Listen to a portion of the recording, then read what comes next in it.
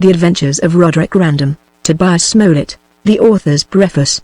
Of all kinds of satire, there is none so entertaining and universally improving, as that which is introduced, as it were occasionally, in the course of an interesting story, which brings every incident home to life, and by representing familiar scenes in an uncommon and amusing point of view, invests them with all the graces of novelty, while nature is appealed to in every particular. The reader gratifies his curiosity in pursuing the adventures of a person in whose favor he is prepossessed. He espouses his cause, he sympathizes with him in his distress. His indignation is heated against the authors of his calamity, the humane passions are inflamed. The contrast between dejected virtue and insulting vice appears with greater aggravation, and every impression having a double force on the imagination, the memory retains the circumstance, and the heart improves by the example. The attention is not tired with a bare catalogue of characters, but agreeably diverted with all the variety of invention, and the vicissitudes of life appear in their peculiar circumstances, opening an ample field for wit and humour. Romance, no doubt, owes its origin to ignorance, vanity, and superstition. In the dark ages of the world, when a man had rendered himself famous for wisdom or valour, his family and adherents availed themselves of his superior qualities, magnified his virtues, and represented his character and person as sacred and supernatural. The vulgar easily swallowed the bait, implored his protection, and yielded the tribute of homage and praise, even to adoration. His exploits were handed down to posterity with 1,000 exaggerations, they were repeated as incitements to virtue, divine honors were paid, and altars erected to his memory, for the encouragement of those who attempted to imitate his example, and hence arose the heathen mythology, which is no other than a collection of extravagant romances. As learning advanced, and genius received cultivation, these stories were embellished with the graces of poetry, that they might the better recommend themselves to the attention. They were sung in public, at festivals, for the instruction and delight of the audience, and rehearsed before battle, as incentives to deeds of glory. Thus tragedy and the epic muse were born, and, in the progress of taste, arrived at perfection.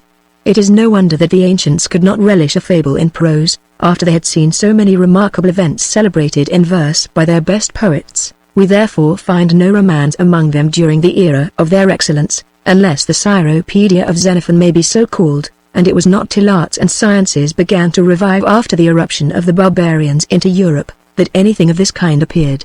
But when the minds of men were debauched by the imposition of priestcraft to the most absurd pitch of credulity, the authors of romance arose, and losing sight of probability, filled their performances with the most monstrous hyperboles.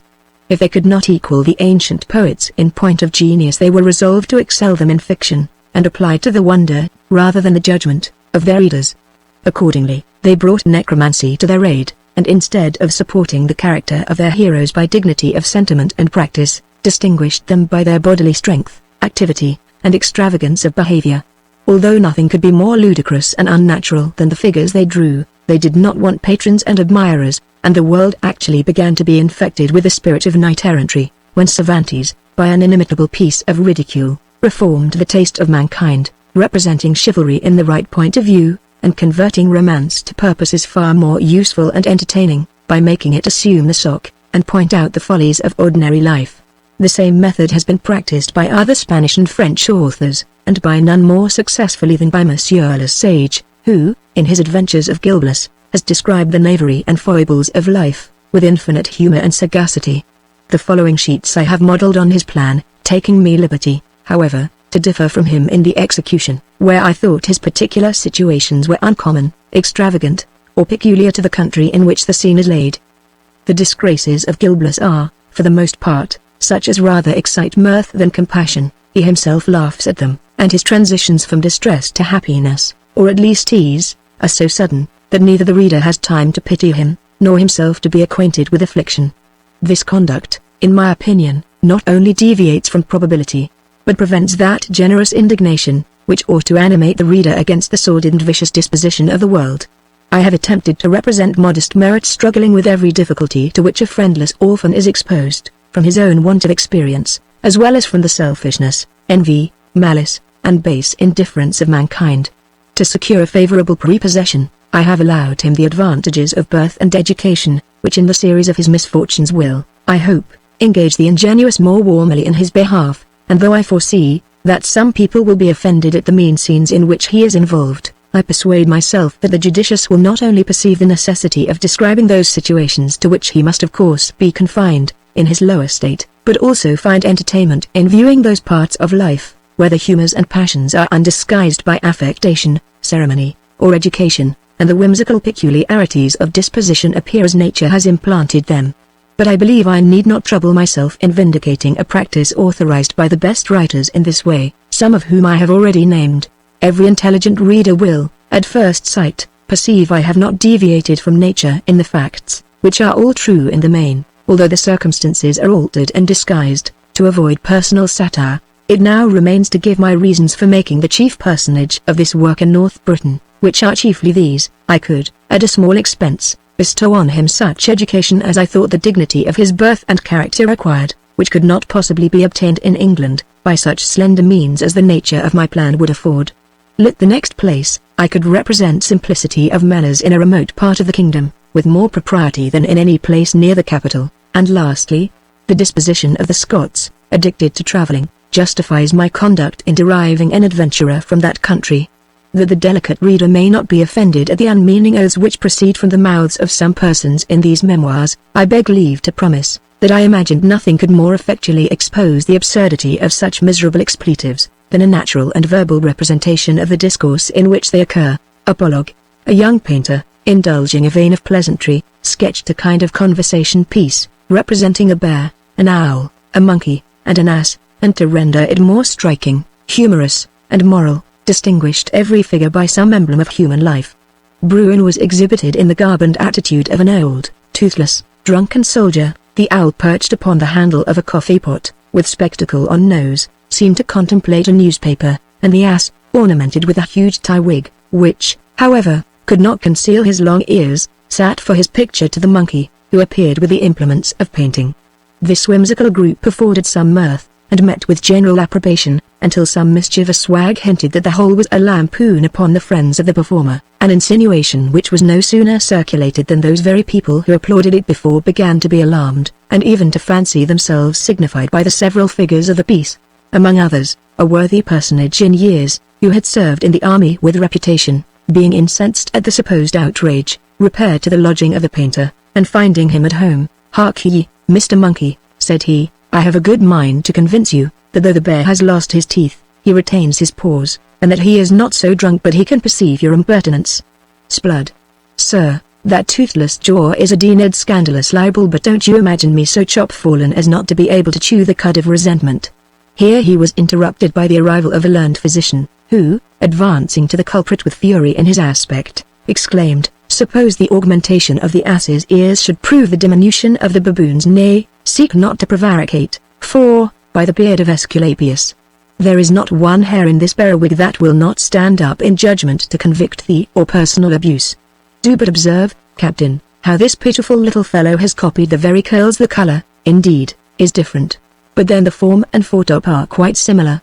While he thus remonstrated in a strain of vociferation, a venerable senator entered, and waddling up to the delinquent, "Jackanapes," cried he, "I will now let thee see I can read something else than a newspaper, and that without the help of spectacles. Here is your own note of hand, sirrah, for money, which if I had not advanced, you yourself would have resembled an owl, in not daring to show your face by day, you ungrateful slanderous knave." In vain the astonished painter declared that he had no intention to give offence, or to characterize particular persons. They affirmed the resemblance was too palpable to be overlooked. They taxed him with insolence, malice, and ingratitude, and their clamours being overheard by the public. The captain was a bear, the doctor an ass, and the senator an owl. To his dying day, Christian reader, I beseech thee, in the bowels of the Lord, remember this example while thou art employed in the perusal of the following sheets, and seek not to appropriate to thyself that which equally belongs to 500 different people. If thou shouldst meet with a character that reflects thee in some ungracious particular, keep thy own counsel, consider that one feature makes not a face, and that though thou art, perhaps, distinguished by a bottle nose, 20 of thy neighbours may be in the same predicament. Chapter 1. Of my birth and education. I was born in the northern part of this United Kingdom, in the house of my grandfather, a gentleman of considerable fortune and influence, who had on many occasions signalized himself in behalf of his country, and was remarkable for his abilities in the law, which he exercised with great success in the station of a judge, particularly against beggars, for whom he had a singular aversion.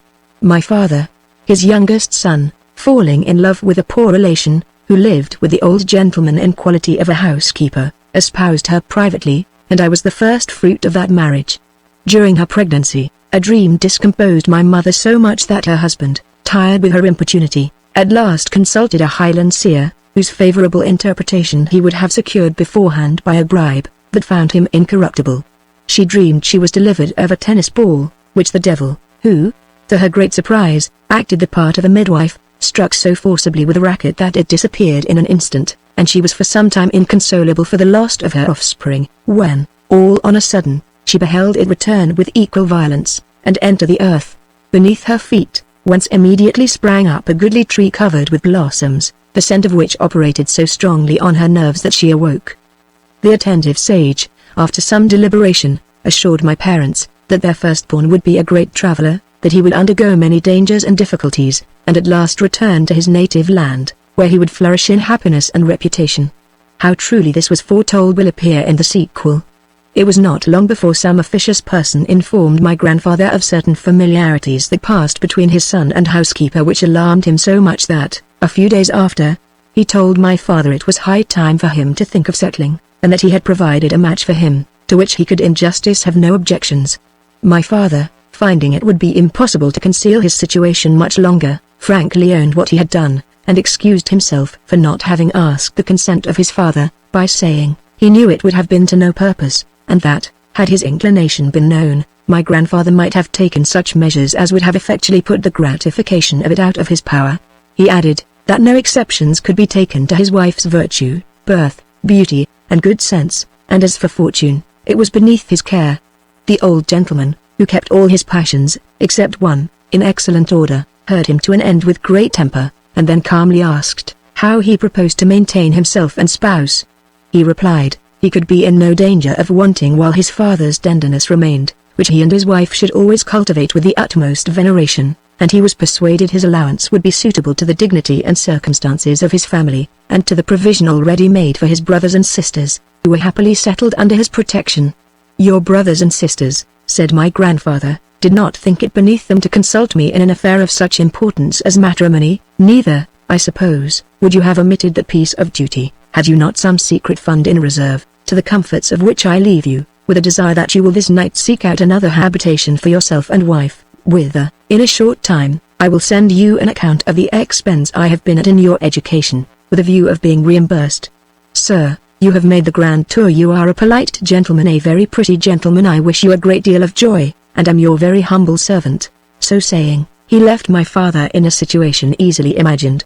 However, he did not long hesitate, for, being perfectly well acquainted with his father's disposition, he did not doubt that he was glad of this pretence to get rid of him, and his resolves being as invariable as the laws of the Medes and Persians, he knew it would be to no purpose to attempt him by prayers and entreaties, so without any farther application, he betook himself, with his disconsolate bedfellow, to a farmhouse, where an old servant of his mother dwelt. There they remained some time in a situation but ill adapted to the elegance of their desires and tenderness of their love, which nevertheless my father chose to endure, rather than supplicate an unnatural and inflexible parent. But my mother, foreseeing the inconveniences to which she must have been exposed, bade she been delivered in this place, and her pregnancy was very far advanced, without communicating her design to her husband, went in disguise to the house of my grandfather, hoping that her tears and condition would move him to compassion, and reconcile him to an event which was now irrecoverably past.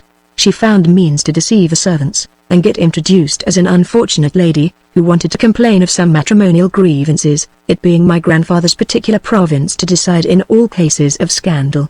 She was accordingly admitted into his presence, where, discovering herself, she fell at his feet, and in the most affecting manner implored his forgiveness, at the same time representing the danger that threatened not only her life, but that of his own grandchild, which was about to see the light. He told her he was sorry that the indiscretion of her and his son had compelled him to make a vow, which put it out of his power to give them any assistance, that he had already imparted his thoughts on that subject to her husband, and was surprised that they should disturb his peace with any farther importunity. This said, he retired. The violence of my mother's affliction had such an effect on her constitution that she was immediately seized with the pains of childbed, and had not an old maid servant, to whom she was very dear, afforded her pity and assistance, at the hazard of incurring my grandfather's displeasure, she and the innocent fruit of her womb must have fallen miserable victims to his rigor and inhumanity. By the friendship of this poor woman she was carried up to a garret, and immediately delivered of a man-child, the story of whose unfortunate birth he himself now relates. My father, being informed of what had happened, flew to the embraces of his darling spouse, and while he loaded his offspring with paternal embraces, could not forbear shedding a flood of tears on beholding the dear partner of his heart, for whose ease he would have sacrificed the treasures of the East, stretched upon a flock bed, in a miserable apartment, unable to protect her from the inclemencies of the weather. It is not to be supposed that the old gentleman was ignorant of what passed, though he affected to know nothing of the matter, and pretended to be very much surprised, when one of his grandchildren, by his eldest son deceased, who lived with him as his heir apparent, acquainted him with the affair. He determined therefore to observe no medium, but immediately, on the 3rd day after her delivery, sent her a peremptory order to be gone, and turned off the servant who had preserved her life. This behavior so exasperated my father that he had recourse to the most dreadful imprecations, and on his bare knees implored that heaven would renounce him if ever he should forget or forgive the barbarity of his sire. The injuries which this unhappy mother received from her removal in such circumstances, and the want of necessaries where she lodged, together with her grief and anxiety of mind, soon threw her into a languishing disorder, which put an end to her life. My father, who loved her tenderly, was so affected with her death that he remained 6 weeks deprived of his senses, during which time, the people where he lodged carried the infant to the old man, who relented so far, on hearing the melancholy story of his daughter-in-law's death, and the deplorable condition of his son, as to send the child to nurse, and he ordered my father to be carried home to his house, where he soon recovered the use of his reason. Whether this hard-hearted judge felt any remorse for his cruel treatment of his son and daughter, or, which is more probable, was afraid his character would suffer in the neighborhood, he professed great sorrow for his conduct to my father, whose delirium was succeeded by a profound melancholy and reserve. At length he disappeared, and, notwithstanding all imaginable inquiry, could not be heard of, a circumstance which confirmed most people in the opinion of his having made away with himself in a fit of despair. How I understood the particulars of my birth will appear in the course of these memoirs. Chapter 2. I grow up hated by my relations, sent to school neglected by my grandfather, maltreated by my master, seasoned to adversity. I form cabals against the pedant, debarred access to my grandfather, hunted by his heir. I demolish the teeth of his tutor. There were not wanting some who suspected my uncles of being concerned in my father's fate, on the supposition that they would all share in the patrimony destined for him, and this conjecture was strengthened by reflecting that in all his calamities they never discovered the least inclination to serve him, but, on the contrary, by all the artifices in their power, fed his resentment and supported his resolution of leaving him to misery and want. But people of judgment treated this insinuation as an idle chimera, because, had my relations been so wicked as to consult their interest by committing such an atrocious crime, the fate of my father would have extended to me too, whose life was another obstacle to their expectation.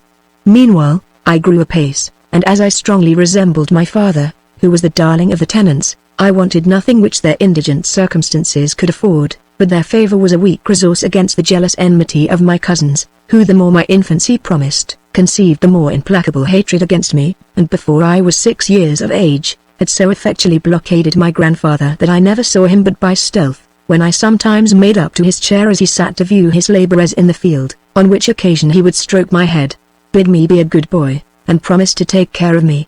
I was soon after sent to school at a village hard by, of which he had been dictator time out of mind, but as he never paid for my board, nor supplied me with clothes, books, and other necessaries I required, my condition was very ragged and contemptible, and the schoolmaster, who, through fear of my grandfather, taught me gratis, gave himself no concern about the progress I made under his instruction. In spite of all these difficulties and disgraces, I became a good proficient in the Latin tongue, and, as soon as I could write tolerably, bested my grandfather with letters to such a degree that he sent for my master, and chid him severely for bestowing such pains on my education, telling him that, if ever I should be brought to the gallows for forgery, which he had taught me to commit, my blood would lie on his head. The pedant, who dreaded nothing more than the displeasure of his patron, assured his honor that the boy's ability was more owing to his own genius and application than to any instruction or encouragement he received, that, although he could not divest him of the knowledge he had already imbibed, unless he would empower him to disable his fingers, he should endeavor, with God's help, to prevent his future improvement. And, indeed, he punctually performed what he had undertaken, for, on pretense that I had written impertinent letters to my grandfather, he caused a board to be made with 5 holes in it, through which he thrust the fingers and thumb of my right hand, and fastened it by whipcord to my wrist, in such a manner as effectually debarred me the use of my pen. But this restraint I was freed from in a few days, by an accident which happened in a quarrel between me and another boy, who, taking upon him to insult my poverty, I was so incensed at his ungenerous reproach that with one stroke with my machine I cut him to the skull, to the great terror of myself and schoolfellows, who left him bleeding on the ground, and ran to inform the master of what had happened. I was so severely punished for this trespass that, were I to live to the age of Methusalem, the impression it made on me would not be effaced, the more than the antipathy and horror I conceived for the merciless tyrant who inflicted it. The contempt which my appearance naturally produced in all who saw me, the continual wants to which I was exposed, and my own haughty disposition, impatient of affronts, involved me in 1,000 troublesome adventures, by which I was at length inured in adversity, and emboldened to undertakings far above my years. I was often inhumanly scourged for crimes I did not commit, because, having the character of a vagabond in the village, every piece of mischief, whose author lay unknown, was charged upon me. I have been found guilty of robbing orchards I never entered, of killing cats I never hunted, of stealing gingerbread I never touched, and of abusing old women I never saw. Nay, a stammering carpenter had eloquence enough to persuade my master that I fired a pistol loaded with small shot into his window, though my landlady and the whole family bore witness that I was abed fast asleep at the time when this outrage was committed. I was once flogged for having narrowly escaped drowning, by the sinking of a ferry boat in which I was passenger. Another time, for having recovered of a bruise occasioned by a horse and cart running over me. A third time, for being bitten by a baker's dog. In short, whether I was guilty or unfortunate, the correction and sympathy of this arbitrary pedagogue were the same. Far from being subdued by this informal usage, my indignation triumphed over that slavish awe which had hitherto enforced my obedience, and the more my years and knowledge increased, the more I perceived the injustice and barbarity of his behavior. By the help of an uncommon genius, and the advice and direction of our usher, who had served my father in his travels, I made a surprising progress in the classics, writing, and arithmetic, so that, before I was 12 years old, I was allowed by everybody to be the best scholar in the school. This qualification, together with the boldness of temper and strength of make which had subjected almost all my contemporaries, gave me such influence over them that I began to form cabals against my persecutor, and was in hope of being able to bid him defiance in a very short time. Being at the head of a faction, consisting of 30 boys, most of them of my own age, I was determined to put their mettle to trial, that I might know how far they were to be depended upon, before I put my grand scheme in execution. With this view, we attacked a body of stout apprentices, who had taken possession of a part of the ground allotted to us for the scheme of our diversions, and who were then playing at ninepins on the spot, but I had the mortification to see my adherents routed in an instant, and a leg of one of them broke in his flight by the bull, which one of our adversaries had detached in pursuit of us. This discomfiture did not hinder us from engaging them afterwards in frequent skirmishes, which we maintained by throwing stones at a distance, wherein I received many wounds, the scars of which still remain. Our enemies were so harassed and interrupted by these alarms that they at last abandoned their conquest, and left us to the peaceable enjoyment of our own territories. It would be endless to enumerate the exploits we performed in the course of this confederacy, which became the terror of the whole village, insomuch that, when different interests divided it, one of the parties commonly courted the assistance of Roderick Random, by which name I was known, to cast the balance, and keep the opposite faction in awe. Meanwhile, I took the advantage of every play day to present myself before my grandfather, to whom I seldom found access, by reason of his being closely besieged by a numerous family of his female grandchildren, who, though they perpetually quarrelled among themselves, never failed to join against me, as the common enemy of all. His heir, who was about the age of 18, minded nothing but fox hunting, and indeed was qualified for nothing else, notwithstanding his grandfather's indulgence in entertaining a tutor for him at home, who at the same time performed the office of parish clerk. This young Actaeon, who inherited his grandfather's antipathy to everything in distress, never sat eyes on me without uncoupling his beagles, and hunting me into some cottage or other, whither I generally fled for shelter. In this Christian amusement he was encouraged by his preceptor, who, no doubt, took such opportunities to ingratiate himself with the rising sun, observing, that the old gentleman, according to the course of nature, had not long to live, for he was already on the verge of fourscore. The behavior of this rascally sycophant incensed me so much, that one day, when I was beleaguered by him and his hounds in a farmer's house, where I had found protection, I took aim at him, being an excellent marksman, with a large pebble, which struck out 4 of his 4 teeth, and effectually incapacitated him from doing the office of a clerk. Chapter 3. My mother's brother arrives relieves me. A description of him. He goes along with me to the house of my grandfather, is encountered by his dogs, defeats them. After a bloody engagement is admitted to the old gentleman. A dialogue between them. About this time my mother's only brother, who had been long abroad, lieutenant of a man of war, arrived in his own country, where being informed of my condition, he came to see me, and out of his slender finances not only supplied me with what necessaries I wanted for the present, but resolved not to leave the country until he had prevailed on my grandfather to settle something handsome for the future. This was a task to which he was by no means equal, being entirely ignorant, not only of the judge's disposition, but also of the ways of men in general, to which his education on board had kept him an utter stranger. He was a strong-built man, somewhat bandy-legged, with a neck like that of a bull, and a face which, you might easily perceive, had withstood the most obstinate assaults of the weather. His dress consisted of a soldier's coat altered for him by the ship's tailor, a striped flannel jacket, a pair of red breeches spanned with pitch, clean grey worsted stockings, large silver buckles that covered 3/4 of his shoes, a silver-laced hat, whose crown overlooked the brims about 1.5 inches, black bob wig and buckle, a check shirt, a silk handkerchief, a hanger, with a brass handle, girded to his thigh by a furnished lace belt, and a good oak plant under his arm. Thus equipped, he set out with me, who by his bounty made a very decent appearance, for my grandfather's house, where we were saluted by Jowler and Caesar, whom my cousin, young master, had let loose at our approach. Being well acquainted with the inveteracy of these curs, I was about to betake myself to my heels, when my uncle seized me with one hand, brandished his cudgel with the other, and at one blow laid Caesar sprawling on the ground, but, finding himself attacked at the same time in the rear by Jowler, and fearing Caesar might recover, he drew his hanger, wheeled about, and by a lucky stroke severed Jowler's head from his body. By this time, the young fox hunter and 3 servants, armed with pitchforks and flails, were come to the assistance of the dogs, whom they found breathless upon the field, and my cousin was so provoked at the death of his favourites, that he ordered his attendants to advance, and take vengeance on their executioner, whom he loaded with all the curses and reproaches his anger could suggest. Upon which my uncle stepped forwards with an undaunted air, at the sight of whose bloody weapons his antagonists fell back with precipitation, when he accosted their leader thus: "Look ye, brother, your dogs having boarded me without provocation, what I did was in my own defence.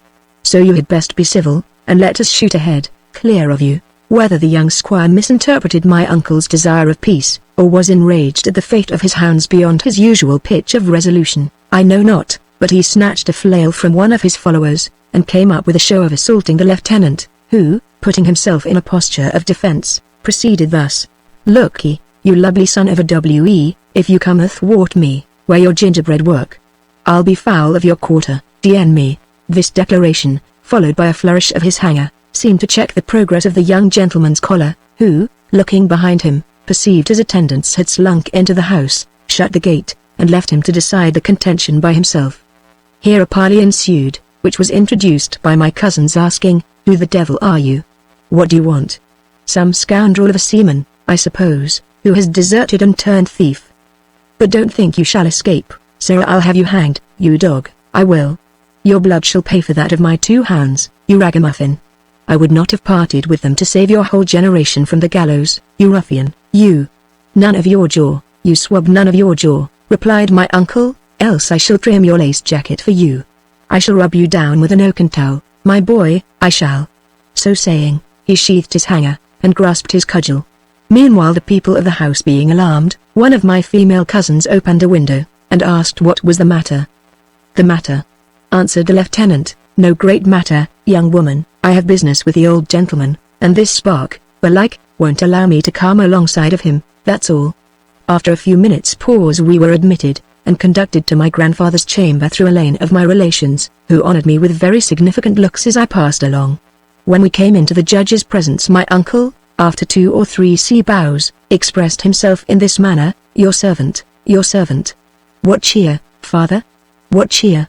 I suppose you don't know me. Mayhap you don't. My name is Tom Bowling, and this here boy, you look as if you did not know him neither. 'Tis like you mayn't. He's new raked, i'faith, his cloth don't shake in the wind so much as it won't to do. 'Tis my nephew, Dwight, Roderick Random, your own flesh and blood, old gentleman." Don't lay a stern, you dog, pulling me forward. My grandfather, who was laid up with the gout, received this relation, after his long absence, with that coldness of civility which was peculiar to him, told him he was glad to see him, and desired him to sit down. Thank ye, sir, I had as lief stand, said my uncle. For my own part, I desire nothing of you, but, if you have any conscience at all, do something for this poor boy, who has been used at a very unchristian rate. Unchristian do I call it? I am sure the Moors in Barbary have more humanity than to leave their little ones to want. I would fain know why my sister's son is more neglected than that fair weather Jack, pointing to the young squire, who with the rest of my cousins had followed us into the room. Is not he as near akin to you as the other? Is he not much handsomer and better built than that great chucklehead? Come, consider, old gentleman, you are going in a short time to give an account of your evil actions. Remember the wrongs you did his father, and make all the satisfaction in your power before it be too late. The least thing you can do is to settle his father's portion on him. The young ladies, who thought themselves too much concerned to contain themselves any longer, set up their throats altogether against my protector, scurvy companion, saucy tarpaulin, rude, impertinent fellow. Did he think to prescribe to grandpapa? His sister's brat had been too well taken care of. Grandpapa was too just not make a difference between an unnatural, rebellious son and his dutiful, loving children, who took his advice in all things, and such expressions were vented against him with great violence, until the judge at length commanded silence. He calmly rebuked my uncle for his unmannerly behavior, which he said he would excuse on account of his education. He told him he had been very kind to the boy, whom he had kept at school 7 or 8 years, although he was informed he made no progress in his learning but was addicted to all manner of vice, which he rather believed, because he himself was witness to a barbarous piece of mischief he had committed on the jaws of his chaplain. But, however, he would see what the lad was fit for, and bind him apprentice to some honest tradesman or other, provided he would mend his manners, and behave for the future as became him. The honest tar, whose pride and indignation boiled within him, answered my grandfather, that it was true he had sent him to school, but it had cost him nothing, for he had never been at 1 shilling expense to furnish him with food, raiment, books, or other necessaries, so that it was not much to be wondered at, if the boy made small progress, and yet whoever told him so was a lying, lovely rascal, and deserved to be keel-hauled, for though he, the lieutenant, did not understand those matters himself, he was well informed as how Rory was the best scholar of his age in all the country, the truth of which he would maintain, by laying a wager of his whole half-year's pay on the boy's head. With these words he pulled out his purse, and challenged the company, neither as he predicted to vice, as you affirm, but rather, left like a wreck, G.C., at the mercy of the wind and weather, by your neglect, old gentleman. As for what happened to your chaplain, I am only sorry that he did not knock out the scoundrel's brains instead of his teeth. By the Lord, if ever I come up with him, he had better be in Greenland, that's all. Thank you for your courteous offer of binding the lad apprentice to a tradesman. I suppose you would make a tailor of him, would you? I had rather see him hanged, G.C. Come along, Rory, I perceive how the land lies, my boy. Let's tack about. I'faith, while I have a shilling you shan't want a tester. Old gentleman, you're bound for the other world, but I believe damnably ill provided for the voyage.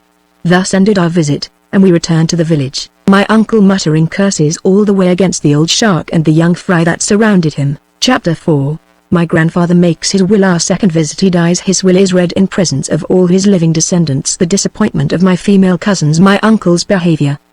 A few weeks after our first visit, we were informed that the old judge, at the end of a fit of thoughtfulness, which lasted 3 days, had sent for a notary and made his will, that the distemper had mounted from his legs to his stomach, and, being conscious of his approaching end, he had desired to see all his descendants without exception. In obedience to this summons, my uncle set out with me a second time, to receive the last benediction of my grandfather, often repeating by the road, we have brought up the old hulk at last. You shall see the effect of my admonition. When we entered his chamber, which was crowded with his relations, we advanced to the bedside, where we found him in his last agonies, supported by 2 of his granddaughters, who sat on each side of him, sobbing most piteously, and wiping away the froth and slaver as it gathered on his lips, which they frequently kissed with a show of great anguish and affection. My uncle approached him with these words, "What? He's not away. How fare ye? How fare ye, old gentleman? Lord have mercy upon your poor sinful soul." Upon which, the dying man turned his languid eyes towards us, and Mr. Bowling went on, "Here's poor Roy come to see you before you die, and to receive your blessing. What, man? Don't despair, you have been a great sinner, 'tis true, what then? There's a righteous judge above, and there? He minds me no more than a porpoise. Yes, yes, he's a-going. The land crabs will have him, I see that. His anchor's a peak, i'faith. This homely consolation scandalized the company so much, and especially the parson, who probably thought his province invaded, that we were obliged to retire into another room, where, in a few minutes, we were convinced of my grandfather's decease, by a dismal yell uttered by the young ladies in his apartment, whither we immediately hastened, and found his heir, who had retired a little before into a closet, under pretence of giving vent to his sorrow, asking, with a countenance beslubbered with tears, if his grandpapa was certainly dead. Dead? Says my uncle, looking at the body. I'll warrant him as dead as a herring. Oddsfish. Now my dream is out for all the world. I thought I stood upon the forecastle, and saw a parcel of carrion crows foul of a dead shark, that floated alongside, and the devil perching upon our spritsail yard, in the likeness of a blue bear who, jumped overboard upon the carcass and carried it to the bottom in his claws. Out upon thee, reprobate, cries the parson, out upon thee, blasphemous wretch. Dost thou think his honour's soul is in the possession of Satan? The clamour immediately arose, and my poor uncle, being shouldered from one corner of the room to the other, was obliged to lug out in his own defence, and swear he would turn out for no man, till such time as he knew who had the title to send him adrift. None of your tricks upon travellers, said he. Mayhap old Bluff has left my kinsman here his heir. If he has, it will be the better for his miserable soul. Odds bob. I'd desire no better news. I'd soon make him a clear shin, I warrant you. To avoid any further disturbance, one of my grandfather's executors, who was present, assured Mr. Bowling, that his nephew should have all manner of justice, that a day should be appointed after the funeral for examining the papers of the deceased, in presence of all his relations, till which time every desk and cabinet in the house should remain close sealed, and that he was very welcome to be witness to this ceremony, which was immediately performed to his satisfaction. In the meantime, orders were given to provide mourning for all the relations, in which number I was included, but my uncle would not suffer me to accept of it, until I should be assured whether or no I had reason to honour his memory so far. During this interval, the conjectures of people, with regard to the old gentleman's will, were various, as it was well known, he had, besides his landed estate, which was worth £700 per annum, £6,000 or £7,000 at interest, some imagined that the whole real estate, which he had greatly improved, would go to the young man whom he always entertained as his heir, and that the money would be equally divided between my female cousins, 5 in number, and me. Others were of opinion, that, as the rest of the children had been already provided for, he would only bequeath £200 or £300 to each of his granddaughters, and leave the bulk of the sum to me, to atone for his unnatural usage of my father. At length the important hour arrived, and the will was produced in the midst of the expectants, whose looks and gestures formed a group that would have been very entertaining to an unconcerned spectator. But, the reader can scarce conceive the astonishment and mortification that appeared, when an attorney pronounced aloud, the young squire sole heir of all his grandfather's estate, personal and real. My uncle, who had listened with great attention, sucking the head of his cudgel all the while, accompanied these words of the attorney with a stare, and few, that alarmed the whole assembly. The eldest and pertest of my female competitors, who had been always very officious about my grandfather's person, inquired, with a faltering accent and visage as yellow as an orange, if there were no legacies. And was answered, none at all. Upon which she fainted away. The rest, whose expectations, perhaps, were not so sanguine, supported their disappointment with more resolution, though not without giving evident marks of indignation, and grief at least as genuine as that which appeared in them at the old gentleman's death. My conductor, after having kicked with his heel for some time against the wainscot, began, so there's no legacy, friend, here's an old succubus, but somebody's soul howls for it, d.n. me. The parson of the parish, who was one of the executors, and had acted as ghostly directed to the old man, no sooner heard this exclamation than he cried out, Avaunt, unchristian reviler! Avaunt! Wilt thou not allow the soul of his honour to rest in peace? But this zealous pastor did not find himself so warmly seconded, as formerly, by the young ladies, who now joined my uncle against him, and accused him of having acted the part of a busybody with their grandpapa, whose ears he had certainly abused by false stories to their prejudice, or else he would not have neglected them in such an unnatural manner. The young squire was much diverted with the scene, and whispered to my uncle, that if he had not murdered his dogs, he would have shown him glorious fun, by hunting a black badger, so he termed the clergyman. The surly lieutenant, who was not in a humor to relish this amusement, replied, "You and your dogs may be damned. I suppose you'll find them with your old dad, in the latitude of hell. Come, Rory, about ship, my lad, we must steer another course, I think." And away we went. Chapter 5. The schoolmaster uses me barbarously. I form a project of revenge, in which I am assisted by my uncle. I leave the village. Am settled at a university by his generosity. On our way back to the village, my uncle spoke not a word during the space of a whole hour, but whistled with great vehemence the tune of "Why Should We Quarrel for Riches," etc., his visage being contracted all the while into a most formidable frown. At length his pace increased to such a degree that I was left behind a considerable way. Then he waited for me, and when I was almost up with him, called out in a surly tone, "Bear a hand, damn! Must I bring to every minute for you, you lazy dog?" Then, laying hold of me by the arm, pulled me along, until his good nature, of which he had a great share, and reflection getting the better of his, he said, "Come, my boy, don't be cast down, the old rascal is in hell, that's some satisfaction. You shall go to sea with me, my lad. A light heart and a thin pair of breeches goes through the world, brave boys, as the song goes, eh?" Though this proposal did not at all suit my inclination, I was afraid of discovering my aversion to it, lest I should disoblige the only friend I had in the world, and he was so much a seaman that he never dreamt I could have had any objection to his design, consequently gave himself no trouble in consulting my approbation. But this resolution was soon dropped, by the device of our usher, who assured Mr. Bowling, it would be 1,000 pities to balk my genius, which would certainly one day make my fortune on shore, provided it received due cultivation. Upon which, this generous tar determined, though he could ill afford it, to give me university education, and accordingly settled my board and other expenses, at a town not many miles distant, famous for its colleges, whither we repaired in a short time.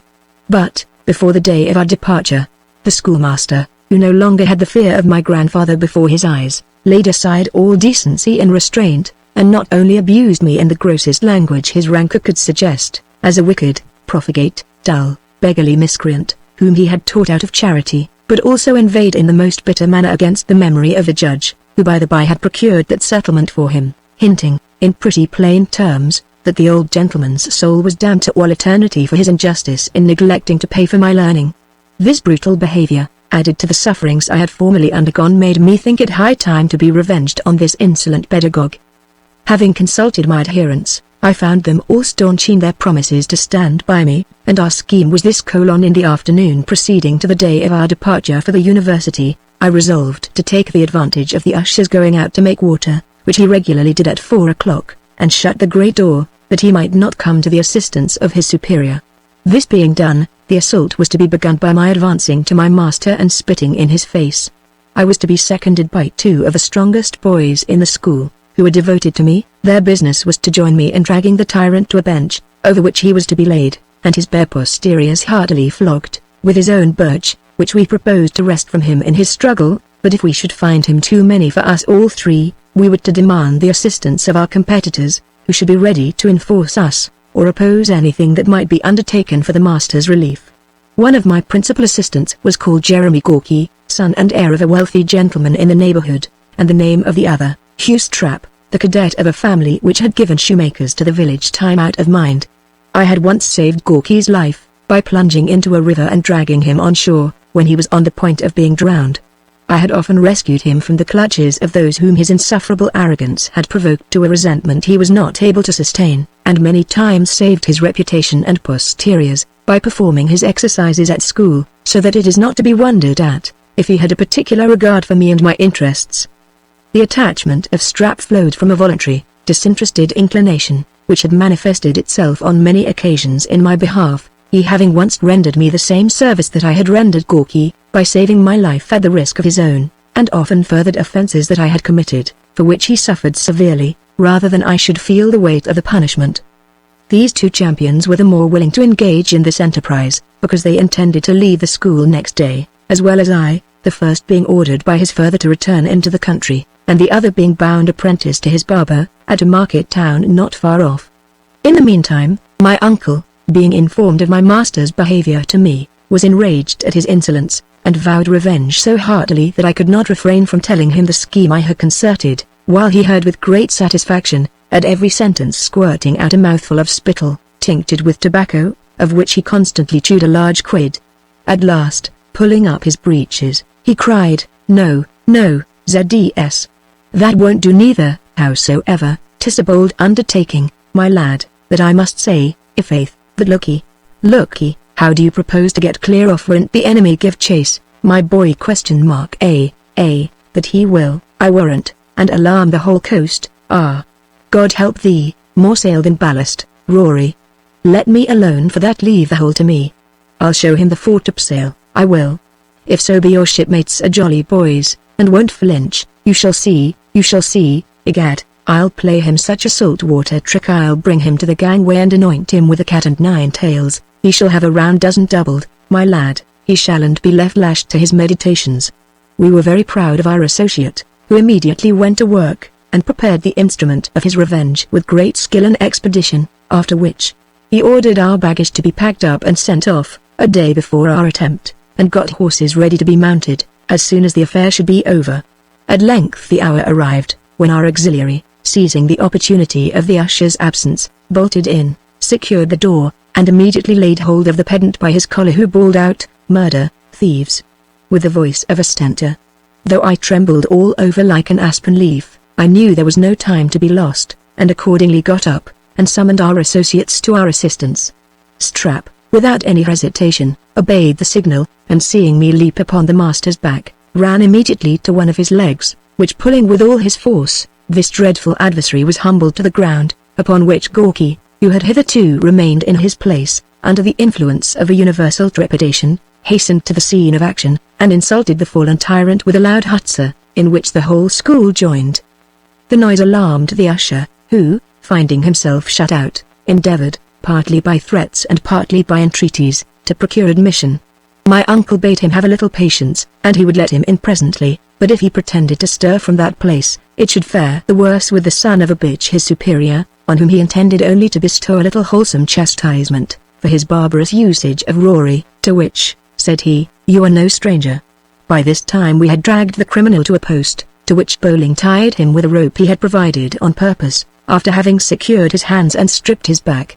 In this ludicrous posture he stood, to the no small entertainment of the boys, who crowded about him, and shouted with great exultation at the novelty of the sight, venting bitter imprecations against the lieutenant, and reproaching his scholars with treachery and rebellion. When the usher was admitted, whom my uncle accosted in this manner, "Harkee, Mr. Syntax, I believe you are an honest man, G.C. and I have a respect for you, but for all that, we must, for our own security, G.C., belay you for a short time."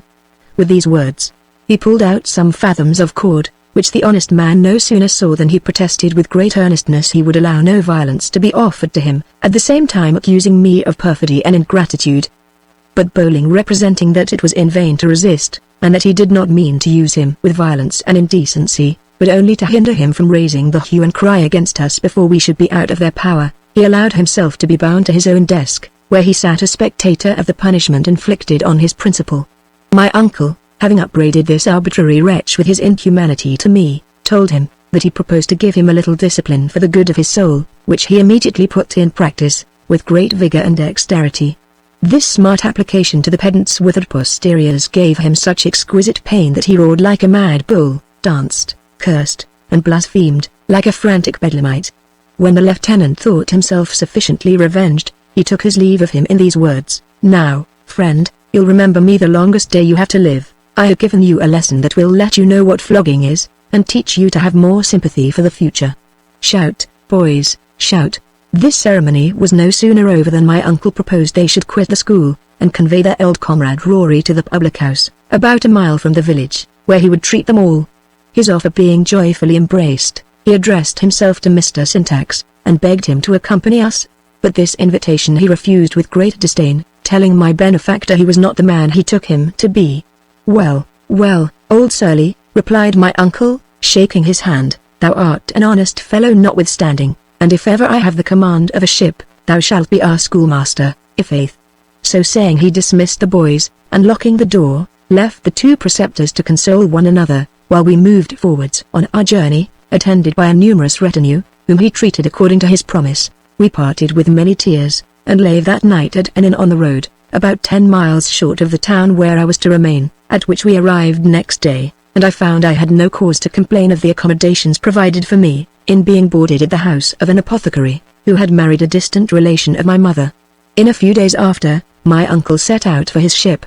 Having settled the necessary funds for my maintenance and education. Chapter 6. I make great progress in my studies. Am caressed by everybody. My female cousins take notice of me. I reject their invitation. They are incensed, and conspire against me. Am left destitute by a misfortune that befalls my uncle Corky's treachery. My revenge.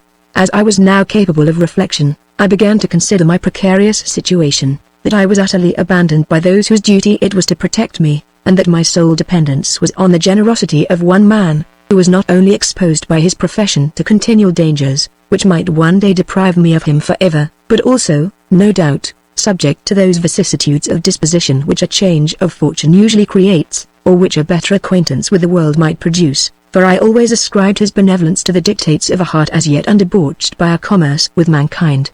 Alarmed at these considerations, I resolved to apply myself with great care to my studies, and enjoy the opportunity in my power. This I did with such success that, in the space of 3 years, I understood Greek very well, was pretty far advanced in the mathematics, and no stranger to moral and natural philosophy. Logic I made no account of, but, above all things, I valued myself on my taste in the belles lettres, and a talent for poetry, which had already produced some pieces that had met with a favorable reception. These qualifications, added to a good face and shape, acquired the esteem and acquaintance of the most considerable people in town, and I had the satisfaction to find myself in some degree of favor with the ladies, an intoxicating piece of good fortune to one of my amorous complexion, which I obtained, or at least preserved, by gratifying their propensity to scandal, in lampooning their rivals. 2 of my female cousins lived in this place, with their mother, since the death of their father, who left his whole fortune equally divided between them, so that, if they were not the most beautiful, they were at least the richest toasts in town, and received daily the addresses of all the beaux and cavaliers of the country. Although I had hitherto been looked upon by them with the most supercilious contempt, my character now attracted their notice so much that I was given to understand I might be honored with their acquaintance, if I pleased. The reader will easily perceive that this condescension either flowed from the hope of making my poetical capacity subservient to their malice, or at least of screening themselves from the lash of my resentment, which they had effectually provoked. I enjoyed this triumph with great satisfaction, and not only rejected their offer with disdain, but in all my performances, whether satire or panegyric, industriously avoided mentioning their names, even while I celebrated those of their intimates. This neglect mortified their pride exceedingly and incensed them to such a degree that they were resolved to make me repent of my indifference. The first stroke of their revenge consisted in their hiring a poor collegian to write verses against me, the subject of which was my own poverty, and the catastrophe of my unhappy parents. But, besides the badness of the composition, of which they themselves were ashamed, they did not find their account in endeavoring to reproach me with those misfortunes which they and their relations had brought upon me, and which consequently reflected much more dishonor on themselves than on me, who was the innocent victim of their barbarity and avarice. Finding this plan miscarry, they found means to irritate a young gentleman against me, by telling him I had lampooned his mistress, and so effectually succeeded in the quality of incendiaries that this enraged lover determined to seize me next night as I returned to my lodgings from a friend's house that I frequented. With this view, he waited in the street, attended by 2 of his companions, to whom he had imparted his design of carrying me down to the river, in which proposed to have me heartily ducked, notwithstanding the severity of the weather, it being then about the middle of December. But this stratagem did not succeed, for, being apprised of their ambush, I got home another way, and by the help of my landlord's apprentice, discharged a volley from the garret window, which did great execution upon them, and next day occasioned so much mirth at their expense that they found themselves under a necessity of leaving the town, until the adventure should be entirely forgotten. My cousins, though twice baffled in their expectation, did not, however, desist from persecuting me, who had now enraged them beyond the possibility of forgiveness by detecting their malice and preventing its effects. Neither should I have found them more humane, had I patiently submitted to their rancor, and borne without murmuring the rigor of their unreasonable hate, for I have found by experience, that though small favors may be acknowledged and slight injuries atoned, there is no wretch so ungrateful as he whom you have most generously obliged, and no enemy so implacable as those who have done you the greatest wrong. These good-natured creatures, therefore, had recourse to a scheme which conspired with a piece of bad news I soon after received, to give them all the satisfaction they desired. This plan was to debauch the faith of my companion and confidant, who betrayed the trust I reposed in him, by imparting to them the particulars of my small amours, which they published with such exaggerations that I suffered very much in the opinion of everybody, and was utterly discarded by the dear creatures whose names had been called in question. While I was busy in tracing out the author of this treachery, that I might not only be revenged on him, but also vindicate my character to my friends, I one day perceived the looks of my landlady much altered. When I went home to my dinner, and inquiring into the cause, she screwed up her mouth, and fixed her eyes on the ground, told me her husband had received a letter from Mr. Bowling, with one enclosed for me. She was very sorry for what had happened, both for my sake and his own people should be more cautious of their conduct. She was always afraid his brutal behavior would bring him into some misfortune or other. As for her part, she should be very ready to befriend me, but she had a small family of her own to maintain. The world would do nothing for her if she should come to want. Charity begins at home. She wished I had been bound to some substantial handicraft, such as a weaver or a shoemaker, rather than loiter away my time in learning foolish nonsense. That would never bring me in a penny. But some folks are wise, and some are otherwise. I was listening to this mysterious discourse with great amazement, when her husband entered, and, without speaking a syllable, put both the letters into my hand. I received them trembling, and read what follows. To Mr. Roger Potion, Sir. This is to let you know that I have quitted the Thunder Man of War, being obliged to sheer off for killing my captain, which I did fairly on the beach, at Cape Tiburon, in the island of Hispaniola, having received his fire and returned it, which went through his body, and I would serve the best man so that ever stepped between stem and stern, if so be that he struck me, as Captain Oakham did. I am, thank God, safe among the French, who are very civil, though I don't understand their lingo, and I hope to be restored in a little time, for all the great friends and parliamentary interest of the captain, for I have sent over to my landlord in Deal an account of the whole affair, with our bearings and distances while we were engaged, whereby I have desired him to lay it before his Majesty, who, God bless him, will not suffer an honest tart to be wronged. My love to your spouse, and am your loving friend and servant to command, while, Thomas Bowling. To Roderick Random, dear Rory. Don't be grieved at my misfortune, but mind your book, my lad. I have got no money to send you, but what of that? Mr. Potion will take care of you for the love he bears to me, and let you want for nothing, and it shall go hard but I will see him one day repaid. No more at present, but rests, your dutiful uncle, and servant, till death, Thomas Bowling. This letter, which, with the other, was dated from Port Lowndes, in Hispaniola, I had no sooner read than the apothecary, shaking his head, began, I have a very great regard for Mr. Bowling, that's certain, and could be well content, but times are very hard.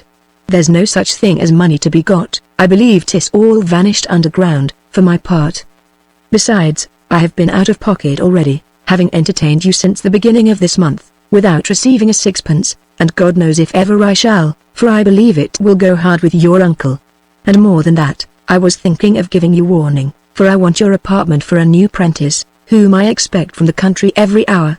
So I desire you will this week provide yourself with another lodging. The indignation which this harangue inspired gave me spirits to support my reverse of fortune, and to tell him I despised his mean selfish disposition so much that I would rather starve than be beholden to him for one single meal. Upon which, out of my pocket money, I paid him to the last farthing of what I owed, and assured him, I would not sleep another night under his roof. This said, I sallied out in a transport of rage and sorrow, without knowing whither to fly for shelter, having not one friend in the world capable of relieving me, and only 3 shillings in my purse. After giving way for a few minutes to the dictates of my rage, I went and hired a small bedroom, at the rate of 1 shilling and 6pence per week, which I was obliged to pay per advance, before the landlord would receive me. Thither I removed my luggage, and next morning got up, with a view of craving the advice and assistance of a person who had on all occasions loaded me with caresses and made frequent offers of friendship, while I was under no necessity of accepting them. He received me with his wonted affability, and insisted on my breakfasting with him, a favour which I did not think fit to refuse. But when I communicated the occasion of my visit, he appeared so disconcerted that I concluded him wonderfully affected with the misery of my condition and looked upon him as a man of the most extensive sympathy and benevolence. He did not leave me long under this mistake, for, recovering himself from his confusion, he told me he was grieved at my misfortune, and desired to know what had passed between my landlord, Mr. Potion, and me. whereupon I recounted the conversation, and, when I repeated the answer I made to his ungenerous remonstrance with regard to my leaving his house, this pretended friend affected a stare, and exclaimed, "Is it possible you could behave so ill to the man who had treated you so kindly all along?" My surprise at hearing this was not at all affected, whatever his might be, and I gave to understand with some warmth, that I did not imagine he would so unreasonably espouse the cause of a scoundrel who ought to be expelled from every social community.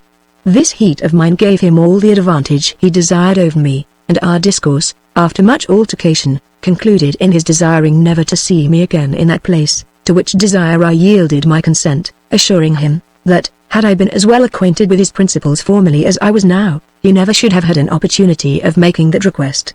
And thus we parted. On my return, I met my comrade, Squire Gorky, whom his father had sent, some time ago, to town, for his improvement in writing, dancing, fencing, and other modish qualifications. As I had lived with him since his arrival on the footing of our old intimacy, I made no scruple of informing him of the lowness of my circumstances, and asking a small supply of money, to answer my present expense, upon which he pulled out a handful of halfpence with a shilling or two among them, and swore that was all he had to keep his pocket till next quarter day, he having lost the greatest part of his allowance the night before at billiards. Though this assertion might very well be true, I was extremely mortified at his indifference, for he neither expressed any sympathy for my mishap nor desire of alleviating my distress, and accordingly I left him without uttering one word. But, when I afterwards understood that he was the person who had formerly betrayed me to the malice of my cousins, to whom likewise he had carried the tidings of my forlorn situation, which afforded them great matter of triumph and exultation, I determined with myself to call him to a severe account, for which purpose I borrowed a sword, and wrote a challenge, desiring him to meet me at a certain time and place, that I might have an opportunity of punishing his perfidy, at the expense of his blood. He accepted the invitation, and I betook myself to the field, though not without feeling considerable repugnance to the combat, which frequently attacked me in cold sweats by the way, for the desire of revenge, the shame of retracting, and hope of conquest, conspired to repel these unmanly symptoms of fear, and I appeared on the plain with a good grace. There I waited an hour beyond the time appointed, and was not ill pleased to find he had no mind to meet me, because I should have an opportunity of exposing his cowardice, displaying my own courage, and of beating him soundly wheresoever I should find, without any dread of the consequence.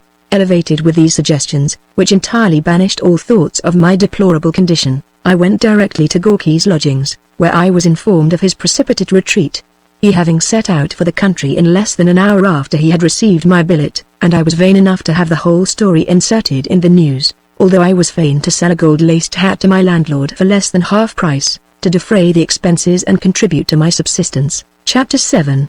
I am entertained by Mr. Crabbe. A description of him. I acquire the art of surgery. Consult Crabbe's disposition become necessary to him. An accident happens. He advises me to launch out into the world. Assists me with money. I set out for London. The fumes of my resentment being dissipated, as well as the vanity of my success, I found myself deserted to all the horrors of extreme want, and avoided by mankind as a creature of a different species, or rather as a solitary being, nowadays comprehended within the scheme or protection of Providence. My despair had rendered me almost quite stupefied, when I was one day told, that a gentleman desired to see me at a certain public house, whither immediately I repaired, and was introduced to one Mr. Launcelot Crabbe, a surgeon in town, who was engaged with two more in drinking a liquor called poppin, composed by mixing a quartern of brandy with a quart of small beer. Before I relate the occasion of this message, I believe it will not be disagreeable to the reader, if I describe the gentleman who sent for me, and mention some circumstances of his character and conduct which may illustrate what follows, and account for his behavior to me. This member of the faculty was aged 50, about 5 feet high, and 10 round the belly. His face was as capacious as a full moon, and much of the complexion of a mulberry. His nose, resembling a powder horn, was swelled to an enormous size, and studded all over with carbuncles, and his little grey eyes reflected the rays in such an oblique manner that, while he looked a person full in the face, one would have imagined he was admiring the buckle of his shoe. He had long entertained an implacable resentment against Potion, who, though a younger practitioner, was better employed than he, and once had the assurance to perform a cure, whereby he disappointed and disgraced the prognostic of the said Crabbe. This quarrel, which was at one time upon the point of being made up, by the interposition and mediation of friends, had been lately inflamed beyond the possibility of reconciliation by the respective wives of the opponents, who, chancing to meet at a christening, disagreed about precedence, proceeded from invectives to blows, and were with great difficulty, by the gossips, prevented from converting the occasion of joy into a scene of lamentation. The difference between these rivals was in the height of rancor, when I received the message of Crabbe, who received me as civilly as I could have expected from one of his disposition, and, after desiring me to sit, inquired into the particulars of my leaving the house of potion, which when I had related, he said, with a malicious grin, "There's a sneaking dog. I always thought him a fellow without a soul, d.n. me, a canting scoundrel, who has crept into business by his hypocrisy, and kissing the ae of everybody." Says another, "One might see with half an eye that the rascal has no honesty in him, by his going so regularly to church." This sentence was confirmed by a third, who assured his companions that potion was never known to be disguised in liquor but once, at a meeting of the godly, where he had distinguished himself by an extempore prayer an hour long. After this preamble, Crabbe addressed himself to me in these words: "Well, my lad, I have heard a good character of you, and I'll do for you. You may send your things to my house when you please. I have given orders for your reception. Zoons! What does the booby stare at? If you have no mind to embrace my courteous offer, you may let it alone, and be d.d." I answered with a submissive bow, that I was far from rejecting his friendly offer, which I would immediately accept, as soon as he should inform me on what footing I was to be entertained. "What footing? D.n. my blood," cried he, "do ye expect to have a footman and a couple of horses kept for you?" "No, sir," I replied, "my expectations are not quite so sanguine. That I may be as little burthensome as possible, I would willingly serve in your shop, by which means I may save you the expense of a journeyman, or porter at least, for I understand a little pharmacy, having employed some of my leisure hours in the practice of that art, while I lived with Mr. Potion. Neither am I altogether ignorant of surgery, which I have studied with great pleasure and application." "Oh, you did," says Crabbe. "Gentlemen, here is a complete artist. Studied surgery. What? In books, I suppose. I shall have you disputing with me one of these days on points of my profession. You can already account for muscular motion, I warrant, and explain the mystery of the brain and nerves. Ha! You are too learned for me, d.n. me. But let's have no more of this stuff. Can you blood and give a clister, spread a plaster, and prepare a potion?" Upon my answering in the affirmative, he shook his head, telling me, he believed he should have little good of me, for all my promises, but, however, he would take me in for the sake of charity. I was accordingly that very night admitted to his house, and had an apartment assigned to me in the garret, which I was fain to put up with, notwithstanding the mortification my pride suffered in this change of circumstances. I was soon convinced of the real motives which induced Crabbe to receive me in this manner, for, besides the gratification of his revenge, by exposing the selfishness of his antagonist, in opposition to his own generosity, which was all affectation, he had occasion for a young man who understood something of the profession, to fill up the place of his eldest apprentice, lately dead, not without violent suspicion of foul play from his master's brutality. The knowledge of this circumstance, together with his daily behavior to his wife and the young apprentice, did not at all contribute to my enjoying my new situation with ease. However, as I did not perceive how I could bestow myself to better advantage, I resolved to study Crabbe's temper with all the application, and manage it with all the address in my power. And it was not long before I found out a strange peculiarity of humour which governed his behaviour towards all his dependents. I observed, when he was pleased, he was such a niggard of his satisfaction that, if his wife or servants betrayed the least symptom of participation, he was offended to an insupportable degree of choler and fury, the effects of which they seldom failed to feel. And when his indignation was roused, submission and soothing always exasperated it beyond the bounds of reason and humanity. I therefore pursued a contrary plan, and one day, when he honoured me with the names of ignorant whelp and lazy ragamuffin, I boldly replied, I was neither ignorant nor lazy, since I both understood and performed my business as well as he could do for his soul. Neither was it just to call me ragamuffin, for I had a whole coat on my back, and was descended from a better family than any he could boast in alliance with. He gave tokens of great amazement at this assurance of mine, and shook his cane over my head, regarding me all the time with a countenance truly diabolical. Although I was terribly startled at his menacing looks and posture, I yet had reflection enough left to convince me I had gone too far to retract, and that this was the critical minute which must decide my future lot in his service. I therefore snatched up the pestle of a mortar, and swore, if he offered to strike me without a cause, I should see whether his skull or my weapon was hardest. He continued silent for some time, and at last broke forth into these ejaculations: "This is fine usage from a servant to his master, very fine. Damnation! But no matter, you shall pay for this, you dog, you shall. I'll do your business, yes, yes, I'll teach you to lift your hand against me." So saying, he retired, and left me under dreadful apprehensions, which vanished entirely at our next meeting, when he behaved with unusual complacency, and treated me with a glass of punch after dinner. By this conduct I got the ascendancy over him in a short time, and became so necessary to him, in managing his business while he was engaged at the bottle, that fortune began to wear a kinder aspect, and I consoled myself for the disregard of my former acquaintance, with the knowledge I daily imbibed by a close application to the duties of my employment, in which I succeeded beyond my own expectation. I was on very good terms with my master's wife, whose esteem I acquired and cultivated, by representing Mrs. Potion in the most ridiculous lights my satirical talents could invent, as well as by rendering her some Christian offices, when she had been too familiar with the dram bottle, to which she had oftentimes recourse for consolation, under the affliction she suffered from the barbarous husband.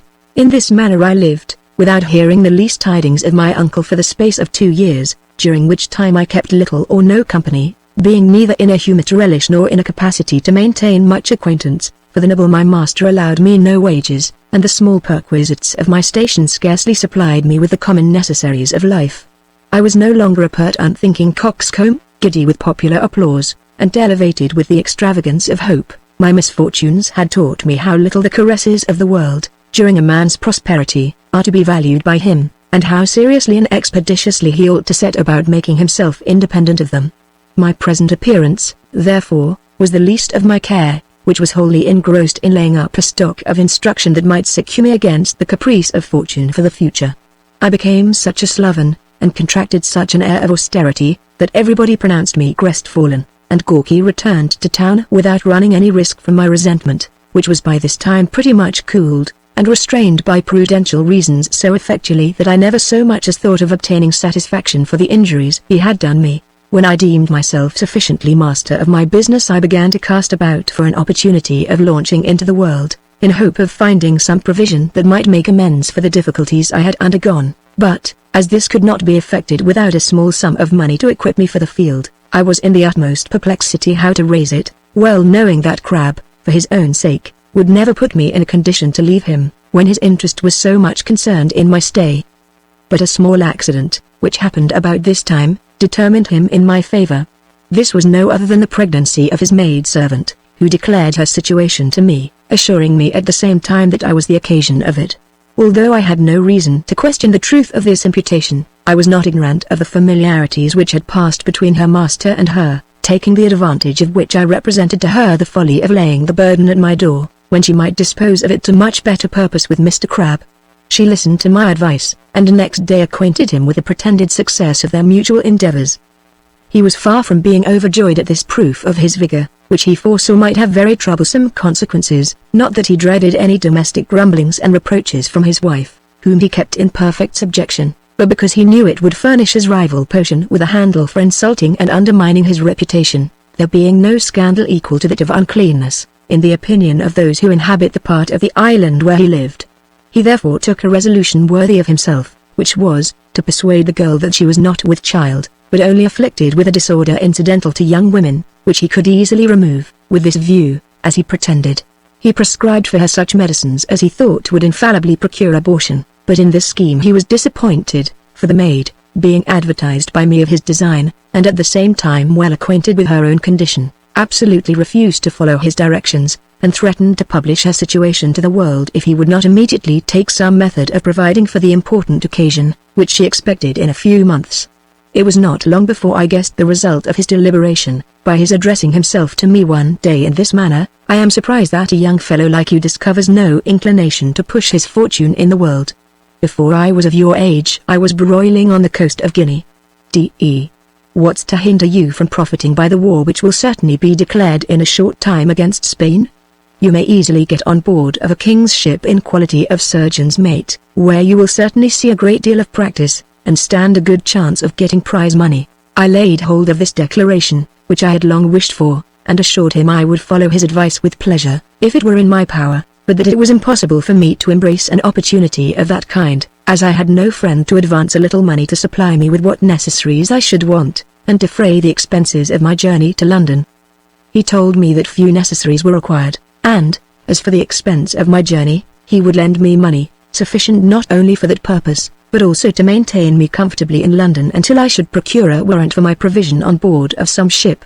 I gave him 1,000 thanks for his obliging offer, although I was very well apprised of his motive, which was no other than a design to lay the bastard to my charge after my departure, and accordingly set out in a few weeks for London, my whole fortune consisting of 1 suit of clothes, half a dozen ruffled shirts, as many plain, 2 pair of worsted and a like number of threaded stockings, a case of pocket instruments, a small edition of Horace Wiseman's Surgery, and 10 guineas in cash, for which Crabbe took my bond, bearing 5% interest, at the same time giving me a letter to a member of Parliament for our town, which he said would do my business effectually. Chapter 8. I arrive at Newcastle, meet with my old schoolfellow Strap. We determined to walk together to London, set out on our journey, put up at a solitary alehouse, are disturbed by a strange adventure in the night. There is no such convenience as a wagon in this country, and my finances were too weak to support the expense of hiring a horse. I determined therefore to set out with the carriers, who transport goods from one place to another on horseback, and this scheme I accordingly put in execution on the 1st day of September, 1739, sitting upon a pack saddle between 2 baskets, one of which contained my goods in a knapsack. But by the time we arrived at Newcastle upon Tyne I was so fatigued with the tediousness of the carriage, and benumbed with the coldness of the weather, that I resolved to travel the rest of my journey on foot, rather than proceed in such a disagreeable manner. The ostler of the inn at which we put up, understanding I was bound for London, advised me to take my passage in a collier, which would be both cheap and expeditious, and withal much easier than to walk upwards of 300 miles through deep roads in the winter time, a journey which he believed I had not strength enough to perform. I was almost persuaded to take his advice, when one day, stepping into a barber's shop to be shaved, the young man, while he lathered my face, accosted me thus: "Sir, I presume you are a Scotchman?" I answered in the affirmative. "Pray," continued he, "from what part of Scotland?" I no sooner told him, than he discovered great emotion, and not confining his operation to my chin and upper lip, besmeared my whole face with great agitation. I was so offended at this profusion that, starting up, I asked him what the deal he meant by using me so. He begged pardon, telling me his joy at meeting with a countryman had occasioned some confusion in him, and craved my name. But, when I declared my name was Random, he exclaimed in rapture, "How? Rory Random?" "The same," I replied, looking at him with astonishment. "What?" cried he, "don't you know your old schoolfellow, Hugh Strap?" At that instant, recollecting his face, I flew into his arms, and in the transport of my joy, gave him back 1/2 of the suds he had so lavishly bestowed on my countenance, so that we made a very ludicrous appearance, and furnished a great deal of mirth for his master and shopmates, who were witnesses of this scene. When our mutual caresses were over I sat down again to be shaved, but the poor fellow's nerves were so discomposed by this unexpected meeting that his hand could scarcely hold the razor, with which, nevertheless, he found means to cut me in 3 places in as many strokes. His master, perceiving his disorder, bade another supply his place, and after the operation was performed, gave Strap leave to pass the rest of the day with me. We retired immediately to my lodgings, where, calling for some beer, I desired to be informed of his adventures, which contained nothing more than that his master dying before his time was out, he had come to Newcastle about a year ago, in expectation of journey work, along with 3 young fellows of his acquaintance who worked in the keels, that he had the good fortune of being employed by a very civil master, with whom he intended to stay till the spring, at which time he proposed to go to London, where he did not doubt of finding encouragement. When I communicated to him my situation and design, he did not approve of my taking a passage by sea, by reason of the danger of a winter voyage, which is very hazardous along that coast, as well as the precariousness of the wind, which might possibly detain me a great while, to the no small detriment of my fortune, whereas, if I would venture by land, he would bear me company, carry my baggage all the way, and if we should be fatigued before we could perform the journey, it would be no hard matter for us to find on the road either return horses or wagons, of which we might take the advantage for a very trifling expense. I was so ravished at this proposal that I embraced him affectionately, and assured him he might command my purse to the last farthing, but he gave me to understand he had saved money sufficient to answer his own occasions, and that he had a friend in London who would soon introduce him into business in that capital, and possibly have it in his power to serve me also. Having concerted the plan and settled our affairs that night, we departed next morning by daybreak, armed with a good cudgel each, my companion being charged with the furniture of us both crammed into one knapsack, and our money sewed between the linings and waistbands of our breeches, except some loose silver for our immediate expenses on the road. We travelled all day at a round pace, but, being ignorant of the proper stages, were benighted at a good distance from any inn, so that we were compelled to take up our lodging at a small hedge alehouse, that stood on a by-road, about half a mile from the highway. There we found a pedlar of our own country, in whose company we regaled ourselves with bacon and eggs, and a glass of good ale, before a comfortable fire, conversing all the while very sociably with the landlord and his daughter, a hale buxom lass, who entertained us with great good humour, and in whose affection I was vain enough to believe I had made some progress. About 8 o'clock we were all three, at our own desire, shown into an apartment furnished with 2 beds, in one of which Strap and I betook ourselves to rest, and the pedlar occupied the other, though not before he had prayed a considerable time extempore, searched into every corner of the room, and fastened the door on the inside with a strong iron screw, which he carried about with him for that use. I slept very sound till midnight, when I was disturbed by a violent motion of the bed, which shook under me with a continual tremor. Alarmed at this phenomenon, I jogged my companion, whom, to my no small amazement, I found drenched in sweat, and quaking through every limb. He told me, with a low faltering voice, that we were undone, for there was a bloody highwayman, loaded with pistols, in the next room. Then, bidding me make as little noise as possible, he directed me to a small chink in the board partition through which I could see a thick-set brawny fellow, with a fierce countenance, sitting at a table with our young landlady, having a bottle of ale and a brace of pistols before him. I listened with great attention, and heard him say, in a terrible tone, "D.N. that son of a B.H., smack the coachman, he has served me a fine trick, indeed. But D.I. sees me, if I don't make him repent it. I'll teach the scoundrel to give intelligence to others while he is under articles with me." Our landlady endeavoured to appease this exasperated robber, by saying he might be mistaken in Smack, who perhaps kept no correspondence with the other gentleman that robbed his coach, and that, if an accident had disappointed him today, he might soon find opportunities enough to atone for his lost trouble. "I'll tell thee what, my clear bet," replied he, "I never had, nor ever shall, while my name is Rifle, have such a glorious booty as I missed today. Z.S. There was £400 in cash to recruit men for the king's service, besides the jewels, watches, swords, and money belonging to the passengers. Had it been my fortune to have got clear off with so much treasure, I would have purchased a commission in the army, and made you an officer's lady, you jade, I would." "Well, well," cries Betty, "we must trust to Providence for that. But did you find nothing worth taking which escaped the other gentlemen of the road?" "Not much, faith," said the lover. "I gleaned a few things, such as a pair of pops, silver-mounted. Here they are. I took them loaded from the captain who had the charge of the money, together with a gold watch which he had concealed in his breeches. I likewise found 10 Portugal pieces in the shoes of a Quaker, whom the spirit moved to revile me with great bitterness and devotion. But what I value myself mostly for is, this here purchase, a gold snuff-box, my girl, with a picture on the inside of the lid, which I untied out of the tail of a pretty lady's smock. Here, as the devil would have it, the pedlar snored so loud, that the highwayman, snatching his pistols, started up, crying, "Helene DNN. I am betrayed. Who's that in the next room?" Mrs. Betty told him he need not be uneasy. There were only 3 poor travellers, who, missing the road, had taken up their lodgings in the house, and were asleep long ago. "Travellers," says he, "spies, UBCH. But no matter, I'll send them all to hell in an instant." He accordingly ran towards our door, when his sweetheart interposing, assured him, there was only a couple of poor young Scotchmen, who were too raw and ignorant to give him the least cause of suspicion, and the third was a Presbyterian pedlar of the same nation, who had often lodged in the house before. This declaration satisfied the thief, who swore he was glad there was a pedlar, for he wanted some linen. Then, in a jovial manner, he put about the glass, mingling his discourse to Betty with caresses and familiarities, that spoke him very happy in his amours. During that part of the conversation which regarded this, Strap had crept under the bed, where he lay in the agonies of fear, so that it was with great difficulty I persuaded him our danger was over, and prevailed on him to awake the pedlar, and inform him of what he had seen and heard.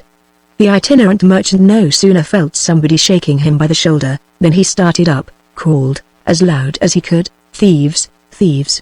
Lord have mercy upon us!" And Rifle, alarmed at this exclamation, jumped up, cocked one of his pistols, and turned towards the door to kill the first man that should enter, for he verily believed himself beset, when his dulcinea, after an immoderate fit of laughter, persuaded him that the poor peddler, dreaming of thieves, had only cried out in his sleep. Meanwhile, my comrade had undeceived our fellow lodger, and informed him of his reason for disturbing him, upon which, getting up softly, he peeped through the hole, and was so terrified with what he saw, that, falling down on his bare knees, he put up a long petition to heaven to deliver him from the hands of that ruffian, and promised never to defraud a customer for the future of the value of a pin's point, provided he might be rescued from the present danger. Whether or not his disburthening his conscience afforded him any ease I knew not, but he slipped into bed again, and lay very quiet until the robber and his mistress were asleep, and snored in concert. Then, rising softly, he untied a rope that was round his pack, which making fast to one end of it, he opened the window with as little noise as possible, and lowered his goods into the yard with great dexterity. Then he moved gently to our bedside and bade us farewell, telling us that, as we ran no risk, we might take our rest with great confidence, and in the morning assure landlord that we knew nothing of his escape, and, lastly, shaking us by the hands, and wishing us all manner of success, he let himself drop from the window without any danger, for the ground was not above a yard from his feet as he hung on the outside. Although I did not think proper to accompany him in his flight, I was not at all free from apprehension when I reflected on what might be the effect of the highwayman's disappointment, as he certainly intended to make free with the peddler's ware. Neither was my companion at more ease in his mind, but on the contrary, so possessed with the dreadful idea of rifle, that he solicited me strongly to follow our countryman's example, and so elude the fatal resentment of that terrible adventurer, who would certainly wreak his vengeance on us as accomplices of the peddler's elopement. But I represented to him the danger of giving rifle cause to think we know his profession, and suggested that, if ever he should meet us again on the road, he would look upon us as dangerous acquaintance, and find it his interest to put us out of the way. I told him, with all my confidence in Betty's good nature, in which he acquiesced, and during the remaining part of the night we concerted a proper method of behavior, to render us unsuspected in the morning. It was no sooner day than Betty, entering our chamber, and perceiving our window open, cried out, "Oddsbobs! Sure you Scotchmen must have hot constitutions to lie all night with the window open in such cold weather." I feigned to start out of sleep, and, withdrawing the curtain, called, "What's the matter?" When she showed me, I affected surprise, and said, "Bless me! The window was shut when we went to bed."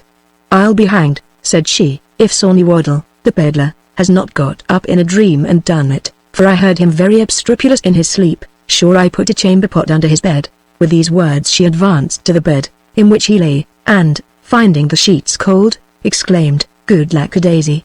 The rogue is fled." "Fled," cried I, with feigned amazement. "God forbid! Sure he has not robbed us." Then, springing up, I laid hold of my breeches, and emptied all my loose money into my hand, which having reckoned, I said, "Heaven be praised, our money is all safe. Strap, look to the knapsack." He did so, and found all was right. Upon which we asked, with seeming concern, if he had stolen nothing belonging to the house. "No, no," replied she, "he has stole nothing but his reckoning, which, it seems, this pious peddler had forgot to discharge in the midst of his devotion." Betty, after a moment's pause, withdrew, and immediately we could hear her waken Rifle, who no sooner heard of Waddle's flight than he jumped out of bed and dressed, venting 1,000 execrations, and vowing to murder the peddler if ever he should set eyes on him again, "for," said he, "the scoundrel has by this time raised the hue and cry against me." Having dressed himself in a hurry, he mounted his horse, and for that time rid us of his company and 1,000 fears that were the consequence of it. While we were at breakfast, Betty endeavored, by all the cunning she was mistress of, to learn whether or no we suspected our fellow lodger, whom we saw take horse, but, as we were on our guard, we answered her sly questions with a simplicity she could not distrust, when, all of a sudden, we heard the trampling of a horse's feet at the door. This noise alarmed Strap so much, whose imagination was wholly engrossed by the image of Rifle, that, with a countenance as pale as milk, he cried, "Oh Lord! There is the highwayman returned." Our landlady, staring at these words, said, "What highwayman, young man? Do you think any highwayman harbor here?" Though I was very much disconcerted at this piece of indiscretion in Strap, I had presence of mind enough to tell her we had met a horseman the day before, whom Strap had foolishly supposed to be a highwayman, because he rode with pistols, and that he had been terrified at the sound of a horse's feet ever since. She forced a smile at the ignorance and timidity of my comrade, but I could perceive, not without great concern, that this account was not at all satisfactory to her. Chapter 9. We proceed on our journey, are overtaken by a highwayman who fires at Strap, is prevented from shooting me by a company of horsemen, who ride in pursuit of him. Strap is put to bed at an inn. Adventures at that inn. After having paid our score and taken leave of our hostess, who embraced me tenderly at parting, we proceeded on our journey, blessing ourselves that we had come off so well. We had not walked above 5 miles, when we observed a man on horseback galloping after us, whom we in a short time recognized to be no other than this formidable hero who had already given us so much vexation. He stopped hard by me, and asked if I knew who he was. My astonishment had disconcerted me so much that I did not hear his question, which he repeated with a volley of oaths and threats, but I remained as mute as before. Strap, seeing my discomposure, fell upon his knees in the mud, uttering, with a lamentable voice, these words: "For Christ's sake, have mercy upon us, Mr. Rifle. We know you very well." "Oh, oh," cried the thief, "you do? But you never shall be evidence against me in this world, you dog." So saying, he drew a pistol, and fired it at the unfortunate shaver, who fell flat upon the ground without speaking one word. My comrade's fate and my own situation riveted me to the place where I stood, deprived of all sense and reflection, so that I did not make the least attempt either to run away or deprecate the wrath of this barbarian, who snapped a second pistol at me. But, before he had time to prime again, perceiving a company of horsemen coming up, he rode off, and left me standing motionless as a statue, in which posture I was found by those whose appearance had saved my life. This company consisted of 3 men in livery, well armed, with an officer, who, as I afterwards learned, was the person from whom Rifle had taken the pocket pistols the day before, and who, making known his misfortune to a nobleman he met on the road, and assuring him his non-resistance was altogether owing to his consideration for the ladies in the coach, procured the assistance of his lordship's servants to go in quest of the plunderer. This holiday captain scampered up to me with great address, and asked who fired the pistol which he had heard. As I had not yet recovered my reason, he, before I could answer, observed a body lying on the ground, at which sight his color changed, and he pronounced, with a faltering tongue, "Gentlemen, here's murder committed. Let us alight." "No, no," said one of his followers, "let us rather pursue the murderer." "Which way went he, young man?" By this time I had recollected myself so far as to tell them that he could not be a quarter of a mile before, and to beg one of them to assist me in conveying the corpse of my friend to the next house, in order to it being interred. The captain, foreseeing that, in case he should pursue, he must soon come to action, began to curb his horse, and gave him the spur at the same time, which treatment making the creature rear up and snort. He called out, his horse was frightened, and would not proceed, at the same time wheeling him round and round, stroking his neck, whistling and wheedling him with "Sirrah, Sirrah, gently, gently," etc. "ZDS," cried one of the servants, "sure my lord's sorrel is not resty." With these words he bestowed a lash on his buttocks, and Sorrel, disdaining the rein, sprang forward with the captain at a pace that would have soon brought him up with the robber, had not the girdle, happily for him, given way, by which means he landed in the dirt, and 2 of his attendants continued their pursuit, without minding his situation. Meanwhile one of the 3 who remained at my desire, turning the body of Strap, in order to see the wound which had killed him, found him still warm and breathing, upon which, I immediately let him blood, and saw him, with inexpressible joy, recover, he having received no other wound than what his fear had inflicted. Having raised him upon his legs, we walked together to an inn, about half a mile from the place, where Strap, who was not quite recovered, went to bed, and in a little time the 3rd servant returned with the captain's horse and furniture, leaving him to crawl after as well as he could. This gentleman of the sword, upon his arrival, complained grievously of the bruise occasioned by his fall, and, on the recommendation of the servant, who warranted my ability, I was employed to bleed him, for which service he rewarded me with half a crown. The time between this event and dinner I passed in observing a game at cards between 2 farmers, an exciseman, and a young fellow in a rusty gown and cassock, who, as I afterwards understood, was curate of a neighboring parish. It was easy to perceive that the match was not equal, and that the 2 farmers, who were partners, had to do with a couple of sharpers, who stripped them of all their cash in a very short time. But what surprised me very much, was to hear this clergyman reply to one of the countrymen, who seemed to suspect foul play, in these words: "D.N. me, friend, d question my honor." I did not at all wonder to find a cheat in canonicals, this being a character frequent in my own country, but I was scandalized at the indecency of his behavior, which appeared in the oaths he swore, and the bawdy songs which he sung. At last, to make amends in some sort, for the damage he had done to the unwary Boers, He pulled out a fiddle from the lining of his gown, and, promising to treat them at dinner, began to play most melodiously, singing in concert all the while. This good humor of this parson inspired the company with so much glee that the farmers soon forgot their losses, and all present went to dancing in the yard. While we were agreeably amused in this manner, our musician, spying a horseman a-riding towards the inn, stopped all of a sudden, crying out, "Gadso! Gentlemen, I beg your pardon. There's our dog of a doctor coming into the inn." He immediately commended his instrument, and ran towards the gate, where he took hold of the vicar's bridle, and helped him off, inquiring very cordially into the state of his health. This rosy son of the church, who might be about the age of 50, having alighted and entrusted the curate with his horse, stalked with great solemnity into the kitchen, where sitting down by the fire, he called for a bottle of ale and a pipe, scarce deigning an answer to the submissive questions of those who inquired about the welfare of his family. While he indulged himself in this state, amidst a profound silence, the curate, approaching him with great reverence, asked him if he would not be pleased to honor him with his company at dinner? To which interrogation he answered in the negative, saying, he had been to visit Squire Bumpkin, who had drank himself into a high fever at the last assizes, and that he had, on leaving his own house, told Betty he should dine at home. Accordingly, when he had made an end of his bottle and pipe, he rose, and moved with prelatical dignity to the door, where his journeyman stood ready with his nag. He had no sooner mounted than the facetious curate, coming into the kitchen, held forth in this manner, "There the old rascal goes, and the DL go with him. You see how the world wags, gentlemen. By gad, this rogue of a vicar does not deserve to live, and yet he has 2 livings worth £400 per annum, while poor I am fain to do all his drudgery, and ride 20 miles every Sunday to preach for what? Why, truly, for £20 a year. I scorn to boast of my own qualifications, but comparisons are odious. I should be glad to know how this wag-bellied doctor deserves to be more at ease than me. He can loll in his elbow chair at home, indulge himself in the best of victuals and wine, and enjoy the conversation of Betty, his housekeeper. You understand me, gentlemen.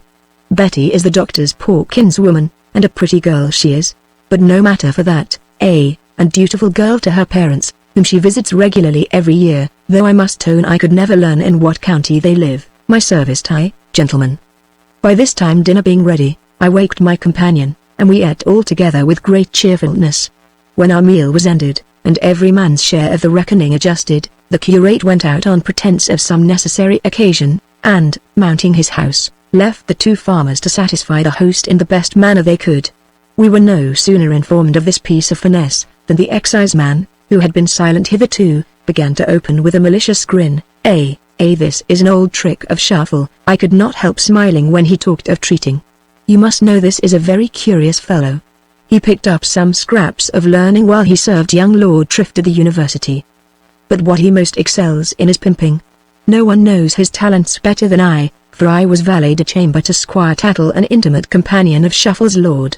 He got himself into a scrape by pawning some of his lordship's clothes, on which account he was turned away, but, as he was acquainted with some particular circumstances of my lord's conduct, he did not care to exasperate him too much, and so made interest for his receiving orders, and afterwards recommended him to the curacy which he now enjoys. However, the fellow cannot be too much admired for his dexterity in making a comfortable livelihood, in spite of such a small allowance.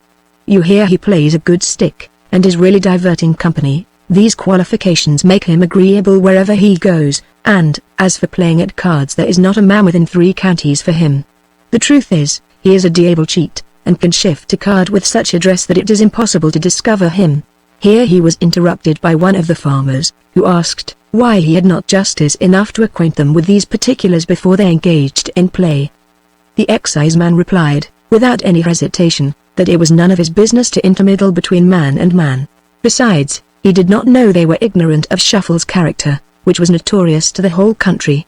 This did not satisfy the other, who taxed him with abetting and assisting the curate's knavery, and insisted on having his share of the winnings returned. This demand the exciseman as positively refused, affirming that, whatever slights Shuffle might practice on other occasions, he was very certain that he had played on the square with them, and would answer it before any bench in Christendom. So saying, he got up and, having paid his reckoning, sneaked off. The landlord, thrusting his neck into the passage to see if he was gone, shook his head, saying, "Ah, Lord help us! If every sinner was to have his deserts! Well, we victuallers must not disoblige the exciseman. But I know what, if Parson Shuffle and he were weighed together, a straw thrown into either scale would make the balance kick the beam. But, masters, this is under the rose, continued Boniface with a whisper. Chapter 10. The highwayman is taken. We are detained as evidence against him. Proceed to the next village. He escapes. We arrive at another inn, where we go to bed. In the night we are awaked by a dreadful adventure. Next night we lodge at the house of a schoolmaster. Our treatment there. Strap and I were about to depart on our journey, when we perceived a crowd on the road coming towards us, shouting and hallooing all the way. As it approached, we could discern a man on horseback in the middle, with his hands tied behind him, whom we soon knew to be Rifle. The highwayman, not being so well mounted as the two servants who went in pursuit of him, was soon overtaken, and, after having discharged his pistols, made prisoner without any further opposition. They were carrying him in triumph, amidst the acclamations of the country people, to a justice of peace in a neighboring village, but stopped at our inn to join their companions and take refreshment. When Rifle was dismounted and placed in the yard, within a circle of peasants, armed with pitchforks, I was amazed to see what a pitiful dejected fellow he now appeared, who had but a few hours before filled me with such terror and confusion. My companion was so much encouraged by this alteration in his appearance that, going up to the thief, he presented his clenched fists to his nose, and declared he would either cudgel or box with the prisoner for a guinea, which he immediately produced, and began to strip, but was dissuaded from this adventure by me, who represented to him the folly of the undertaking, as Rifle was now in the hands of justice, which would, no doubt, give us all satisfaction enough.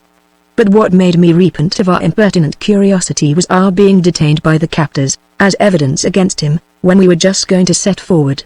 However, there was no remedy, we were obliged to comply, and accordingly joined in the cavalcade, which luckily took the same road that we had proposed to follow. About the twilight we arrived at the place of our destination, but as the justice was gone to visit a gentleman in the country, with whom, we understood, he would probably stay all night, the robber was confined in an empty garret, 3 stories high, from which it seemed impossible for him to escape. This, nevertheless, was the case, for next morning when they went upstairs to bring him before the justice, the bird was flown, having got out at the window upon the roof, from whence he continued his route along the tops of the adjoining houses, and entered another garret where he skulked until the family were asleep, at which time he ventured downstairs, and let himself out by the street door, which was open. This event was a great disappointment to those that apprehended him, who were flushed with the hopes of the reward, but gave me great joy, as I was permitted now to continue my journey, without any further molestation. Resolving to make up for the small progress we had hitherto made, we this day travelled with great vigour and before night reached a market town 20 miles from the place from whence we set out in the morning, without meeting any adventure worth notice.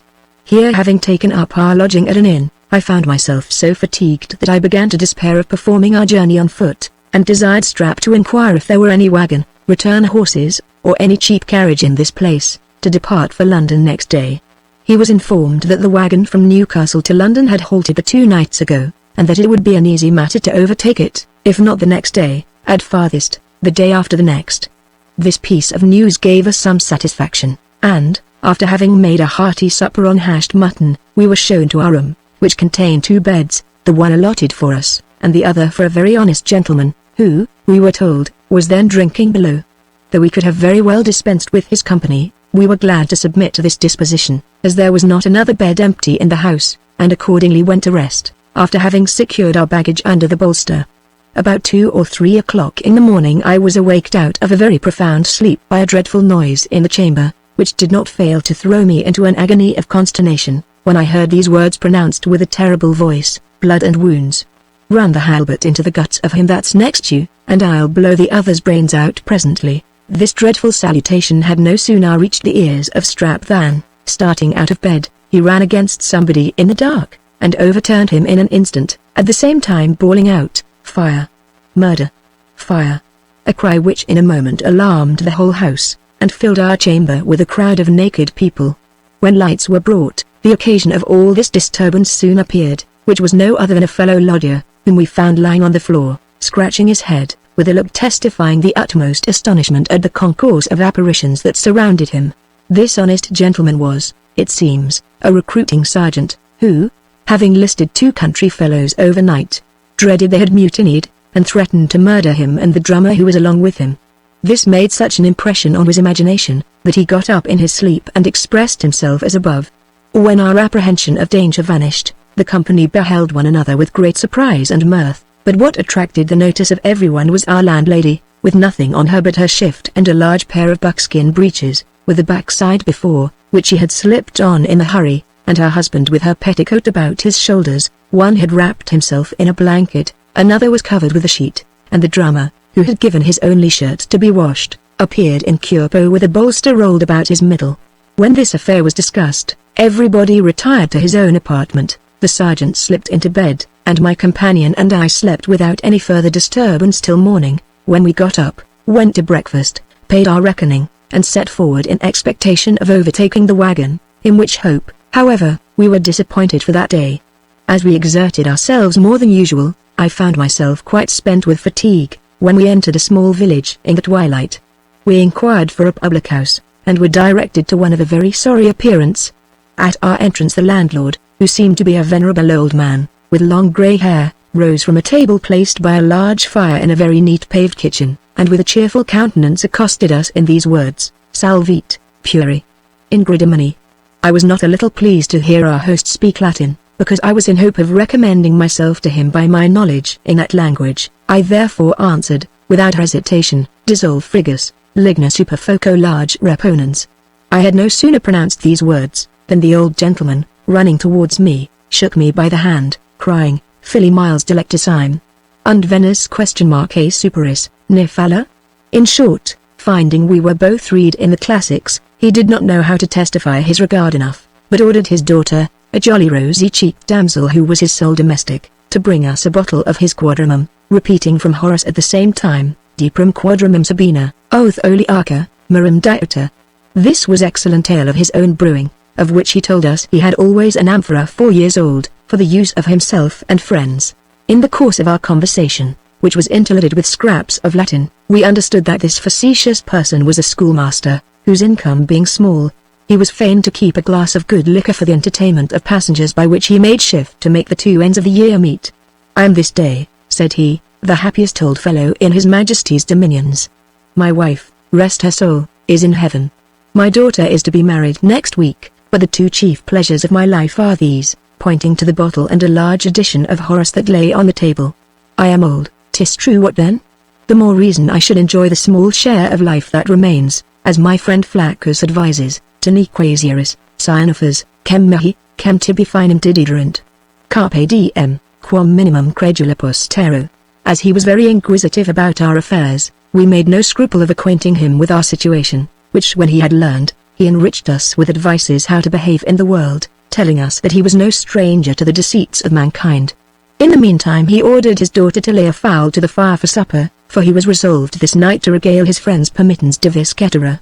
While our entertainment was preparing, our host recounted the adventures of his own life, which, as they contained nothing remarkable, I forbear to rehearse.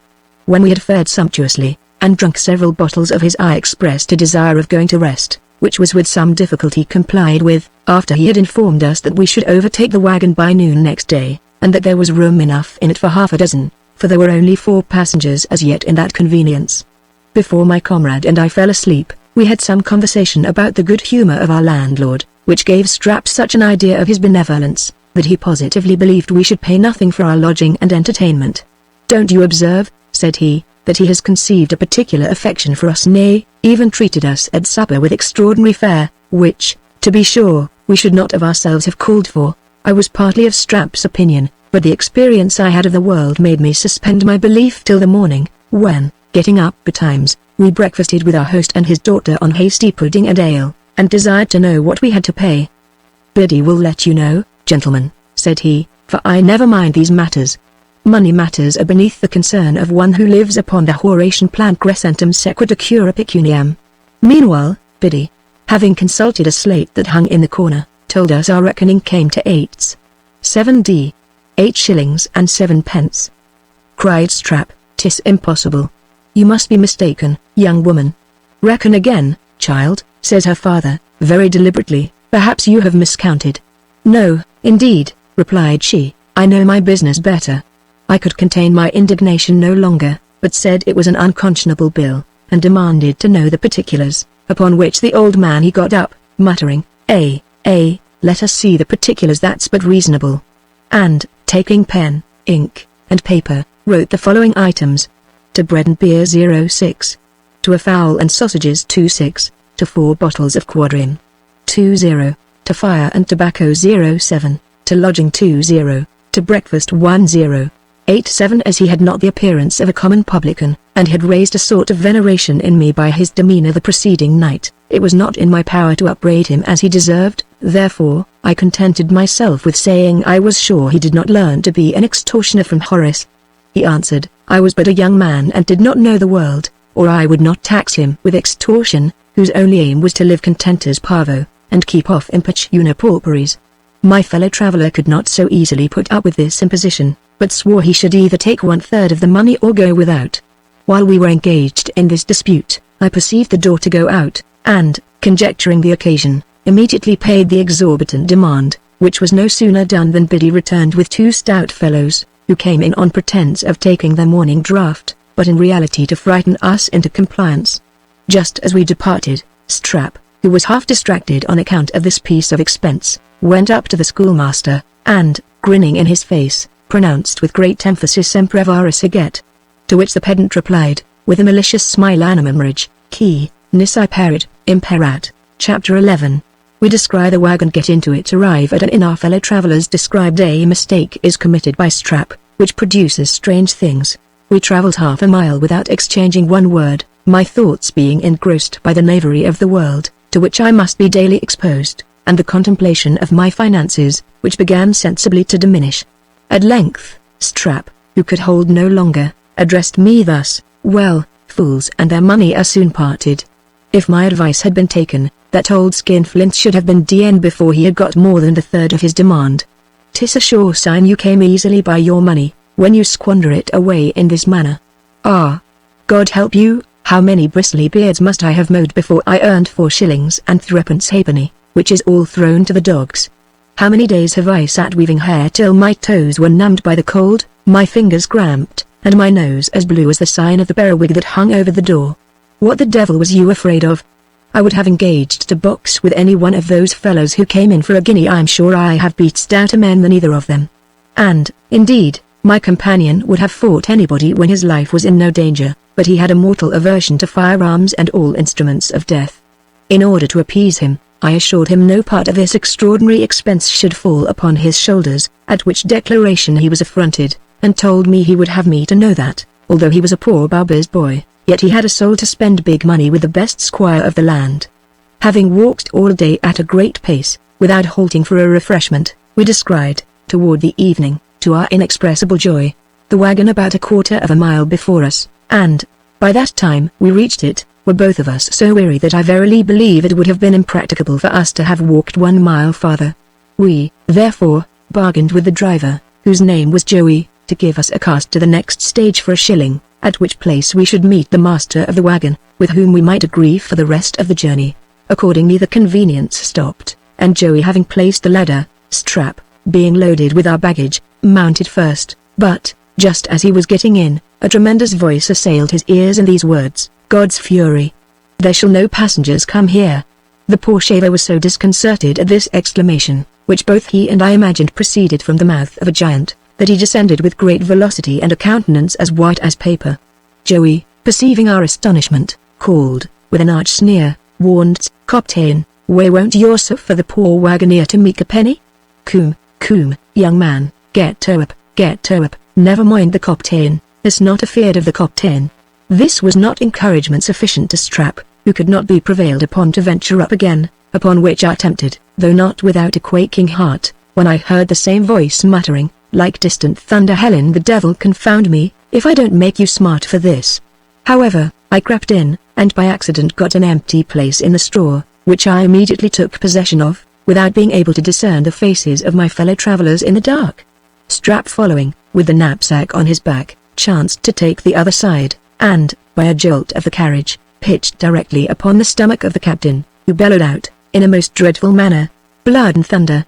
Where's my sword?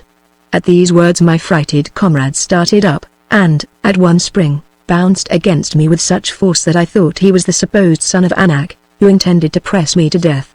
In the meantime a female voice cried, Bless me! What is the matter, my dear? "The matter," replied the captain, "DN my blood.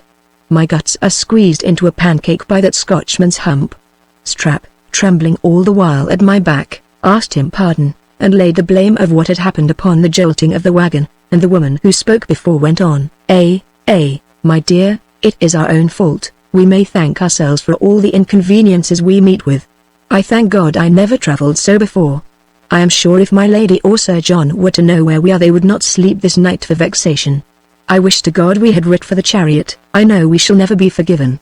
Come, my dear," replied the captain, "it don't signify fretting now. We shall laugh it over as a frolic. I hope you will not suffer in your health. I shall make my lord very merry with our adventures in this diligence." The discourse gave me such a high notion of the captain and his lady that I durst not venture to join in the conversation, but immediately after another female voice began, "Some people give themselves a great many needless airs. Better folks than any here have travelled in wagons before now. Some of us have rode in coaches and chariots, with 3 footmen behind them, without making so much fuss about it. What then? We are now all upon a footing, therefore let us be sociable and merry. What do you say, Isaac? Is not this a good motion, you doting rogue? Speak, you old cent-per-cent fornicator? What desperate debt are you thinking of? What mortgage are you planning? Well, Isaac, positively you shall never gain my favor till you turn over a new leaf, grow honest, and live like a gentleman. In the meantime give me a kiss, you old fumbler." These words, accompanied with a hearty smack, enlivened the person to whom they were addressed to such a degree that he cried, in transport, though with a faltering voice, "Ah! You wanton baggage upon my credit, you are a waggish girl." He. This laugh introduced a fit of coughing, which almost suffocated the poor usurer, such we afterwards found was the profession of this our fellow traveller. About this time I fell asleep, and enjoyed a comfortable nap till such time as we arrived at the inn where we put up. Here, having alighted from the wagon, I had an opportunity of viewing the passengers in order as they entered.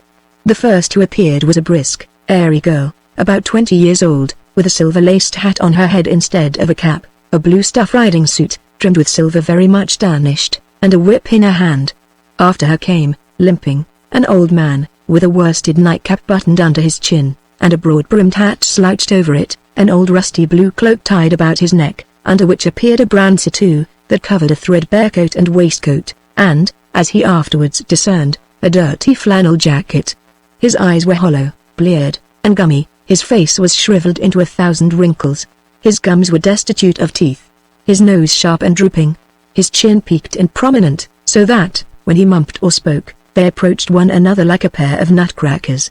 He supported himself on an ivory-headed cane and his whole figure was a just emblem of winter, famine, and avarice.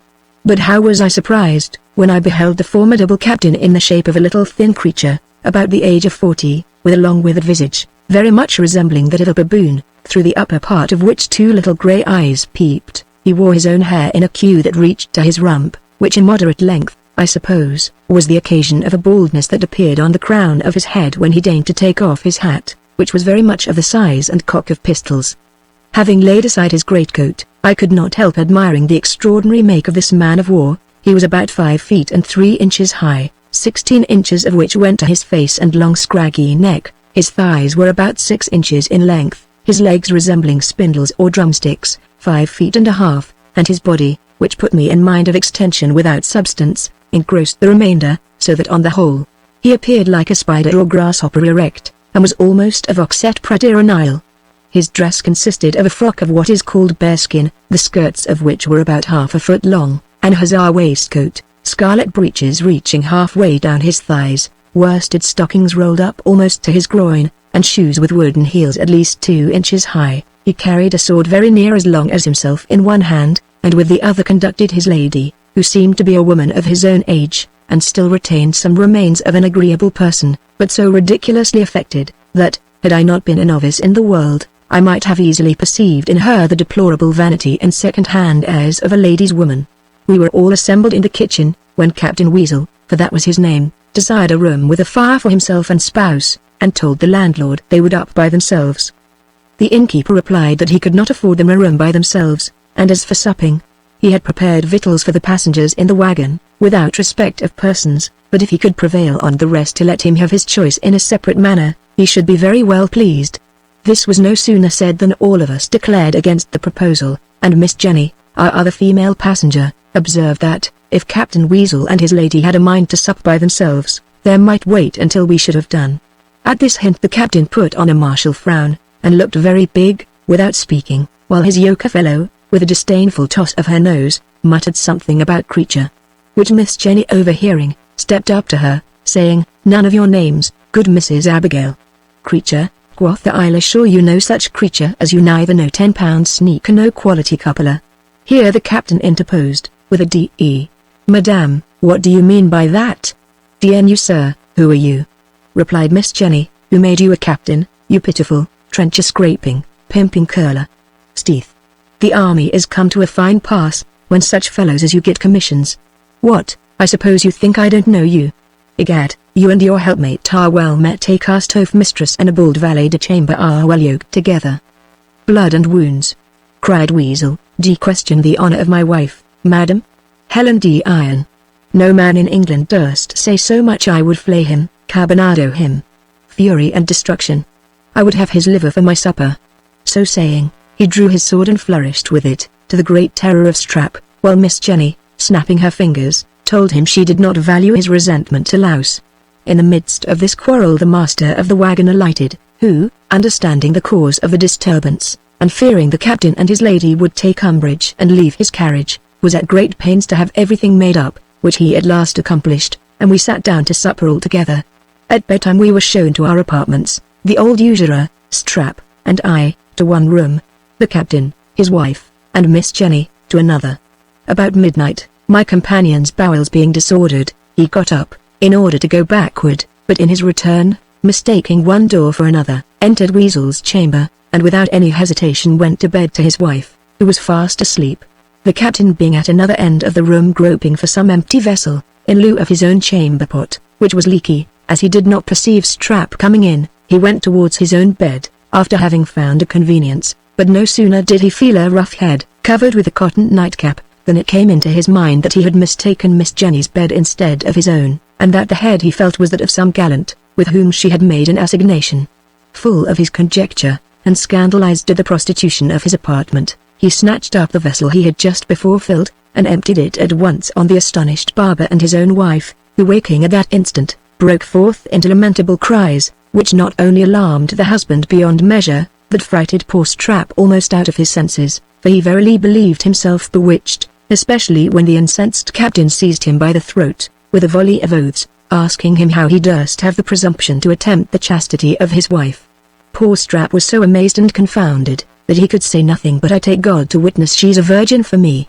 Mrs. Weasel, enraged to find herself in such a pickle through the precipitation of her husband, arose in her shift, and with the heel of her shoe which she found by the bedside, belaboured the captain's bald pate till he roared murder. "I'll teach you to empty your stinkpots on me," cried she, "you pitiful hoppo my thumb coxcomb. What, I warrant you're jealous, you man of lath. Was it for this I condescended to take you to my bed, you poor, withered, sapless twig?" The noise occasioned by this adventure had brought the master of the wagon and me to the door, where we overheard all that passed with great satisfaction. In the meantime we were alarmed with the cry of "Rape! Murder! Rape!" which Jenny pronounced with great vociferation. "Oh, you vile abominable old villain," said she, "would you rob me of my virtue? But I'll be revenged of you, you old goat. I will. Help! For heaven's sake! Help! I shall be ravished. Ruined. Help!" Some servants of the inn, hearing this cry, came running upstairs with lights, and such weapons as chance afforded, when we beheld a very diverting scene. In one corner stood the poor captain shivering in his shirt, which was all torn to rags, with a woeful visage, scratched all over by his wife, who had by this time wrapped the counterpane about her, and sat sobbing on the side of her bed. At the other end lay the old usurer, sprawling on Miss Jenny's bed, with his flannel jacket over his shirt, and his tawny meagre limbs exposed to the air, while she held him fast by the 2 ears, and loaded him with execrations.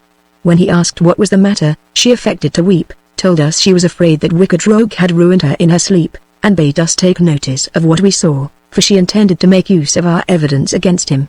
The poor wretch looked like one more dead than alive, and begged to be released, a favor which he had no sooner obtained than he protested she was no woman, but a devil incarnate, that she had first seduced his flesh to rebel, and then betrayed him.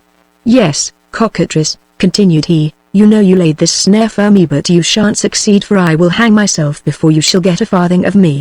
So saying, he crawled to his own bed, groaning all the way. We then advanced to the captain, who told us, "Gentlemen, here has been a d.d. mistake, but I'll be revenged on him who is the cause of it. That Scotchman who carries the knapsack shall not breathe this vital air another day, if my name be Weasel. My dear, I ask you 10,000 pardons, you are sensible, I could mean no harm to you."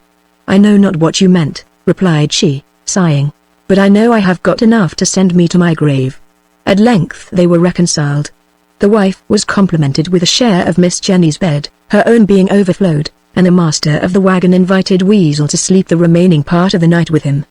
I retired to mine, where I found Strap mortally afraid, he having stolen away in the dark while the captain and his lady were at loggerheads. Chapter 12. Captain Weasel challenges Strap, who declines the combat in affair between the captain and me. The usurer is fain to give Miss Jenny 5 guineas for a release. We are in danger of losing a meal. The behavior of Weasel, Jenny, and Joey. On that occasion, on account of Captain Weasel and his lady, the captain's courage tried Isaac's mirth at the captain's expense. Next morning I agreed to give the master of the wagon 10 shillings for my passage to London, provided Strap should be allowed to take my place when I should be disposed to walk. At the same time I desired him to appease the incensed captain, who had entered the kitchen with a drawn sword in his hand, and threatened with many oaths to sacrifice the villain who attempted to violate his bed, but it was to no purpose for the master to explain the mistake, and assure him of the poor lad's innocence, who stood trembling behind me all the while. The more submission that appeared in Strap, the more implacable seemed the resentment of Weasel, who swore he must either fight him or he would instantly put him to death. I was extremely provoked at this insolence, and told him, it could not be supposed that a poor barber lad would engage a man of the sword at his own weapon, but I was persuaded he would wrestle or box with him. To which proposal Strap immediately gave assent, by saying, he would box with him for a guinea. Weasel replied with a look of disdain, that it was beneath any gentleman of his character to fight like a porter, or even to put himself on a footing, in any respect, with such a fellow as Strap. "Odds bodikins!" cries Joey, "sure, Coptain, you would not commit murder. Here's a poor lad that is willing to make atonement for his offence, and that won't satisfy your offers to fight you fairly. And you won't box, I dare say, he will cudgel with you.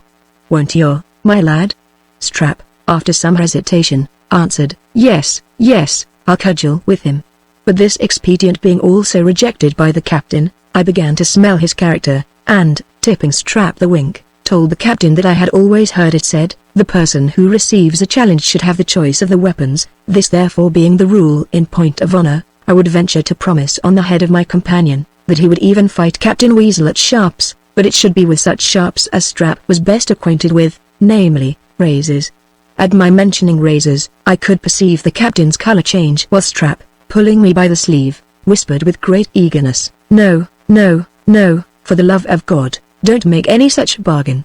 At length, Weasel, recovering himself, turned towards me, and with a ferocious countenance asked, "Who the devil are you? Will you fight me?"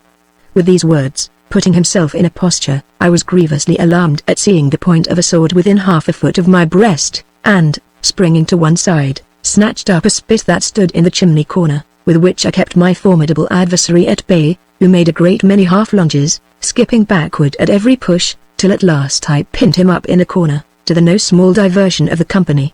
While he was in this situation his wife entered, and, seeing her husband in these dangerous circumstances, uttered a dreadful scream. In this emergency, Weasel demanded a cessation, which was immediately granted, and at last was contented with the submission of Strap, who, falling on his knees before him, protested the innocence of his intention, and asked pardon for the mistake he had committed. This affair being ended without bloodshed, we went to breakfast, but missed 2 of our company, namely, Miss Jenny and the usurer. As for the first, Mrs. Weasel informed us, that she had kept her awake all that night with her groans, and that when she rose in the morning, Miss Jenny was so much indisposed that she could not proceed on her journey.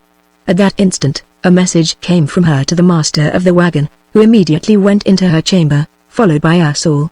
She told him in a lamentable tone, that she was afraid of a miscarriage, owing to the fright she received last night from the brutality of Isaac, and, as the event was uncertain, desired the usurer might be detained to answer for the consequence. Accordingly, this ancient Tarquin was found in the wagon, whither he had retired to avoid the shame of last night's disgrace, and brought by force into her presence. He no sooner appeared than she began to weep and sigh most piteously, and told us, if she died, she would leave her blood upon the head of that ravisher. Poor Isaac turned up his eyes and hands to heaven, prayed that God would deliver him from the machinations of that Jezebel, and assured us, with tears in his eyes, that his being found in bed with her was the result of her own invitation. The wagoner, understanding the case, advised Isaac to make it up, by giving her a sum of money, to which advice he replied with great vehemence, a sum of money! A halter for the cockatrice. Oh, 'tis very well, said Miss Jenny, I see it is in vain to attempt that flinty heart of his by fair means. Joey, be so good as to go to the justice, and tell him there is a sick person here, who wants to see him on an affair of consequence. At the name of justice Isaac trembled, and bidding Joey stay, asked with a quavering voice, what she would have. She told him that, as he had not perpetrated his wicked purpose, she would be satisfied with a small matter. And though the damage she might sustain in her health might be irreparable, she would give him a release for 100 guineas. 100 guineas! Cried he in an ecstasy, 100 furies! Where should a poor old wretch like me have 100 guineas? If I had so much money, d'ye think I should be found travelling in a wagon, at this season of the year? Come, come, replied Jenny, none of your miserly artifice here. You think I don't know Isaac Rapine, the money broker, in the Minories? Ah! You old rogue! Many a pawn have you had of me and my acquaintance, which was never redeemed. Isaac, finding it was in vain to disguise himself, offered 20 shillings for a discharge, which she absolutely refused under £50. At last, however, she was brought down to 5, which he paid with great reluctancy, rather than be prosecuted for a rape. After which accommodation, the sick person made a shift to get into the wagon, and we set forward in great tranquillity, Strap being accommodated with Joey's horse, the driver himself choosing to walk. The morning and forenoon we were entertained with an account of the valour of Captain Weasel, who told us he had once knocked down a soldier that made game of him, tweaked a draw by the nose, who found fault with his picking his teeth with a fork, at another time, and that he had moreover challenged a cheesemonger, who had the presumption to be his rival, for the truth of which exploits he appealed to his wife. She confirmed whatever he said, and observed, the last affair happened that very day on which I received a love letter from Squire Gobble, and don't you remember, my dear, I was prodigiously sick that very night with eating ortolans, when my Lord Diddle took notice of my complexion's being altered, and my lady was so alarmed that she had well nigh fainted. Yes, my dear, replied the captain, you know my lord said to me, with a sneer, Billy, Mrs. Weasel is certainly breeding. And I answered cavalierly, my lord, I wish I could return the compliment. Upon which the whole company broke out into an immoderate fit of laughter, and my lord, who loves a repartee dearly, came round and bussed me. We travelled in this manner 5 days, without interruption or meeting anything worth notice. Miss Jenny, who soon recovered her spirits, entertaining us every day with diverting songs, of which she could sing a great number, and rallying her own gallant, who, notwithstanding, would never be reconciled to her. On the 6th day, while we were about to sit down to dinner, the innkeeper came and told us, that 3 gentlemen, just arrived, had ordered the victuals to be carried to their apartment, although he had informed them that they were bespoke by the passengers in the wagon. To which information they had replied, the passengers in the wagon might be D.D., their betters must be served before them. They supposed it would be no hardship on such travellers to dine upon bread and cheese for 1 day.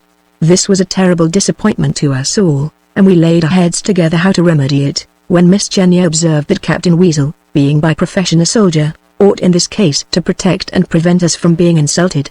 But the captain excused himself, saying, he would not for all the world be known to have travelled in a wagon, swearing at the same time, that could he appear with honour, they should eat his sword sooner than his provision.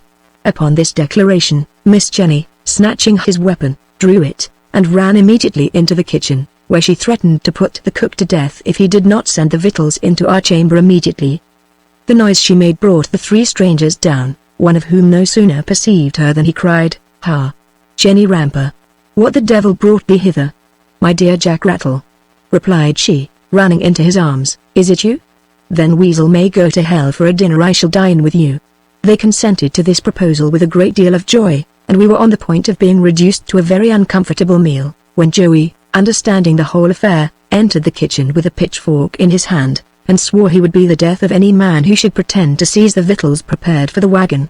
The menace had like to have produced fatal consequences, the 3 strangers drawing their swords, and being joined by their servants, and we ranging ourselves on the side of Joey, when the landlord, interposing, offered to part with his own dinner to keep the peace, which was accepted by the strangers, and we sat down at table without any further molestation. In the afternoon, I chose to walk along with Joey, and Strap took my place. Having entered into a conversation with this driver, I soon found him to be a merry, facetious, good-natured fellow, and withal very arch. He informed me that Miss Jenny was a common girl upon the town, who, falling into company with a recruiting officer, he carried her down in the stagecoach from London to Newcastle, where he had been arrested for debt, and was now in prison, upon which she was fain to return to her former way of life, by this conveyance. He told me likewise, that one of the gentlemen's servants, who were left at the inn, having accidentally seen Weasel, immediately knew him, and acquainted Joey with some particulars of his character. That he had served my Lord Frizzle in quality of valet de chamber many years, while he lived separate from his lady, but, upon their reconciliation, she expressly insisted upon Weasel's being turned off, as well as the woman he kept, when his lordship, to get rid of them both with a good grace, proposed that he should marry his mistress, and he would procure a commission for him in the army. This expedient was agreed to, and Weasel is now, by his lordship's interest, ensigned in S regiment. I found he and I had the same sentiments with regard to Weasel's courage, which he resolved to put to the trial, by alarming the passengers with the cry of the highwayman, as soon as a horseman should appear. This scheme we put in practice, towards the dusk, when we descried a man on horseback approaching us. Joey had no sooner intimated to the people in the wagon, that he was afraid we should be all robbed than a general consternation arose. Strap jumped out of the wagon, and hid himself behind a hedge. The usurer put forth ejaculations, and made a rustling among the straw, which made us conjecture he had hid something under it. Mrs. Weasel, wringing her hands, uttered lamentable cries, and the captain, to our great amazement, began to snore, but this artifice did not succeed, for Miss Jenny, shaking him by the shoulder, bawled out, "Steeth! Captain, is this a time to snore, when we are going to be robbed? Get up for shame, and behave like a soldier and man of honor." Weasel pretended to be in a great passion for being disturbed, and swore he would have his nap out if all the highwaymen in England surrounded him. "D.N. my blood! What are you afraid of?" continued he, at the same time trembling with such agitation that the whole carriage shook. This singular piece of behavior incensed Miss Ramper so much that she cried, "D.N. your pitiful soul, you are as arrant a poltroon as ever was drummed out of the regiment. Stop the wagon, Joey, let me out, and by God, if I have rhetoric enough, the thief shall not only take your purse, but your skin also." So saying, she leapt out with great agility. By this time the horseman came up, and happened to be a gentleman's servant well known to Joey, who communicated the scheme, and desired him to carry it on a little further, by going into the wagon, and questioning those within.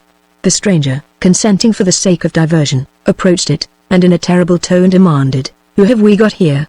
Isaac replied, with a lamentable voice, "Here's a poor miserable sinner, who has got a small family to maintain, and nothing in the world wherewithal, but these 15 shillings which if you rob me of we must all starve together."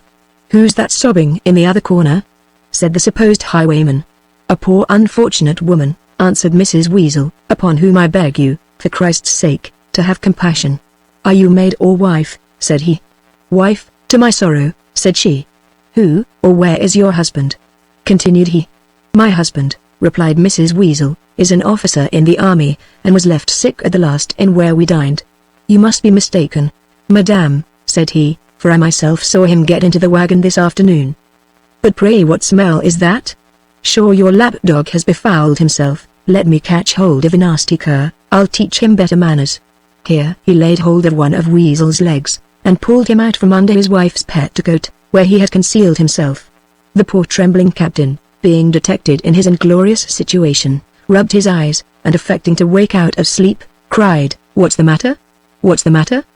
"The matter is not much," answered the horseman, "I only called in to inquire after your health, and so adieu, most noble captain." He clapped spurs to his horse, and was out of sight in a moment.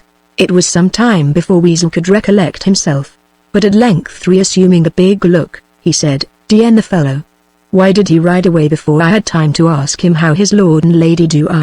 Don't you remember Tom, my dear?" addressing himself to his wife. "Yes," replied she, "I think I do remember something of the fellow, but you know I seldom converse with people of his station." "Heyday!" cried Joey, "do you know the young man, Coptain?" "Know him," said Weasel, "many a time has he filled a glass of Burgundy for me, at my Lord Trippett's table." "And what may his name be, "Captain?" said Joey. "His name!" "His name," replied Weasel, "is Tom Rinser." "Warned!" cried Joey. "Has changed his own name then. For a slayer wager he was christened John Trotter." This observation raised a laugh against the captain, who seemed very much disconcerted, when Isaac broke silence, and said, "It is no matter who or what he was, since he has not proved the robber we suspected, and we ought to bless God for our narrow escape." "Bless God," said Weasel. "Bless the devil. For what? Had he been a highwayman, I should have eaten his blood, body, and guts, before he had robbed me, or anyone in this diligence." "Ha, ha, ha," cried Miss Jenny, "I believe you will eat all you kill, indeed, Captain." The usurer was so well pleased at the event of this adventure, that he could not refrain from being severe, and took notice that Captain Weasel seemed to be a good Christian, for he had armed himself with patience and resignation, instead of carnal weapons, and worked out his salvation with fear and trembling. This piece of satire occasioned a great deal of mirth at Weasel's expense, who muttered a great many oaths, and threatened to cut Isaac's throat. The usurer, taking hold of this menace, said, "Gentlemen and ladies, I take you all to witness, that in my life is in danger from this bloody-minded officer, I'll have him bound over to the peace." This second sneer produced another laugh against him, and he remained crestfallen during the remaining part of our journey. Chapter 13. Strap and I are terrified by an apparition. Strap's conjectured the mystery explained by Joey. We arrive in London. Our dress and appearance described. We are insulted in the street. An adventure in an alehouse. We are imposed upon by a waggish footman. Set to rights by a tobacconist. Take lodgings. Dive for a dinner. An accident at our ordinary.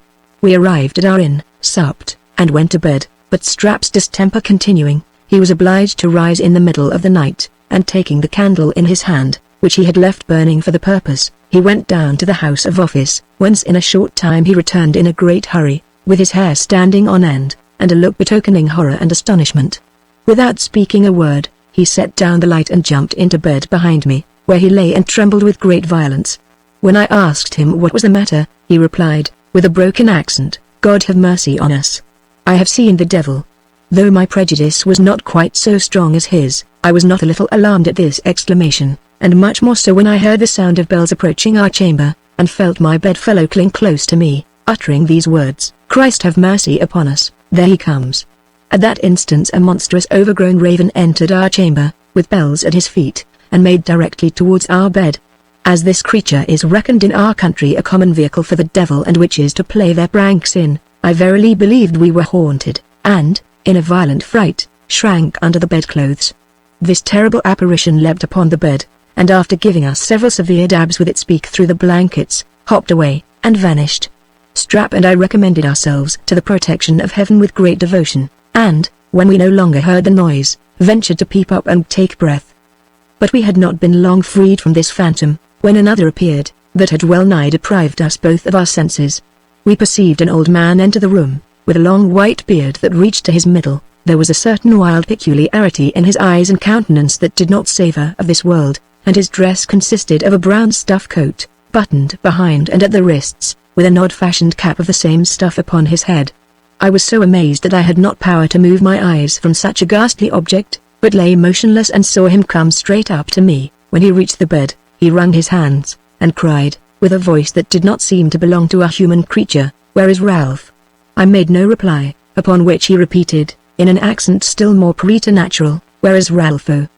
He had no sooner pronounced these words than I heard the sound of the bells at a distance, which the apparition, having listened to, tripped away, and left me almost petrified with fear. It was a good while before I could recover myself so far as to speak, and, when at length I turned to Strap, I found him in a fit, which, however, did not last long. When he came to himself, I asked his opinion of what had happened, and he assured me that the first must certainly be the soul of some person damned, which appeared by the chain about his legs, for his fears had magnified the creature to the bigness of a horse, and the sound of small Moorish bells to the clanking of massy chains. As for the old man, he took it to be the spirit of somebody murdered long ago in this place, which had power granted to torment the assassin in the shape of a raven, and that Ralpho was the name of the said murderer. Although I had not much faith in this interpretation, I was too much troubled to enjoy any sleep, and in all my future adventures never passed a night so ill. In the morning Strap imparted the whole affair to Joey, who, after an immoderate fit of laughter, explained the matter, by telling him that the old man was the landlord's father, who had been an idiot some years, and diverted himself with a tame raven, which, it seems, had hopped away from his apartment in the night, and induced him to follow it to our chamber, where he had inquired after it under the name of Ralpho. Nothing remarkable happened during the remaining part of our journey, which continued 6 or 7 days longer. At length we entered the great city, and lodged all night at the inn where the wagon put up. Next morning all the passengers parted different ways, while my companion and I sallied out to inquire for the Member of Parliament, to whom I had a letter of recommendation from Mr. Crabbe. As we had discharged our lodging at the inn, Strap took up our baggage and marched behind me in the street with the knapsack on his back, as usual, so that we made a very whimsical appearance. I had dressed myself to the greatest advantage, that is, put on a clean ruffled shirt, and my best thread stockings. My hair, which was of the deepest red, hung down upon my shoulders, as lank and straight as a pound of candles, and the skirts of my coat reached to the middle of my leg. My waistcoat and breeches were of the same piece, and cut in the same taste, and my hat very much resembled a barber's basin, in the shallowness of the crown and narrowness of the brim. Strap was habited in a much less awkward manner, but a short crop-eared wig, that very much resembled Scrub's in the play, and the knapsack on his back, added to what is called a queer phiz, occasioned by a long chin, a hook nose, and high cheekbones, rendered him, on the whole, a very fit subject of mirth and pleasantry.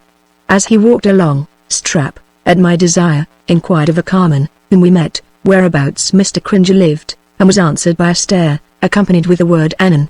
Upon which I came up, in order to explain the question, but had the misfortune to be unintelligible likewise, the carman damning us for a lousy Scotch guard, whipping his horses with a gee-ho, which nettled me to the quick, and roused the indignation of Strap so far that, after the fellow was gone a good way, he told me he would fight him for a farthing. While we were deliberating upon what was to be done, a hackney coachman, driving softly along, and perceiving us standing by the kennel, came up close to us, and calling, "A coach, master!" by a dexterous management of the reins made his horses stumble in the wet, and bedaub us all over with mud. After which exploit he drove on, applauding himself with a hearty laugh, in which several people joined, to my great mortification, but one, more compassionate than the rest, seeing us strangers, advised me to go into an alehouse, and dry myself. I thanked him for his advice, which I immediately complied with, and, going into the house he pointed out, called for a pot of beer, and sat down by a fire in the public room where we cleaned ourselves as well as we could. In the meantime, a wag, who sat in a box, smoking his pipe, understanding, by our dialect, that we were from Scotland, came up to me and, with a grave countenance asked how long I had been caught. As I did not know the meaning of this question, I made no answer, and he went on, saying it could not be a great while, for my tail was not yet cut, at the same time taking hold of my hair, and tipping the wink to the rest of the company, who seemed highly entertained with his wit. I was incensed at this usage, but afraid of resenting it, because I happened to be in a strange place, and perceived the person who spoke to me was a brawny fellow, for whom I thought myself by no means a match. However, Strap, having either more courage or less caution, could not put up with the insults I suffered, but told him in a peremptory tone, he was an uncivil fellow for making so free with his betters. Then the wit going toward him, asked him what he had got in his knapsack. "Is it oatmeal or brimstone, Sawney?" said he, seizing him by the chin, which he shook, to the inexpressible diversion of all present. My companion, feeling himself assaulted in such an opprobrious manner, disengaged himself in a trice, and lent his antagonist such a box on the ear as made him stagger to the other side of the room, and, in a moment, a ring was formed for the combatants. Seeing Strap beginning to strip, and my blood being heated with indignation, which banished all other thoughts, I undressed myself to the skin in an instant, and declared, that as the affront that occasioned the quarrel was offered to me, I would fight it out myself, upon which one or two cried out, "That's a brave Scotch boy, you shall have fair play." His assurance gave me fresh spirits, and, going up to my adversary, who by his pale countenance did not seem much inclined to the battle, I struck him so hard on the stomach, that he reeled over a bench, and fell to the ground. Then I attempted to keep him down, in order to improve my success, according to the manner of my own country, but was restrained by the spectators, one of whom endeavored to raise up my opponent, but in vain, for he protested he would not fight, for he was not quite recovered of a late illness. I was very well pleased with this excuse, and immediately dressed myself, having acquired the good opinion of the company for my bravery, as well as of my comrade Strap, who shook me by the hand, and wished me joy of the victory. After having drunk our pot, and dried our clothes, we inquired of the landlord if he knew Mr. Cringer, the Member of Parliament, and were amazed at his replying in the negative, for we imagined he must be altogether as conspicuous here as in the borough he represented, but he told us we might possibly hear of him as we passed along. We betook ourselves therefore to the street, where seeing a footman standing at the door, we made up to him, and asked if he knew where our patron lived. This member of the parti-coloured fraternity, surveying us both very minutely, said he knew Mr. Cringer very well, and bade us turn down the first street on our left, then turn to the right, and then to the left again, after which perambulation we would observe a lane, through which we must pass, and at the other end we should find an alley that leads to another street, where we should see the sign of the Thistle and 3 pedlars, and there he lodged. We thanked him for his information, and went forwards, Strap telling me that he knew this person to be an honest friendly man by his countenance, before he opened his mouth, in which opinion I acquiesced, ascribing his good manners to the company he daily saw in the house where he served. We followed his directions punctually, in turning to the left, and to the right, and to the left again, but instead of seeing a lane before us, found ourselves at the side of the river, a circumstance that perplexed us not a little, and my fellow traveller ventured to pronounce that we had certainly missed our way. By this time we were pretty much fatigued with our walk, and not knowing how to proceed, I went into a small snuff shop hard by, encouraged by the sign of the Highlander, where I found, to my inexpressible satisfaction, the shopkeeper was my countryman. He was no sooner informed of our peregrination, and the directions we had received from the footman, than he informed us we had been imposed upon, telling us, Mr. Cringer lived in the other end of the town and that it would be to no purpose for us to go thither today, for by that time he was gone to the house. I then asked if he could recommend us a lodging. He really gave us a line to one of his acquaintance who kept a chandler's shop not far from St. Martin's Lane, though we hired a bedroom, up 2 pair of stairs, at the rate of 2 shillings per week, so very small, that when the bed was let down, we were obliged to carry out every other piece of furniture that belonged to the apartment, and use the bedstead by way of chairs. About dinner time, our landlord asked how we proposed to live, to which interrogation we answered that we would be directed by him. Well, then, says he, there are 2 ways of eating in this town for people of your condition, the one more creditable and expensive than the other. The first is to dine at an eating house frequented by well-dressed people only, and the other is called diving, practiced by those who are either obliged or inclined to live frugally. I gave him to understand that, provided the last was not infamous, it would suit much better with our circumstances than the other. Infamous? Cried he, not at all. There are many creditable people, rich people, and fine people, that dive every day. I have seen many a pretty gentleman with a laced waistcoat dine in that manner very comfortably for 3 halfpenny, and go afterwards to the coffee house, where he made a figure with the best lord in the land, but your own eyes shall bear witness I will go along with you today and introduce you. He accordingly conducted us to a certain lane, where stopping, he bade us observe him, and do as he did, and, walking a few paces, dived into a cellar and disappeared in an instant. I followed his example, and descending very successfully, found myself in the middle of a cook's shop, almost suffocated with the steams of boiled beef, and surrounded by a company of hackney coachmen, chairmen, draymen, and a few footmen out of place or on board wages, who sat eating shin of beef, tripe, cow heel, or sausages, at separate boards, covered with cloths which turned my stomach. While I stood in amaze, undetermined whether to sit down or walk upwards again, Strap, in his descent, missing one of the stops, tumbled headlong into this infernal ordinary, and overturned the cook as she carried a porringer of soup to one of the guests. In her fall, she dashed the whole mess against the legs of a drummer belonging to the foot guards, who happened to be in her way, and scalded him so miserably, that he started up, and danced up and down, uttering a volley of execrations that made my hair stand on end. While he entertained the company in this manner, with an eloquence peculiar to himself, the cook got up, and after a hearty curse on the poor author of this mischance, who lay under the table with a woeful countenance, emptied a salt cellar in her hand, and, stripping down the patient's stocking, which brought the skin along with it, applied the contents to the sore.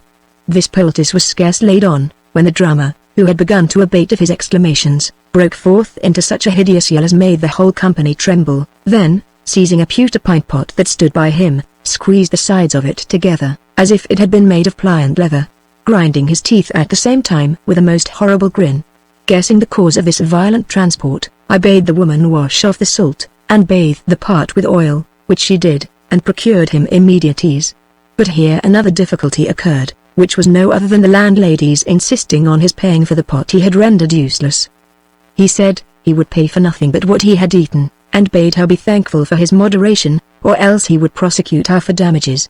Strap, foreseeing the whole affair would lie at his door, promised to satisfy the cook, and called for a dram of gin to treat the drummer, which entirely appeased him, and composed all animosities.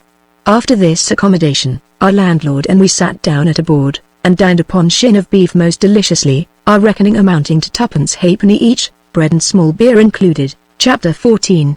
We visit Strap's friend. A description of him. His advice. We go to Mr. Cringer's house. I denied admittance. An accident befalls Strap. His behavior thereupon. An extraordinary adventure occurs, in the course of which I lose all my money. In the afternoon my companion proposed to call at his friend's house, which, we were informed, was in the neighborhood, whither we accordingly went, and were so lucky as to find him at home. This gentleman, who had come from Scotland 3 or 4 years before, kept a school in town, where he taught the Latin, French, and Italian languages, but what he chiefly professed was the pronunciation of the English tongue, after a method more speedy and uncommon than any practiced heretofore, and, indeed, if his scholars spoke like their master, the latter part of his undertaking was certainly performed to a tittle, for although I could easily understand every word of what I had heard hitherto since I entered England, 3 parts in 4 of his dialect were as unintelligible to me as if he had spoken in Arabic or Irish. He was a middle-sized man, and stooped very much, though not above the age of 40, his face was frightfully pitted with the smallpox, and his mouth extended from ear to ear. He was dressed in a nightgown of plaid, fastened about his middle with a sergeant's old sash, and a tight periwig with a foretop 3 inches high, in the fashion of King Charles II's reign. After he had received Strap, who was related to him, very courteously, he inquired of him who I was, and being informed, he took me by the hand, telling me he was at school with my father. When he understood my situation, he assured me that he would do me all the service in his power, both by his advice and otherwise, and while he spoke these words eyed me with great attention, walking round me several times, and muttering, "Oh, dear! Oh, dear! Fattest is here." I soon guessed the reason of his ejaculation, and said, "I suppose, sir, you are not pleased with my dress." "Dress," answered he, "you may call it fat you please in your country, but I vow to gad 'tis a masquerade here. No Christian will admit such a figure into his house. Upon my conscience, I wonder the dogs did not hunt you. Did you pass through St. James's Market? Bless my eyesight! You are like a cousin German of an orangutan." I began to be a little serious at this discourse, and asked him, if he thought I should obtain entrance tomorrow at the house of Mr. Cringer, on whom I chiefly depended for an introduction into business. "Mr. Cringer," replied he, scratching his cheek, "may be a very honest gentleman, I know nothing to the contrary, but is your sole dependence upon him? Who recommended you to him?" I pulled out Mr. Crabbe's letter, and told him the foundation of my hopes, at which he stared at me, and repeated, "Oh dear! Oh dear!" I began to conceive bad omens from this behavior of his, and begged he would assist me with his advice, which he promised to give very frankly, and as a specimen, directed us to a periwig warehouse in the neighborhood, in order to be accommodated, laying strong injunctions on me not to appear before Mr. Cringer till I had parted with my carroty locks, which, he said, were sufficient to beget an antipathy against me in all mankind. And as we were going to pursue this advice, he called me back and bade me be sure to deliver my letter into Mr. Cringer's own hand. As we walked along, Strap triumphed greatly in our reception with his friend, who, it seems, had assured him he would in a day or 2 provide for him with some good master. "Aye, and now," says he, "you will see how I will fit you with a wig. There's ne'er a barber in London, and that's a bold word, can palm a rotten caul, or a pennyweight of dead hair, upon me." And, indeed, this zealous adherent did wrangle so long with the merchant, that he was desired 20 times to leave the shop, and see if he could get one cheaper elsewhere. At length I made choice, if a good handsome bob, for which I paid 10 shillings, and returned to our lodging, where Strap in a moment rid me of that hair which had given the schoolmaster so much offence. We got up next day betimes, having been informed that Mr. Cringer gave audience by candlelight to all his dependents, he himself being obliged to attend the levee of my Lord Terrier at break of day, because his lordship made one at the minister's between 8 and 9 o'clock.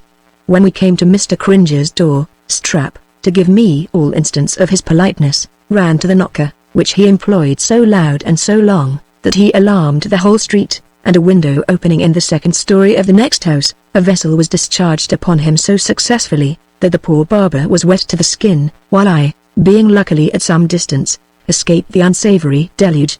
In the meantime, a footman opening the door, and seeing nobody in the street but us, asked, with a stern countenance, if it was I who made such a noise, and what I wanted. I told him I had business with his master, whom I desired to see. Upon which he slapped the door in my face, telling me I must learn better manners before I could have access to his master. Vexed at this disappointment, I turned my resentment against Strap, whom I sharply reprimanded for his presumption, but he, not in the least regarding what I said, wrung the wet out of his periwig, and lifting up a large stone, flung it with such force against the street door of that house from whence he had been bedewed, that the lock giving way, it flew wide open, and he took to his heels, leaving me to follow him as I could. Indeed, there was no time for deliberation. I therefore pursued him with all the speed I could exert, until we found ourselves about the dawn in a street we did not know.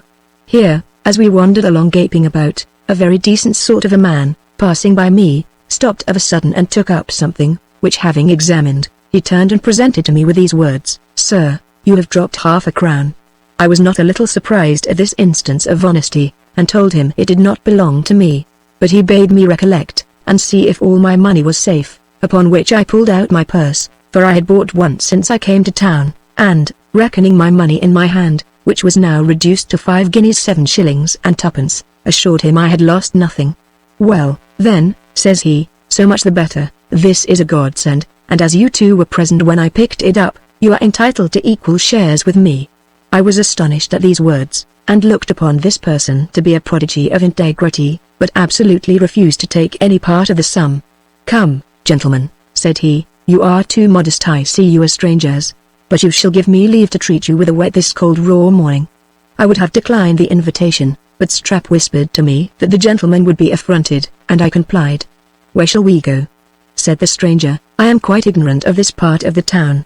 I informed him that we were in the same situation, upon which he proposed to go into the first public house we should find open, and as we walked together, he began in this manner, "I find by your tongues you are from Scotland, gentlemen. My grandmother by the father's side was of your country, and I am so prepossessed in its favour, that I never meet a Scotchman but my heart warms.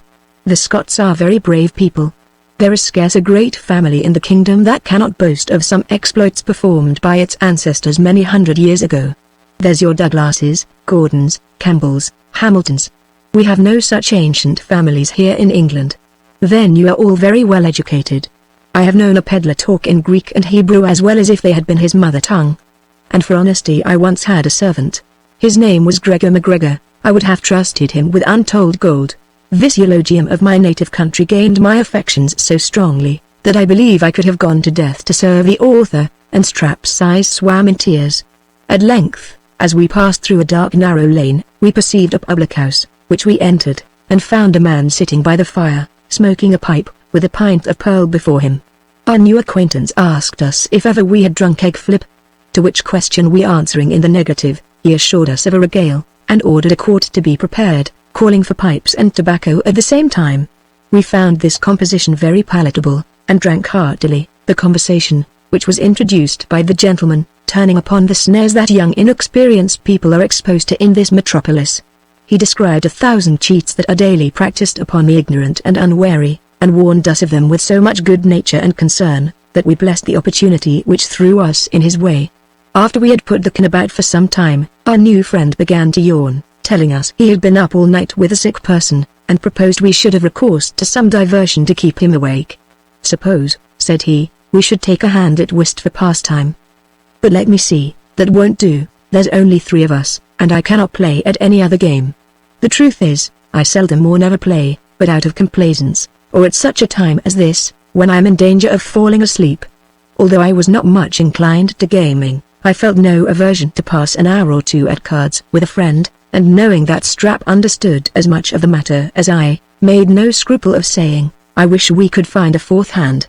While we were in this perplexity, the person whom we found in the house at our entrance, overhearing our discourse, took the pipe from his mouth very gravely, and accosted us thus: "Gentlemen, my pipe is out, you see," shaking the ashes into the fire, "and rather than you should be balked, I don't care if I take a hand with you for a trifle, but remember I won't play for anything of consequence." We accepted his proffer with pleasure. Having cut for partners, it fell to my lot to play with him against our friend and Strap, for 3 a game. We were so successful, that in a short time I was half a crown gainer, when the gentleman whom we had met in the street, observing he had no luck today, proposed to leave off, or change partners. By this time I was inflamed with my good fortune and the expectation of improving it, as I perceived the two strangers played but indifferently. Therefore I voted for giving him his revenge, and cutting again. Strap and I, to our mutual satisfaction, happened to be partners. My good fortune attended me still, and in less than an hour we had got 30 shillings of their money, for as they lost they grew the keener, and doubled stakes every time. At last the inconstant goddess began to veer about, and we were very soon stripped of all our gains, and about 40 shillings of our own money. This loss mortified me extremely, and had a visible effect on the muscles of Strap's face, which lengthened apace, but our antagonists, perceiving our condition, kindly permitted us to retrieve our loss, and console ourselves with a new acquisition. Then my companion wisely suggested it was time to be gone, upon which the person who had joined us in the house began to curse the cards, and muttered that we were indebted to fortune only for what we had got, no part of our success being owing to our good play. This insinuation nettled me so much that I challenged him to a game at piquet for a crown, and he was with difficulty persuaded to accept the invitation. This contest ended in less than an hour to my inexpressible affliction, who lost every shilling of my own money, Strip absolutely refusing to supply me with a sixpence. The gentleman at whose request we bade come in, perceiving by my disconsolate looks the situation of my heart, which well nigh burst with grief and resentment, when the other stranger got up, and went away with my money, began in this manner: I am truly afflicted at your bad luck, and would willingly repair it, were it in my power. But what in the name of goodness could provoke you to tempt your fate so long? It is always a maxim with gamesters to pursue success as far as it will go, and to stop whenever fortune shifts about. You are a young man, and your passions are too impetuous. You must learn to govern them better. However, there is no experience like that which is bought. You will be the better for this the longest day you have to live. As for the fellow who has got your money, I don't half like him. Did not you see me tip you the wink to leave off in time? I answered, no. No, continued he, you was too eager to mind anything but the game. But, harkee, said he in a whisper, are you satisfied of that young man's honesty? His looks are a little suspicious, but I may be mistaken. He made a great many grimaces while he stood behind you. This is a very wicked town. I told him I was very well convinced of my comrade's integrity, and that the grimaces he mentioned were doubtless owing to his anxiety of my loss. Oh ho! If that be the case, I ask his pardon. Landlord, see what's to pay. The reckoning amounted to 18pence, which, having discharged, the gentleman shook us both by the hand, and, saying he should be very glad to see us again, departed. Chapter 15. Strap moralizes, presents his purse to me. We inform our landlord of our misfortune. He unravels the mystery. I present myself to Cringer. He recommends and turns me over to Mr. Statape. I become acquainted with a fellow dependent, who explains the character of Cringer and Statape and informs me of the method to be pursued at the Navy Office and Surgeon's Hall. Strap is employed. In our way to our lodging, after a profound silence on both sides, Strap, with a hideous groan, observed that we had brought our pigs to a fine market. To this observation I made no reply, and he went on, God send us well out of this place. We have not been in London 48 hours, and I believe we have met with 48,000 misfortunes. We have been jeered, reproached, buffeted, and at last stripped of our money, and I suppose by and by we shall be stripped of our skins. Indeed, as to the money part of it, that was owing to our own folly. Solomon says, bray a fool in a mortar, and he will never be wise. Ah! God help us, an ounce of prudence is worth a pound of gold. This was no time for him to tamper with my disposition, already mad with my loss, and inflamed with resentment against him for having refused me a little money to attempt to retrieve it. I therefore turned towards him with a stern countenance, and asked, who he called fool.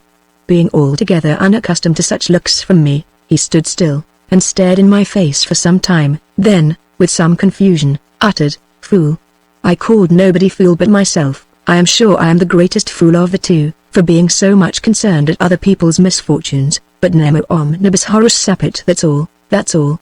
Upon which a silence ensued, which brought us to our lodging, where I threw myself upon the bed in an agony of despair, resolved to perish rather than apply to my companion, or any other body, for relief. But Strap, who knew my temper, and whose heart bled within him for my distress, after some pause came to the bedside, and, putting a leathern purse into my hand, burst into tears, crying, I know what you think, but I scorn your thought.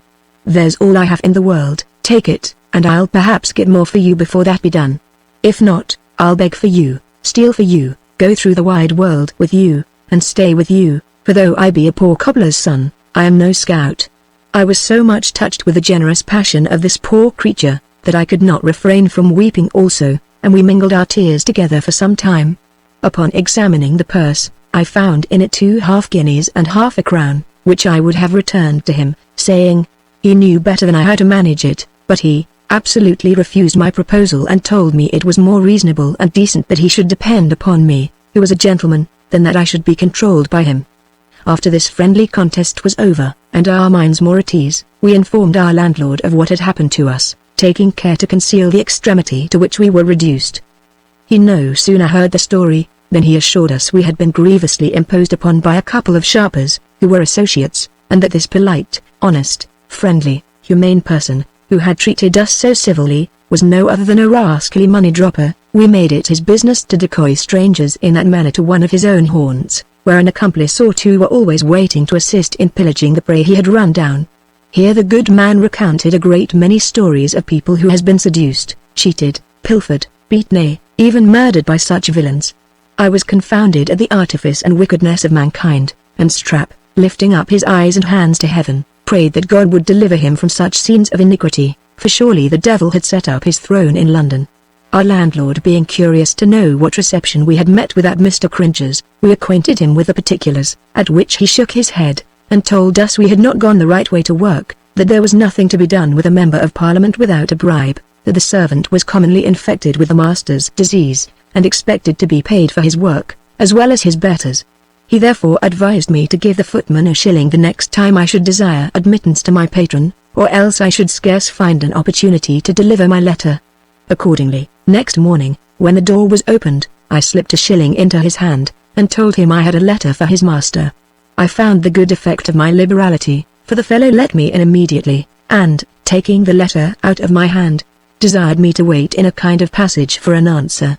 In this place I continued standing for 3/4 of an hour, during which time I saw a great many young fellows whom I formerly knew in Scotland pass and repass, with an air of familiarity, in their way to and from the audience chamber, while I was fain to stand shivering in the cold, and turn my back to them that they might not perceive the lowness of my condition. At length, Mr. Cringer came out to see a young gentleman to the door, who was no other than Squire Gawky, dressed in a very gay suit of clothes. At parting Mr. Cringer shook him by the hand and told him he hoped to have the pleasure of his company at dinner.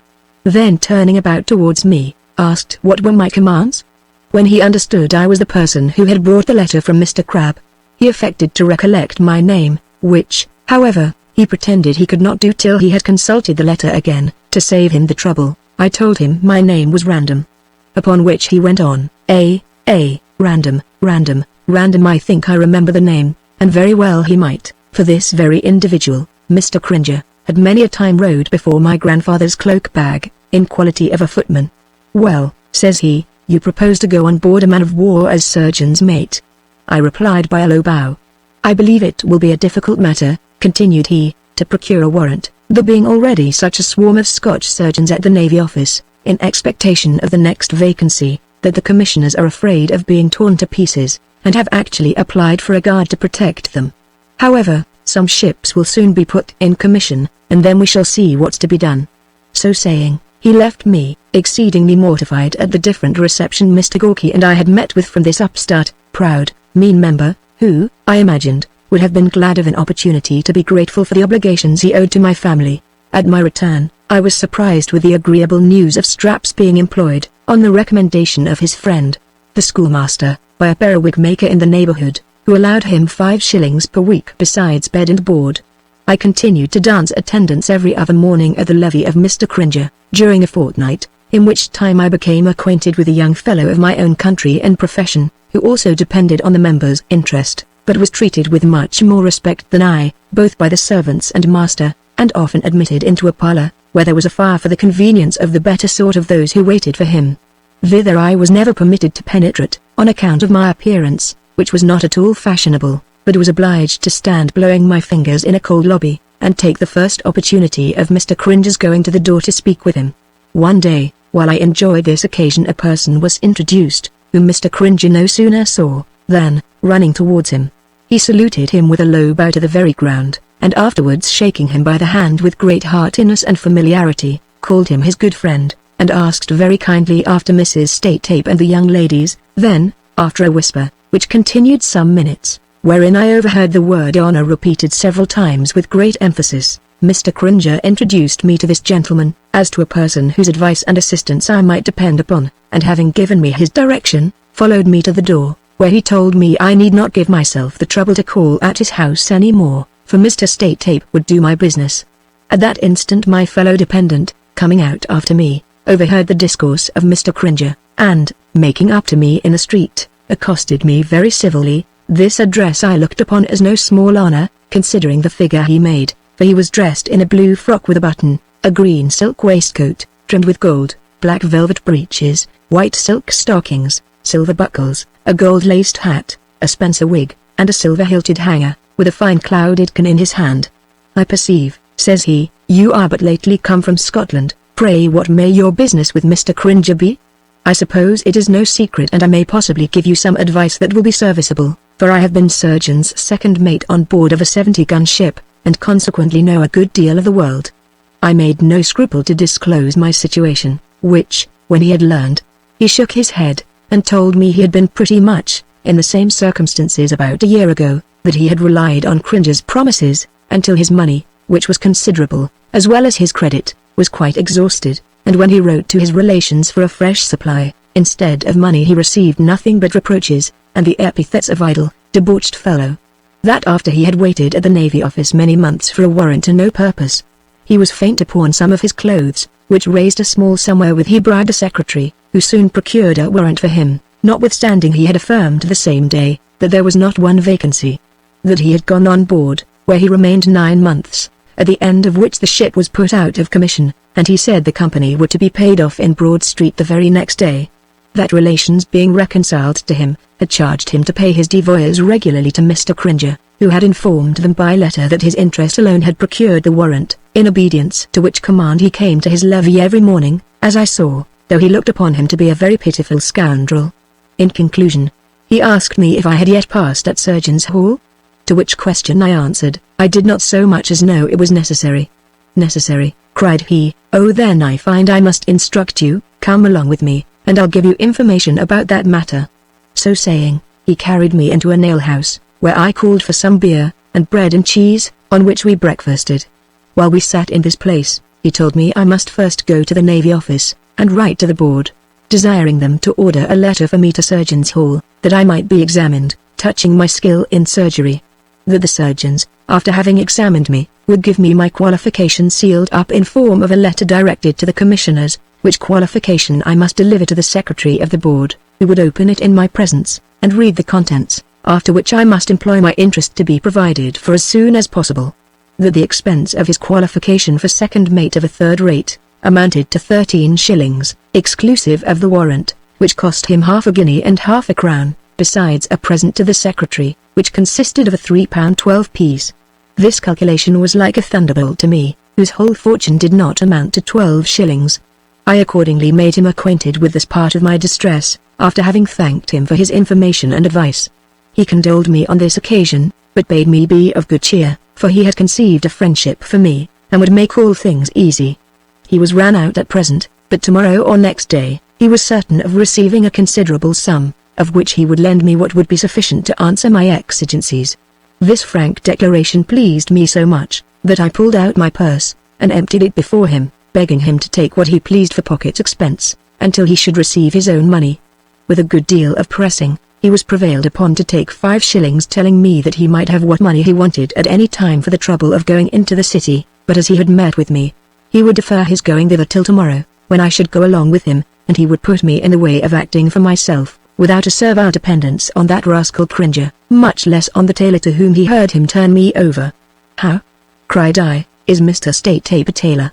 "No less, I assure you," answered he, "and, I confess, more likely to serve you than the member, for, provided you can entertain him with politics and conundrums, you may have credit with him for as many and as rich clothes as you please." I told him, I was utterly ignorant of both, and so incensed at Cringer's usage, that I would never set foot within his door again. After a good deal more conversation, My new acquaintance and I parted, having made an appointment to meet next day at the same place, in order to set out for the city. I went immediately to Strap and related everything which had happened, but he did not at all approve of my being so forward to lend the money to a stranger, especially as we had already been so much imposed upon by appearances. However, said he, if you are sure he is a Scotchman, I believe you are safe. Chapter 16.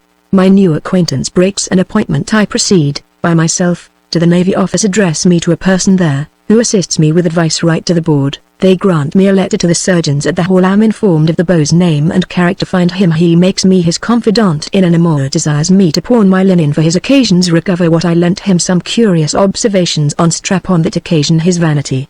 In the morning I rose and went to the place of rendezvous, where I waited 2 hours in vain, and was so exasperated against him for breaking his appointment, that I set out for the city by myself, in hope of finding the villain, and being revenged on him for his breach of promise. At length I found myself at the Navy office, which I entered, and saw crowds of young fellows walking below, many of whom made no better appearance than myself. I consulted the physiognomy of each, and at last made up to one whose countenance I liked, and asked if he could instruct me in the form of the letter which was to be sent to the board to obtain an order for examination. He answered me in broad Scotch, that he would show me the copy of what he had writ for himself, by direction of another who knew the form, and accordingly pulled it out of his pocket for my perusal, and told me that, if I was expeditious, I might send it into the board before dinner, for they did no business in the afternoon.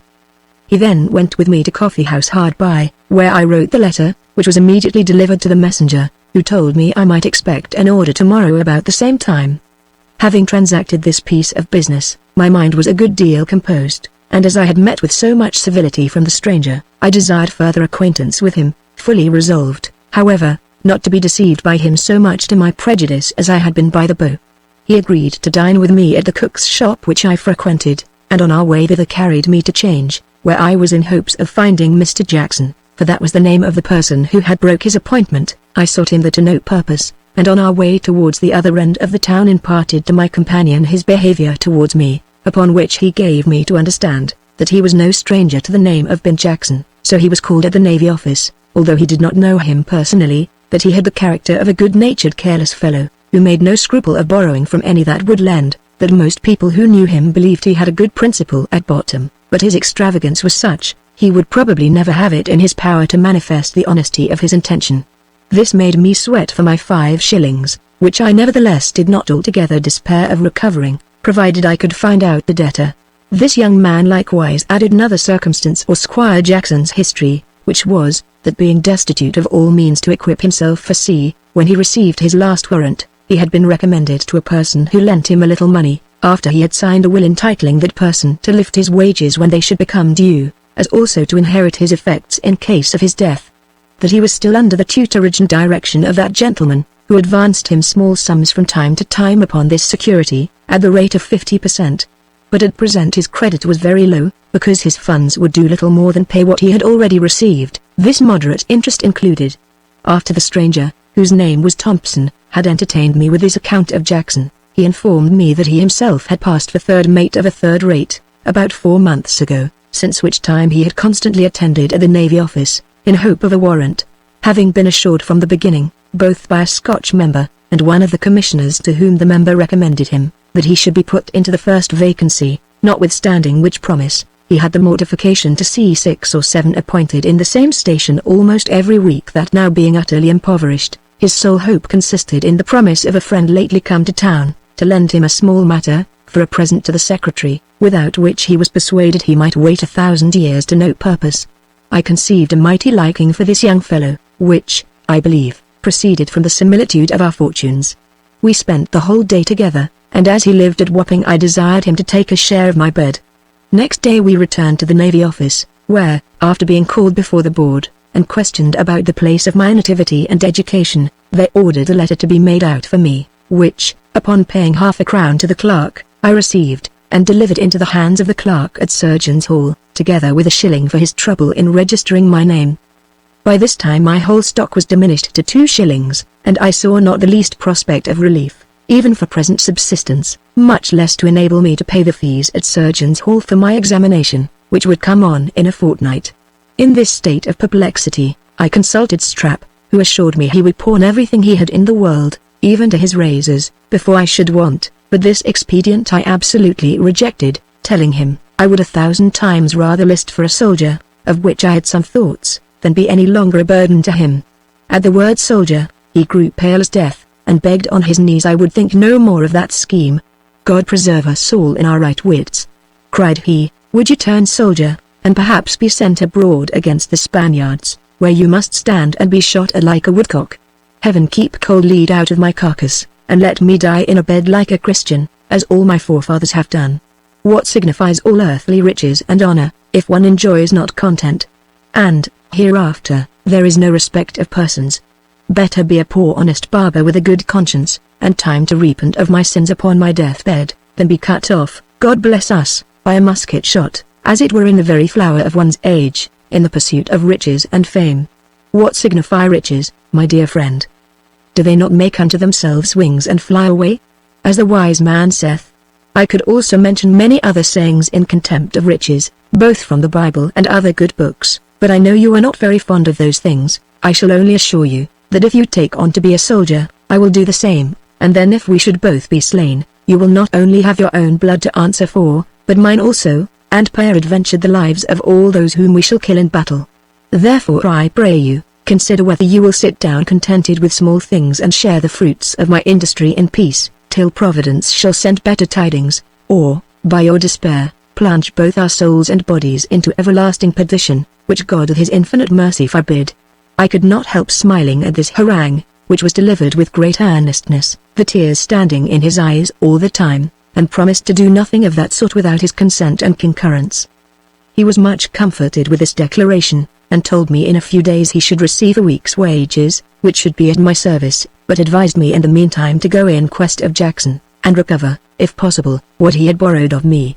I accordingly trudged about from one end of the town to the other, for several days, without being able to learn anything certain concerning him, and, one day being extremely hungry, and allured by the steams that regaled my nostrils from a boiling cellar, I went down with an intention to gratify my appetite with a twopenny worth of beef, when to my no small surprise found Mr. Jackson sitting at dinner with a footman.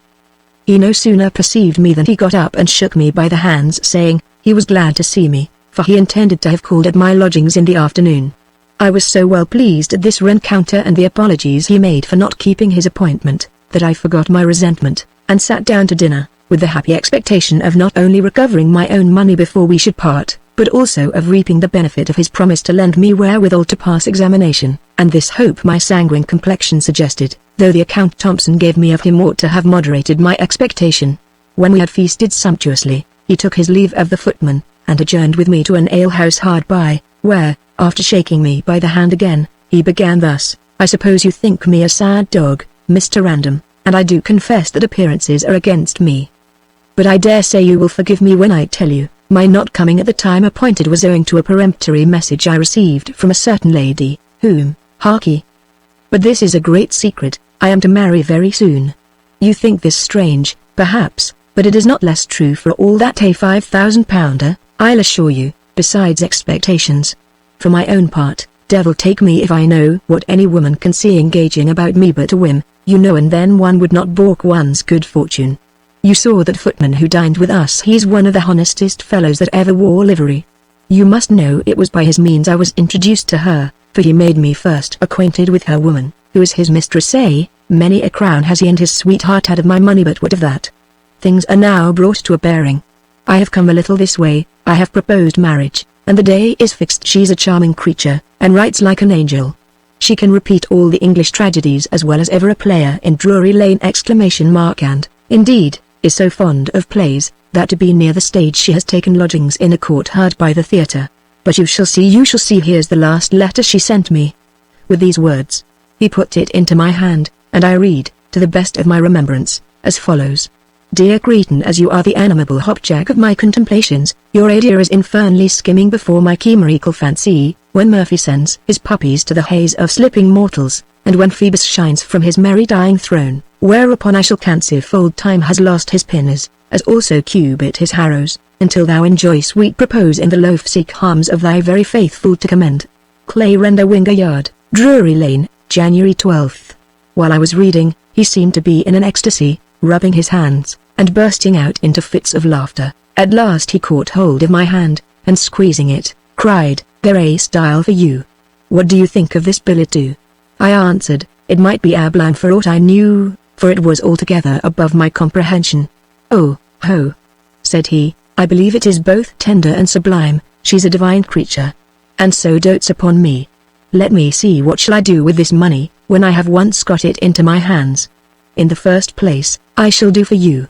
I'm a man of few words, but say no more, that's determined. Whether would you advise me to purchase some post, by which I may rise in the state, or lay out my wife's fortune in land, and retire to the country at once?"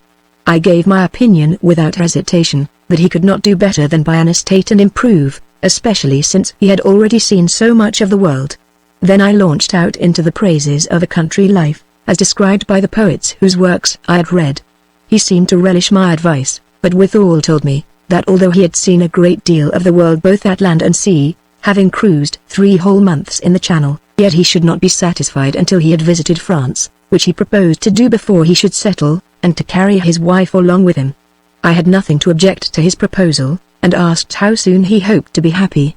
"As to that," he replied, "nothing obstructs my happiness but the want of a little ready cash, for you must know, my friend in the city has gone out of town for a week or 2, but I unfortunately missed my pay at Broad Street, by being detained too long by the dear charmer, but there will be a recall at Chatham next week, whither the ship's books are sent, and I have commissioned the friend in that place to receive the money."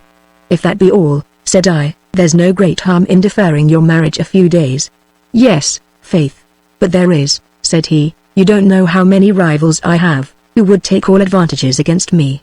I would not balk the impatience of her passion for the world. The least appearance of coldness or indifference would ruin all, and such offers don't occur every day." I acquiesced in this observation, and inquired how he intended to proceed.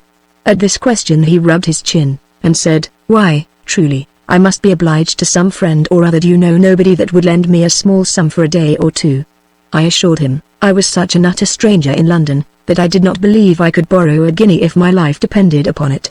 "No," said he, "that's hard, that's barred. I wish I had anything to pawn upon my soul. You have got excellent linen," feeling the sleeve of my shirt. "How many shirts of that kind have you got?" I answered, 6 ruffled, and 6 plain. At which he testified great surprise, and declared that no gentleman ought to have more than 4. "How many d'ye think I have got?"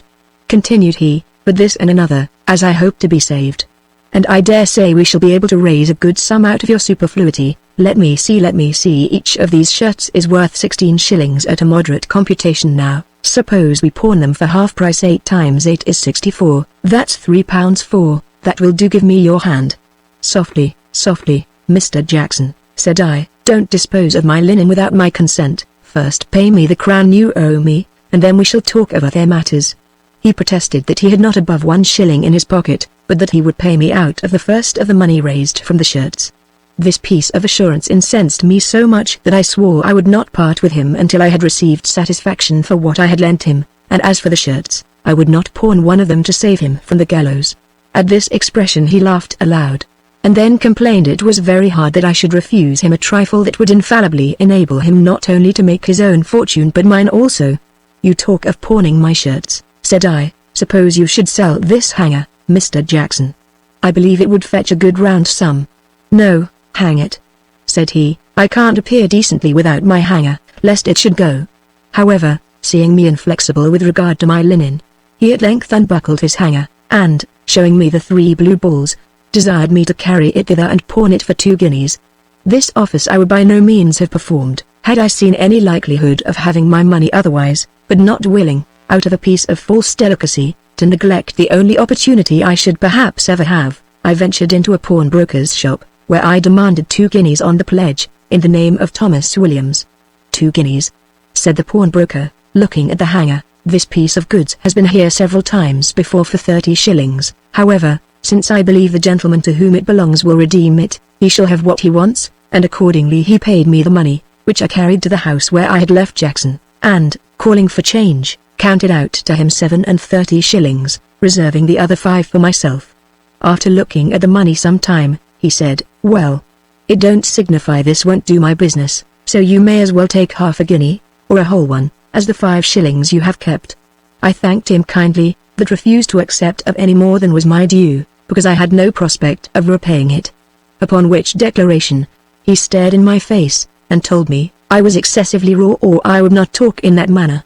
"Upon my word," cried he, "I have a very bad opinion of a young fellow who won't borrow of his friend when he is in want. 'Tis the sign of a sneaking spirit.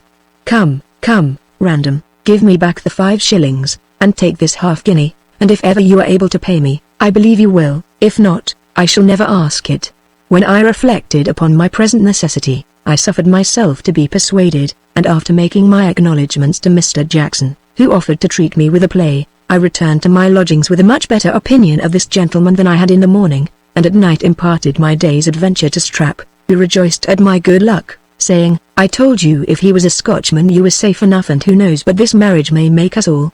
You have heard, I suppose, as how a countryman of ours, a journeyman baker, ran away with a great lady of this town, and now keeps his coach. I say nothing, but yesterday morning as I was shaving a gentleman at his own house, there was a young lady in the room, and she threw so many sheep's eyes at a certain person whom I shall not name, that my heart went knock, knock, knock, like a fulling mill, and my hand shook so much that I sliced a piece of skin off the gentleman's nose, whereby he uttered a deadly oath, and was going to horsewhip me, when she prevented him, and made my peace. Is not a journeyman barber as good as a journeyman baker?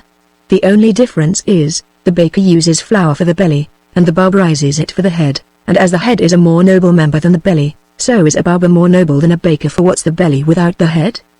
Besides, I am told, he could neither read nor write. Now you know I can do both, and moreover, speak Latin, but I will say no more, for I despise vanity. Nothing is more vain than vanity. With these words, he pulled out of his pocket a wax candle's end, which he applied to his forehead, and upon examination, I found had combed his own hair over the toupee of his wig, and was, indeed, in his whole dress, become a very smart shaver. I congratulated him on his prospect with a satirical smile, which he understood very well, and, shaking his head, observed, I had very little faith, but the truth would come to light in spite of my incredulity. Chapter 17. I go to Surgeons' Hall. When I meet Mr. Jackson am examined. A fierce dispute arises between 2 of the examiners. Jackson disguises himself to attract respect. Irises himself to attract respect. Is detected in hazard of being sent to Bridewell. He treats us at a tavern, carries us to a night house. A troublesome adventure. The we are committed to the round house, carried before a justice. His behavior. With the assistance of this faithful adherent, who gave me almost all the money he earned, I preserved my half-guinea entire till the day of examination, when I went with a quaking heart to Surgeons' Hall, in order to undergo that ceremony. Among a crowd of young fellows who walked in the outward hall, I perceived Mr. Jackson, to whom I immediately went up, and, inquiring into the state of his love affair, understood it was still undetermined, by reason of his friend's absence, and the delay of the recall at Chatham, which put it out of his power to bring it to a conclusion. I then asked what his business was in this place. He replied, he was resolved to have 2 strings to his bow, that in case the one failed, he might use the other, and, with this view, he was to pass the night for a higher qualification. At that instant, a young fellow came out from the place of examination, with a pale countenance, his lip quivering, and his looks as wild as if he had seen a ghost. He no sooner appeared, than we all flocked about him with the utmost eagerness to know what reception he had met with, which, after some pause, he described, recounting all the questions they had asked, with the answers he made. In this manner we obliged no less than 12 to recapitulate, which, now the danger was past, they did with pleasure. Before it fell to my lot, at length the beadle called my name, with a voice that made me tremble. However, there was no remedy. I was conducted into a large hall, where I saw about a dozen of grim faces sitting at a long table, one of whom bade me come forward, in such an imperious tone, that I was actually for a minute or 2 bereft of my senses. The first question he put to me was, "Where was you born?" To which I answered, "In Scotland." "In Scotland," said he, "I know that very well. We have scarce any other countryman to examine here. You Scotchmen have overspread us of late as the locusts did Egypt. I ask you, in what part of Scotland was you born?" I named the place of my nativity, which he had never heard of. He then proceeded to interrogate me about my age, the town where I served my time, with the term of my apprenticeship, and when I informed him that I served 3 years only, he fell into a violent passion, swore it was a shame and a scandal to send such raw boys into the world as surgeons, that it was great presumption in me, and all affront upon the English, to pretend sufficient skill in my business. having served so short a time, when every apprentice in England was bound 7 years at least, that my friends would have done better if they had made me a weaver or shoemaker, but their pride would have me a gentleman, he supposed, at any rate, and their poverty could not afford the necessary education. This exordium did not at all contribute to the recovery of my spirits, but on the contrary, reduced me to such a situation that I was scarcely able to stand, which being perceived by a plump gentleman who sat opposite to me with a skull before him, he said, Mr. Snarler was too severe upon the young man, and, turning towards me, told me I need not be afraid, for nobody would do me any harm. Then, bidding me take time to recollect myself, he examined me, touching the operation of the trepan, and was very well satisfied with my answers. The next person who questioned me was a wag, who began by asking if I had ever seen amputation performed, and I replying in the affirmative. He shook his head and said, "What? Upon a dead subject, I suppose? If," continued he, "during an engagement at sea, a man should be brought to you with his head shot off, how would you behave?" After some hesitation, I owned such a case had never come under my observation, neither did I remember to have seen any method of care proposed for such an accident, in any of the systems of surgery I had perused. Whether it was owing to the simplicity of my answer, or the archness of the question, I know not, but every member at the board deigned to smile, except Mr. Snarler, who seemed to have very little of the animal risible in his constitution. The facetious member, encouraged by the success of his last joke, went on thus: "Suppose you was called to a patient of a plethoric habit, who has been bruised by a fall, what would you do?" I answered, I would bleed him immediately. "What?" said he, "before you had tied up his arm?" But this stroke of wit not answering his expectation, he desired me to advance to the gentleman who sat next him, and who, with a pert air, asked, what method of cure I would follow in wounds of the intestines. I repeated the method of care as it is prescribed by the best chirurgical writers, which he heard to an end, and then said with a supercilious smile, "So you think with such treatment the patient might recover?" I told him I saw nothing to make me think otherwise. "That may be," resumed he, "I won't answer for your foresight. But did you ever know a case of this kind succeed?" I acknowledged I did not, and was about to tell him I had never seen a wounded intestine, but he stopped me, by saying, with some precipitation, "Nor never will. I affirm that all wounds of the intestines, whether great or small, are mortal." "Pardon me, brother," says the fat gentleman, "there is very good authority here." He was interrupted by the other with, "Sir, excuse me, I despise all authority, nullius in verbo, I stand on my own bottom." "But sir, replied his antagonist, "the reason of the thing shows a fig for reason. Cries this sufficient member, I laugh at reason, give me ocular demonstratio." The corpulent gentleman began to wax warm, and observed, that no man acquainted with the anatomy of the parts would advance such an extravagant assertion. This innuendo enraged the other so much, that he started up, and in a furious tone exclaimed, "What, sir? Do you question my knowledge in anatomy?" By this time, all the examiners had espoused the opinion of one or other of the disputants, and raised their voices all together, when the chairman commanded silence, and ordered me to withdraw. In less than a quarter of an hour, I was called in again, received my qualification scaled up, and was ordered to pay 5 shillings. I laid down my half-guinea upon the table, and stood some time, until one of them bade me begone. To this I replied, "I will when I have got my change," upon which another threw me 5 shillings and 6pence, saying, I should not be a true Scotchman if I went away without my change.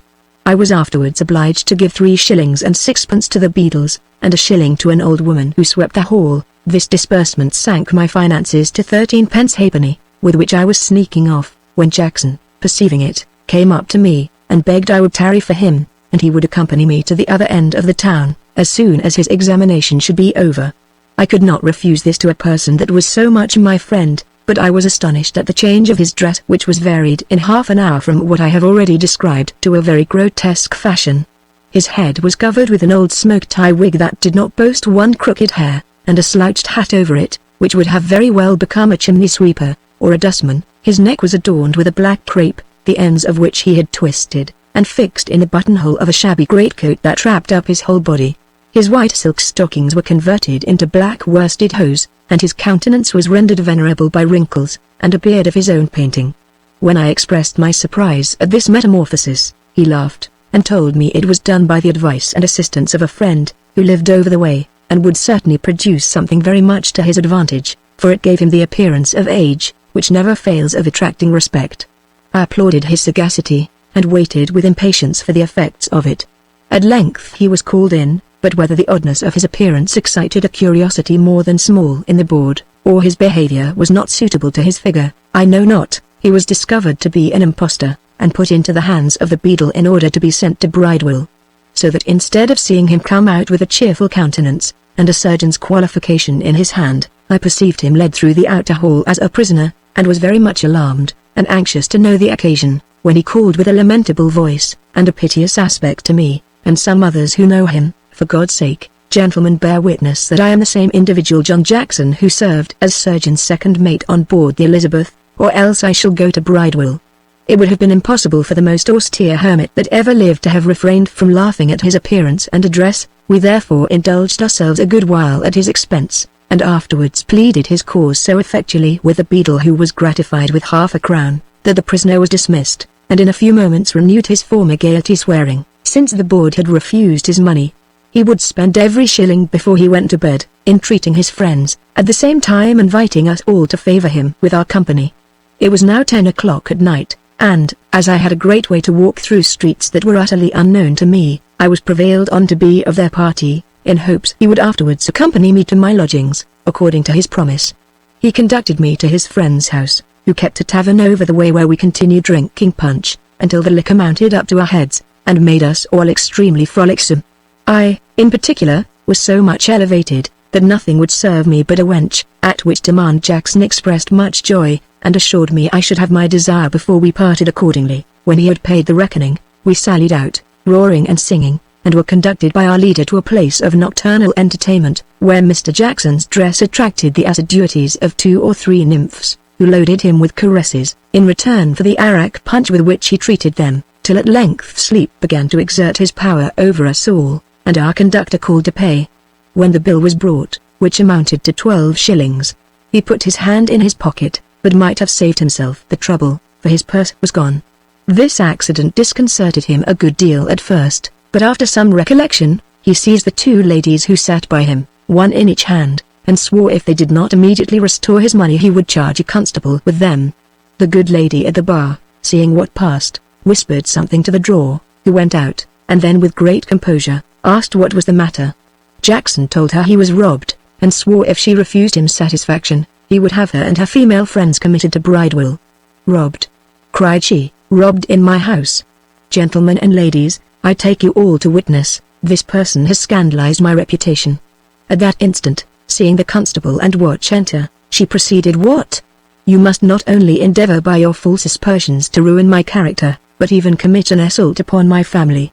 Mr. Constable, I charge you with this uncivil person, who has been guilty of a riot here. I shall take care and bring an action against him for defamation." While I was reflecting on this melancholy event, which had made me quite sober, one of the ladies, being piqued at some repartee that passed between us, cried, "They are all concerned," and desired the constable to take us all into custody, an arrest which was performed instantly, to the utter astonishment and despair of us all, except Jackson, who, having been often in such scrapes, was very little concerned, and charged the constable, in his turn, with the landlady and her whole bevy, upon which we were carried altogether prisoners to the round house, where Jackson, after a word of comfort to us, informed the constable of his being robbed, to which he said he would swear next morning before the justice. In a little time the constable, calling Jackson into another room, spoke to him thus: "I perceive that you and your company are strangers, and am very sorry for your being involved in such an ugly business. I have known this woman a great while. She has kept a notorious house in the neighborhood this many years, and although often complained of as a nuisance, still escapes through her interest with the justices, to whom she and all her employment pay contribution quarterly for protection. As she charged me with you first, her complaint will have the preference, and she can procure evidence to swear whatsoever she shall please to desire of them, so that, unless you can make it up before morning, you and your companions may think yourselves happily quit for a month's hard labor in Bridewell. Nay, if she should swear a robbery or an assault against you, you will be committed to Newgate and tried at the next session at the Old Bailey for your life." This last piece of information had such an effect upon Jackson, that he agreed to make it up, provided his money might be restored. The constable told him, that, instead of retrieving what he had lost, he was pretty certain it would cost him some more before they could come to any composition. But, however, he had compassion on him, and would, if he pleased, sound them about a mutual release. The unfortunate both thanked him for his friendship, and returning to us, acquainted us with the substance of this dialogue, while the constable, desiring to speak in private with our adversary, carried her into the next room, and pleaded our cause so effectually, that she condescended to make him umpire. He accordingly proposed an arbitration, to which we gave our assent, and he fined each party in 3 shillings, to be laid out in a bowl of punch, wherein we drowned all animosities, to the inexpressible joy of my 2 late acquaintances and me, who had been extremely uneasy ever since Jackson mentioned Bridewell and Newgate. By the time we had finished our bowl, to which, by the by, I had contributed my last shilling, it was morning, and I proposed to move homeward, when the constable gave me to understand he could discharge no prisoners but by order of the justice, before whom we must appear. This renewed my chagrin, and I cursed the hour in which I had yielded to Jackson's invitation. About 9 o'clock, we were escorted to the house of a certain justice not many miles distant from Covent Garden, who no sooner saw the constable enter with a train of prisoners at his heels, than he saluted him as follows: "So, Mr. Constable, you are a diligent man. What den of rogues have you been scouring?" Then looking at us, who appeared very much dejected, he continued, Thieves. I see old offenders. Oh, your humble servant, Mrs. Harridan. I suppose these fellows have been taken robbing your house." Yes, here's an old acquaintance of mine. "You have used expedition," said he to me, "in returning from transportation. But we shall save you that trouble for the future. The surgeons will fetch you from your next transportation, at their expense." I assured his worship he was mistaken in me, for he had never seen me in his life before. To this declaration he replied, "How? You impudent rascal, dare you say so to my face? Do you think I am to be imposed upon by that northern accent, which you have assumed? But it shan't avail you. You shall find me too far north for you. Here, clerk, write this fellow's mittimus. His name is Patrick Gagagan." Here Mr. Jackson interposed, and told him I was a Scotchman lately come to town, descended of a good family, and that my name was Random. The justice looked upon this assertion as an outrage upon his memory, on which he valued himself exceedingly, and strutting up to Jackson, with a fierce countenance, put his hands in his side, and said, "Who are you, sir? Do you give me the lie? Take notice, gentlemen, here's a fellow who affronts me upon the bench, but I'll lay you fast, sirrah, I will, for notwithstanding your lace jacket, I believe you are a notorious felon." My friend was so much abashed at this menace, which was thundered out with great vociferation, that he changed colour, and remained speechless. This confusion his worship took for a symptom of guilt, and, to complete the discovery, continued his threats. "Now, I am convinced you are a thief. Your face discovers it, you tremble all over, your conscience won't lie still. You'll be hanged, sirrah," raising his voice, "you'll be hanged, and happy had it been for the world, as well as for your own miserable soul, if you had been detected, and cut off in the beginning of your career. Come hither, clerk, and take this man's confession." I was in an agony of consternation, when the constable, going into another room with his worship, acquainted him with the truth of the story, which having learned, he returned with a smiling countenance, and, addressing himself to us all, said it was always his way to terrify young people when they came before him, that his threats might make a strong impression on their minds, and deter them from engaging in scenes of riot and debauchery, which commonly ended before the judge. Thus, having cloaked his own want of discernment under the disguise of paternal care, we were dismissed, and I found myself as much lightened as if a mountain had been lifted off my breast. Chapter 18. I carry my qualification to the Navy Office. The nature of it. The behavior of the Secretary Strap's concern for my absence. A battle betwixt him a blacksmith. The troublesome consequences of it. His harangue to me. His friend the schoolmaster recommends me to a French apothecary, who entertains me as a journeyman. I would most willingly have gone home to sleep, but was told by my companions that we must deliver our letters of qualification at the Navy Office before 1 o'clock. Accordingly, we went thither, and gave them to the secretary, who opened and read them, and I was mightily pleased to find myself qualified for second mate of a third rate. When he had stuck them all together on a file, one of our company asked if there were any vacancies, to which interrogation he answered no. Then I ventured to inquire if May ships were to be put in commission soon. At which question he surveyed me with a look of ineffable contempt, and, pushing us out of his office, locked the door without deigning us another word. We went downstairs, and conferred together on our expectations, when I understood that each of them had been recommended to one or other of the commissioners, and each of them promised the first vacancy that should fall, but that none of them relied solely upon that interest, without a present to the secretary, with whom some of the commissioners went snacks. for which reason, each of them had provided a small purse, and I was asked what I proposed to give. This was a vexatious question to me who, far from being in a capacity to gratify a ravenous secretary, had not wherewithal to purchase a dinner. I therefore answered, I had not yet determined what to give, and sneaked off toward my own lodging, lamenting my fate all the way, and inveighing with much bitterness against the barbarity of my grandfather, and the sordid avarice of my relations, who left me a prey to contempt and indigence. Full of these disagreeable reflections, I arrived at the house where I lodged, and relieved my landlord from great anxiety on my account, for this honest man believed I had met with some dismal accident, and that he never should see me again. Strap, who had come to visit me in the morning, understanding I had been abroad all night, was almost distracted, and after having obtained leave of his master, had gone in quest of me, though he was even more ignorant of the town than I. Not being willing to inform the landlord of my adventure, I told him I had met an acquaintance at Surgeons' Hall, with whom I spent the evening and night, but being very much infested with bugs, I had not slept much, and therefore intended to take a little repose. So saying, I went to bed, and desired to be awakened if Strap should happen to come while I should be asleep. I was accordingly roused by my friend himself, who entered my chamber about 3 o'clock in the afternoon, and presented a figure to my eyes that I could scarce believe real. In short, this affectionate shaver, setting out towards Surgeons' Hall, had inquired for me to no purpose, from whence he found his way to the Navy Office, where he could hear no tidings of me, because I was unknown to everybody then present. He afterwards went upon 'Change, in hopes of seeing me upon the Scotch walk, but without success. At last, being almost in despair of finding me, he resolved to ask everybody he met in the street, if perchance anyone could give him information about me, and actually put his resolution in practice, in spite of the scoffs, curses, and reproaches with which he was answered, until a blacksmith's prentice, seeing him stop a porter with a burden on his back, and hearing his question, for which he received a hearty curse, called to him, and asked if the person he inquired after was not a Scotchman.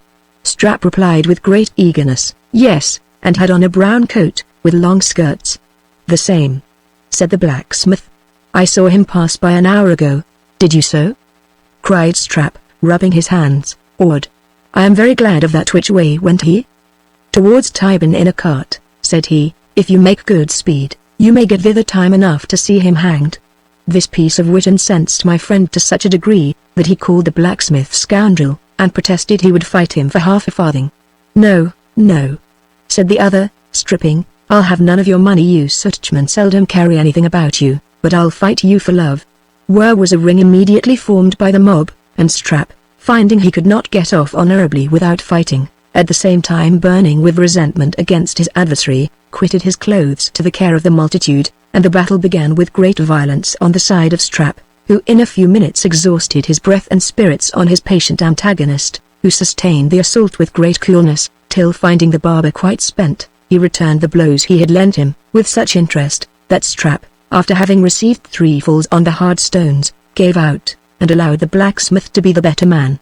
The victory being thus decided, it was proposed to adjourn to a cellar hard by, and drink friends. But when my friend began to gather up his clothes, he perceived that some honest person or other had made free with his shirt, neckcloth, hat, and wig, which were carried off, and probably his coat and waistcoat would have met with the same fate, had they been worth stealing. It was in vain for him to make a noise, which only yielded mirth to the spectators. He was fain to get off in this manner, which he accomplished with much difficulty, and appeared before me all besmeared with blood and dirt. Notwithstanding this misfortune, such was his transport at finding me safe and sound, that he had almost stifled and stunk me to death with his embraces. After he had cleaned himself, and put on one of my shirts, and a woolen nightcap, I recounted to him the particulars of my night's campaign, which filled him with admiration, and made him repeat with great energy an observation which was often in his mouth, namely, that surely London is the devil's drawing-room. As neither of us had dined, he desired me to get up, and the milkwoman coming round at that instant, he went downstairs, and brought up a quart, with a penny loaf, on which we made a comfortable meal. He then shared his money with me, which amounted to 18 pence, and left me with an intention to borrow an old wig and hat of his friend the schoolmaster. He was no sooner gone, than I began to consider my situation with great uneasiness, and revolved all the schemes my imagination could suggest, in order to choose and pursue someone that would procure me bread, for it is impossible to express the pangs I felt, when I reflected on the miserable dependence in which I lived at the expense of a poor barber's boy. My pride took the alarm, and having no hopes of succeeding at the Navy office, I came to a resolution of enlisting in the Foot Guards next day, be the event what it would. This extravagant design, by flattering my disposition, gave great satisfaction, and I was charging the enemy at the head of my own regiment, when Strap's return interrupted my reverie. The schoolmaster had made him a present of the tie wig which he wore, when I was introduced to him, together with an old hat, whose brims would have overshadowed the colossus. Though Strap had ventured to wear them in the dusk, he did not choose to entertain the mob by day, therefore went to work immediately, and reduced them both to a moderate size. While he was employed in this office, he addressed me thus: "To be sure, Mr. Random, you are born a gentleman, and have a great deal of learning and, indeed, look like a gentleman, for, as to person, you may hold up your head with the best of them. On the other hand, I am a poor but honest cobbler's son. My mother was as industrious a woman as ever broke bread, till such time as she took to drinking, which you very well know, but everybody has failings humanimus terror. Now myself, I am a poor journeyman barber, tolerably well made and understand some Latin, and have a smattering of Greek, but what of that? Perhaps I might also say, that I know a little of the world, but that is to no purpose, though you be gentle, and I simple, it does not follow, but that I who am simple may do a good office to you who are gentle. Now this is the case, my kinsman, the schoolmaster. Perhaps you did not know how nearly he is related to me. I'll satisfy you in that presently. His mother and my grandmother's sister's nephew. No, that's not it! My grandfather's brother's daughter rabbit it. I have forgot the degree. But this I know, he and I are cousins 7 times removed. My impatience to know the good office he had done me, got the better of my temper, and I interrupted him at this place with the exclamation: "If the schoolmaster or you can be of any advantage to me, why don't you tell me without all this preamble?" When I pronounced these words with some vehemence, Strap looked at me for some time with a grave countenance, and then went on: "I'm very sorry to see such an alteration in your temper of late. You were always fiery, but now you are grown as crabbed as old Periwinkle the drunken tinker, on whom you and I, God forgive us, played so many unlucky tricks while we were at school. But I will no longer detain you in suspense, because, doubtless, nothing is more uneasy than doubt. Dubio precul dubio nil dubious.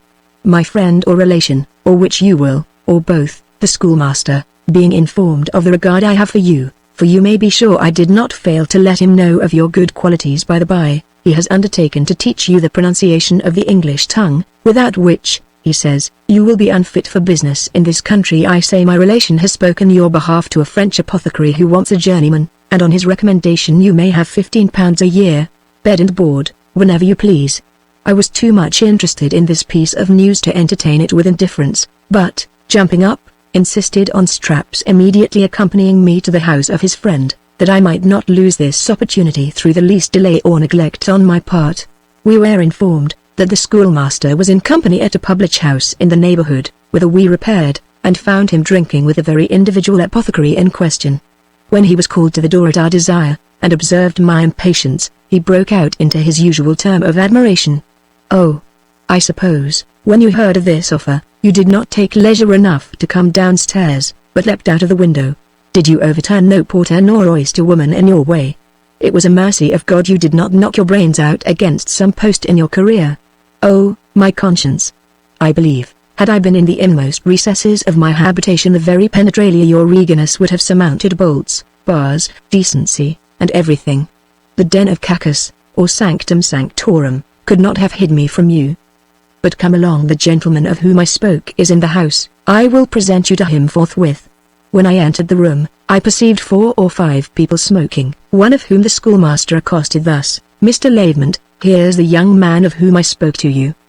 The apothecary, who was a little old, withered man, with a forehead about an inch high, a nose turned up at the end, large cheekbones that helped to form a pit for his little grey eyes, a great bag of loose skin hanging down on each side in wrinkles, like the alforjas of a baboon, and a mouth so much accustomed to the contraction which produces grinning, that he could not pronounce a syllable without discovering the remains of his teeth, which consisted of 4 yellow fangs, not improperly, by anatomists, called canine. This person, I say, after having eyed me some time, said, "Oh, 'tis ver well, Monsieur Concordance, young man, you are ver welcome. Take 1 coup of beer and come to mine house tomorrow morning. Monsieur Concordance will show you the way." Upon this I made my bow, and as I went out of the room could hear him say, "Ma foi! Cursed unbogarken, cursed ungale lud," as I had by my own application, while I served crab, acquired the French tongue well enough to read authors written in that language and understand anything that occurred in conversation, I determined to pretend ignorance to my new master, that he and his family, whom I supposed to be of the same country, not being on the reserve before me, I might possibly discover something in discourse, which would either yield me amusement or advantage. Next morning Mr. Concordance carried me to the apothecary's house, where the bargain was made, and orders given to provide an apartment for me immediately.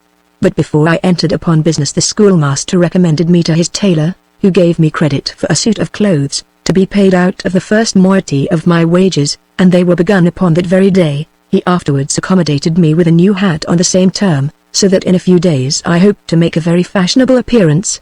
In the meantime, Strap conveyed my baggage to the place allotted for me, which was a back room up 2 pair of stairs, furnished with a pallet for me to lie upon, a chair without a back, a bottle by way of candlestick, and a triangular piece of glass instead of a mirror, the rest of its ornaments having been lately removed to one of the garrets, for the convenience of the servant of an Irish captain, who lodged in the first floor. Chapter 19. The character of Mr. Lavement, his wife and daughter. Some anecdotes of the family. The mother and daughter rivals. I am guilty of a mistake that gives me present satisfaction, but is attended with troublesome consequences.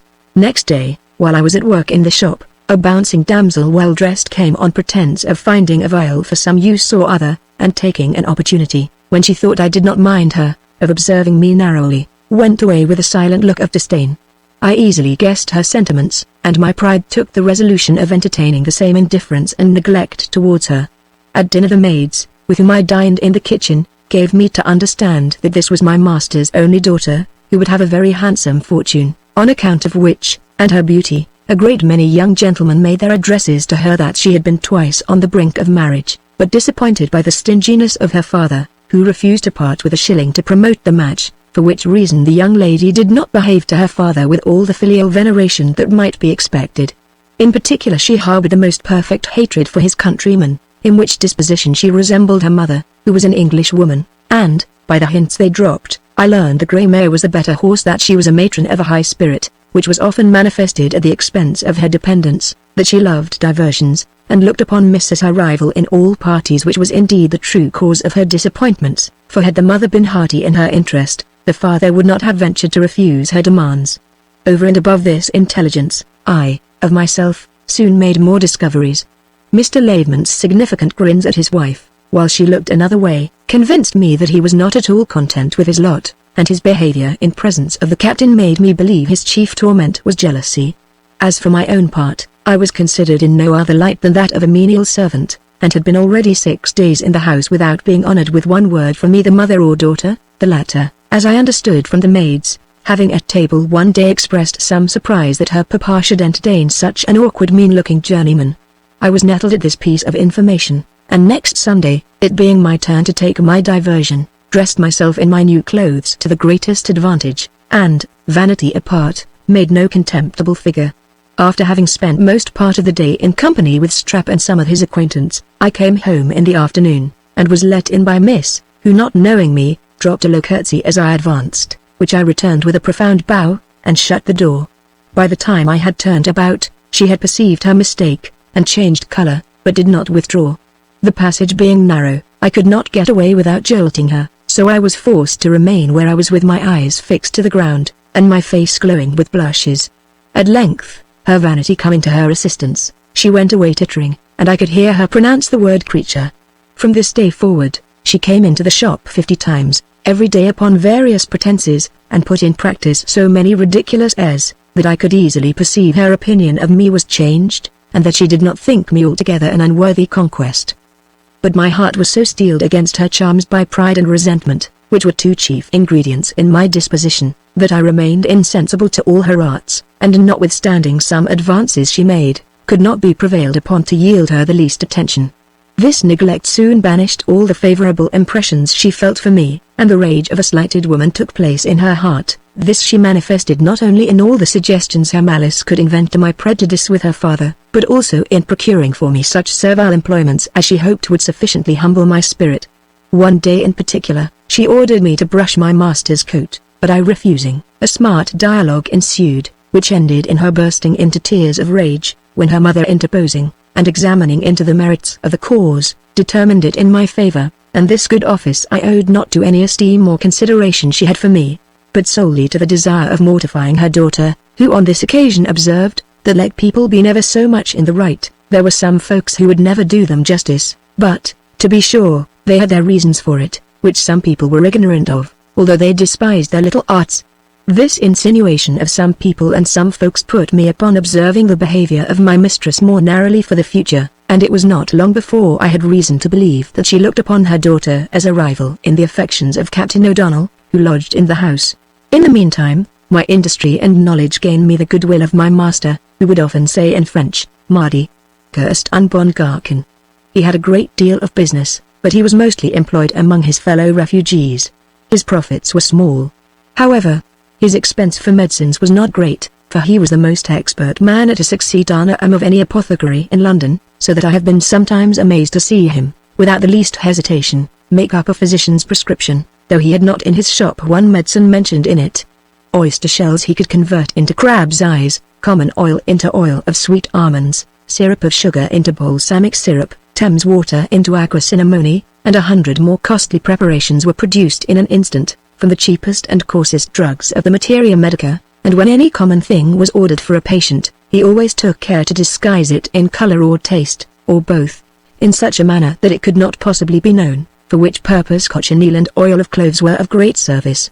Mr. Laveman had attempted more than once to introduce a vegetable diet into his family, by launching out into the praise of roots and greens, and decrying the use of flesh, both as a physician and philosopher, but all his rhetoric could not make one proselyte to his opinion, and even the wife of his bosom declared against the proposal.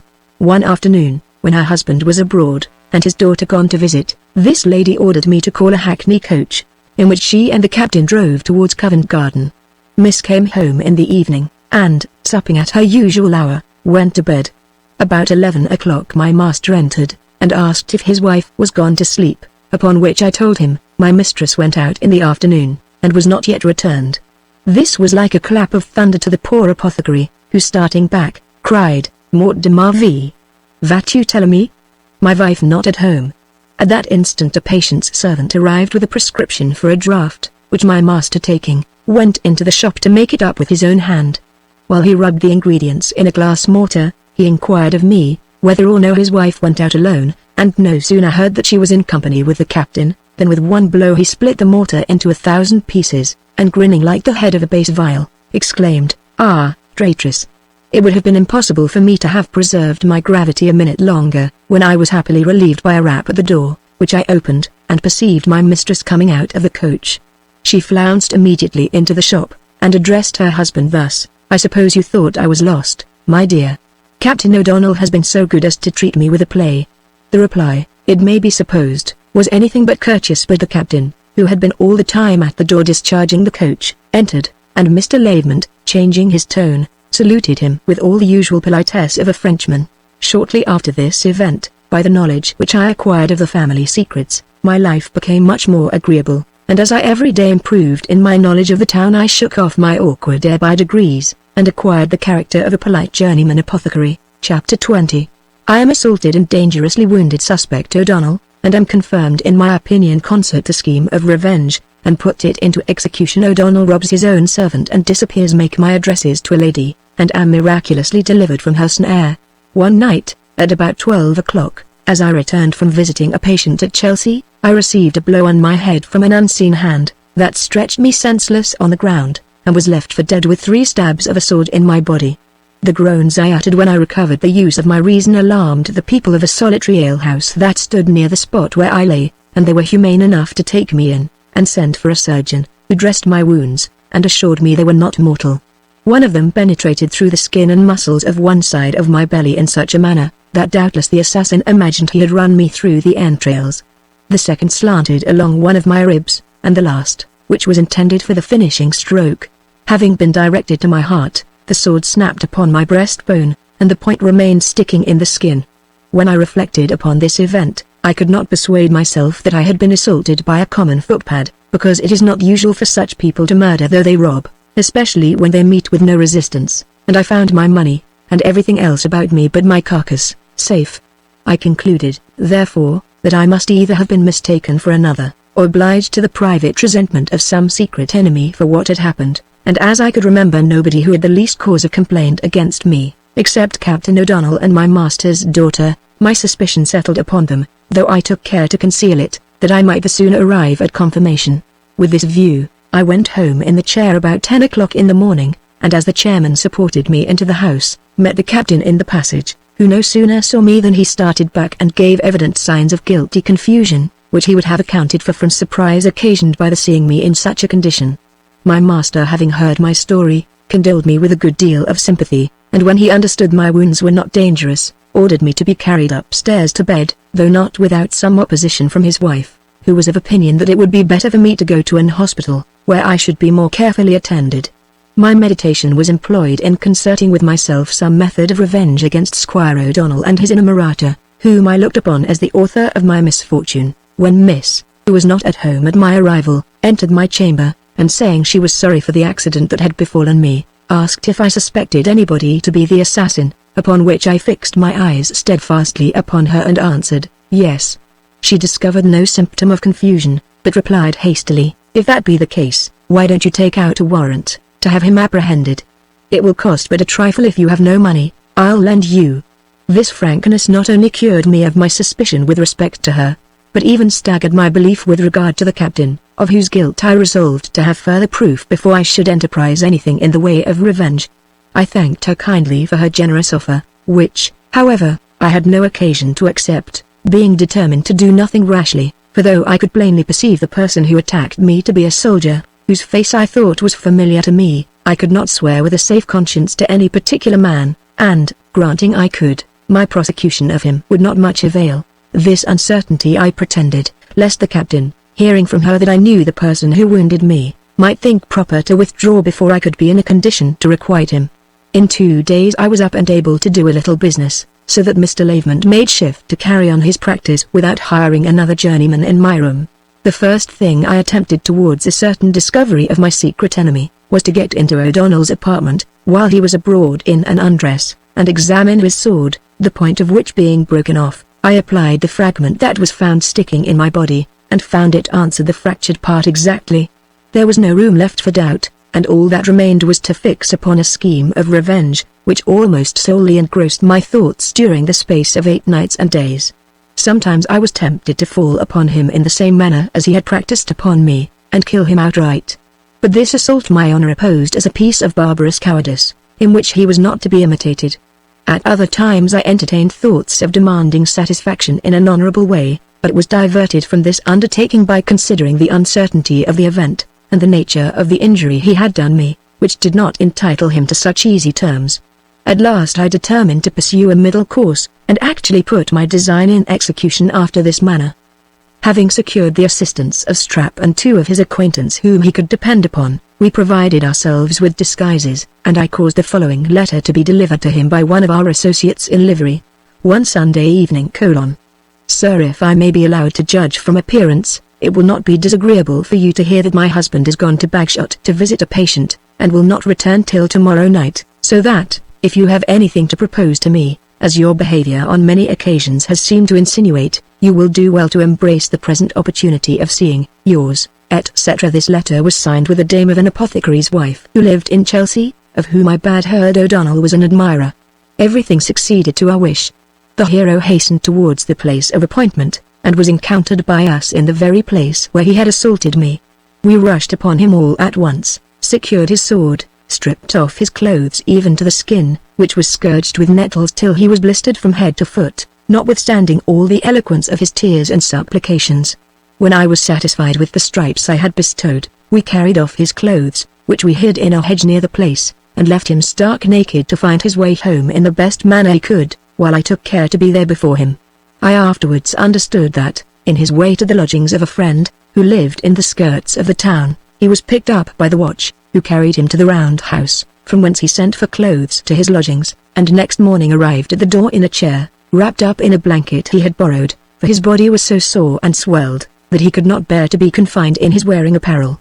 He was treated with the utmost tenderness by my mistress and her daughter, who vied with each other in their care and attendance of him, but Lavement himself could not forbear expressing his joy, by several malicious grins, while he ordered me to prepare an unguent for his sores. As to myself, nobody can doubt my gratification, when I had every day an opportunity of seeing my revenge protracted on the body of my adversary, by the ulcers of which I had been the cause, and, indeed, I not only enjoyed the satisfaction of having fleed him alive, but another also which I had not foreseen. The story of his being attacked and stripped in such a place having been inserted in the news, gave information to those who found his clothes next day, whither to bring them, and accordingly he retrieved everything he had lost except a few letters, among which was that which I had writ to him in the name of the apothecary's wife. This, and the others, which were all on the subject of love, for this Hibernian hero was one of those people who are called fortune hunters, fell into the hands of a certain female author, famous for the scandal she has published, who, after having embellished them with some ornaments of her own invention, gave them to the town in print. I was very much shocked on reflection, that I might possibly be the occasion of a whole family's unhappiness on account of the letter I had written, but was eased of that apprehension, when I understood that the Chelsea apothecary had commenced a lawsuit against the printer for defamation, and looked upon the whole as a piece of forgery committed by the author, who had disappeared. But whatever might be his opinion of the matter, our two ladies seemed to entertain a different idea of it, for as soon as the pamphlet appeared, I could perceive their care of their patient considerably diminish, till at last it ended in a total neglect. It was impossible for him to be ignorant of this change, any more than of the occasion of it, but as he was conscious to himself of having deserved worse than contempt at their hands, he was glad to come off so cheaply, and contented himself with muttering curses and threats against the apothecary, who, as he imagined, having got an inkling of the appointment with his wife, had taken revenge of him in the manner described. By the time he had got a new scarf skin his character was become so notorious, that he thought it high time for him to decamp, and his retreat he performed in one night, without beat of drum, after having robbed his own servant of everything that belonged to him except the clothes he had on his back. A few days after he disappeared, Mr. Lavement, for his own security, took into his custody a large old trunk which he had left, and as it was very heavy, made no question that the contents were sufficient to indemnify him for what O'Donnell owed in lodging. But a month being elapsed without hearing any tidings of this adventurer, and my master being impatient to know what the trunk contained, he ordered me to break it open in his presence, which task I performed with a pestle of our great mortar, and discovered, to his inexpressible astonishment and mortification, a heap of stones. About this time, my friend Strap informed me of an offer he had to go abroad with a gentleman in quality of valet de chamber, and at the same time assured me that, whatever advantage he might propose to himself from this prospect, he could not bear the thoughts of parting from me, so much was he attached to my fortune. In spite of all the obligations I owed to this poor, honest fellow, ingratitude is so natural to the heart of man, that I began to be tired of his acquaintance, and now that I had contracted other friendships which appeared more creditable, was even ashamed to see a journeyman barber inquiring after me with the familiarity of a companion. I therefore, on pretence of consulting his welfare, insisted upon his accepting the proposal, which he at last determined to embrace, with great reluctance, and in a few days, took his leave of me, shedding a flood of tears, which I could not behold without emotion. I now began to look upon me as of a gentleman in reality, learned to dance, frequented plays during the holidays, became the oracle of an alehouse, where every dispute was referred to my decision, and at length contracted an acquaintance with a young lady, who found means to make a conquest of my heart, and upon whom I prevailed, after much attendance and solicitation, to give me a promise of marriage.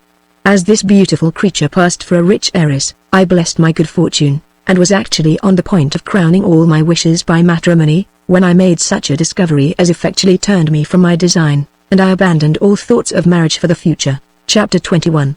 Squire Gorky comes to lodge with my master, is involved in a troublesome affair, out of which he is extricated by me. He marries my master's daughter. They conspire against me. I am found guilty of theft, discharged, deserted by my friends. I hire a room in Street Giles where, by accident, I find the lady to whom I paid my addresses in a miserable condition. I relieve her. When I enjoyed myself at large in this temper of mind, Lavement let his first floor to my countryman and acquaintance, Squire Gorky, who by this time had got a lieutenancy in the army, and such a martial ferocity in his appearance that I was afraid he would remember what happened between us in Scotland, and atone for his breach of appointment then by his punctuality now.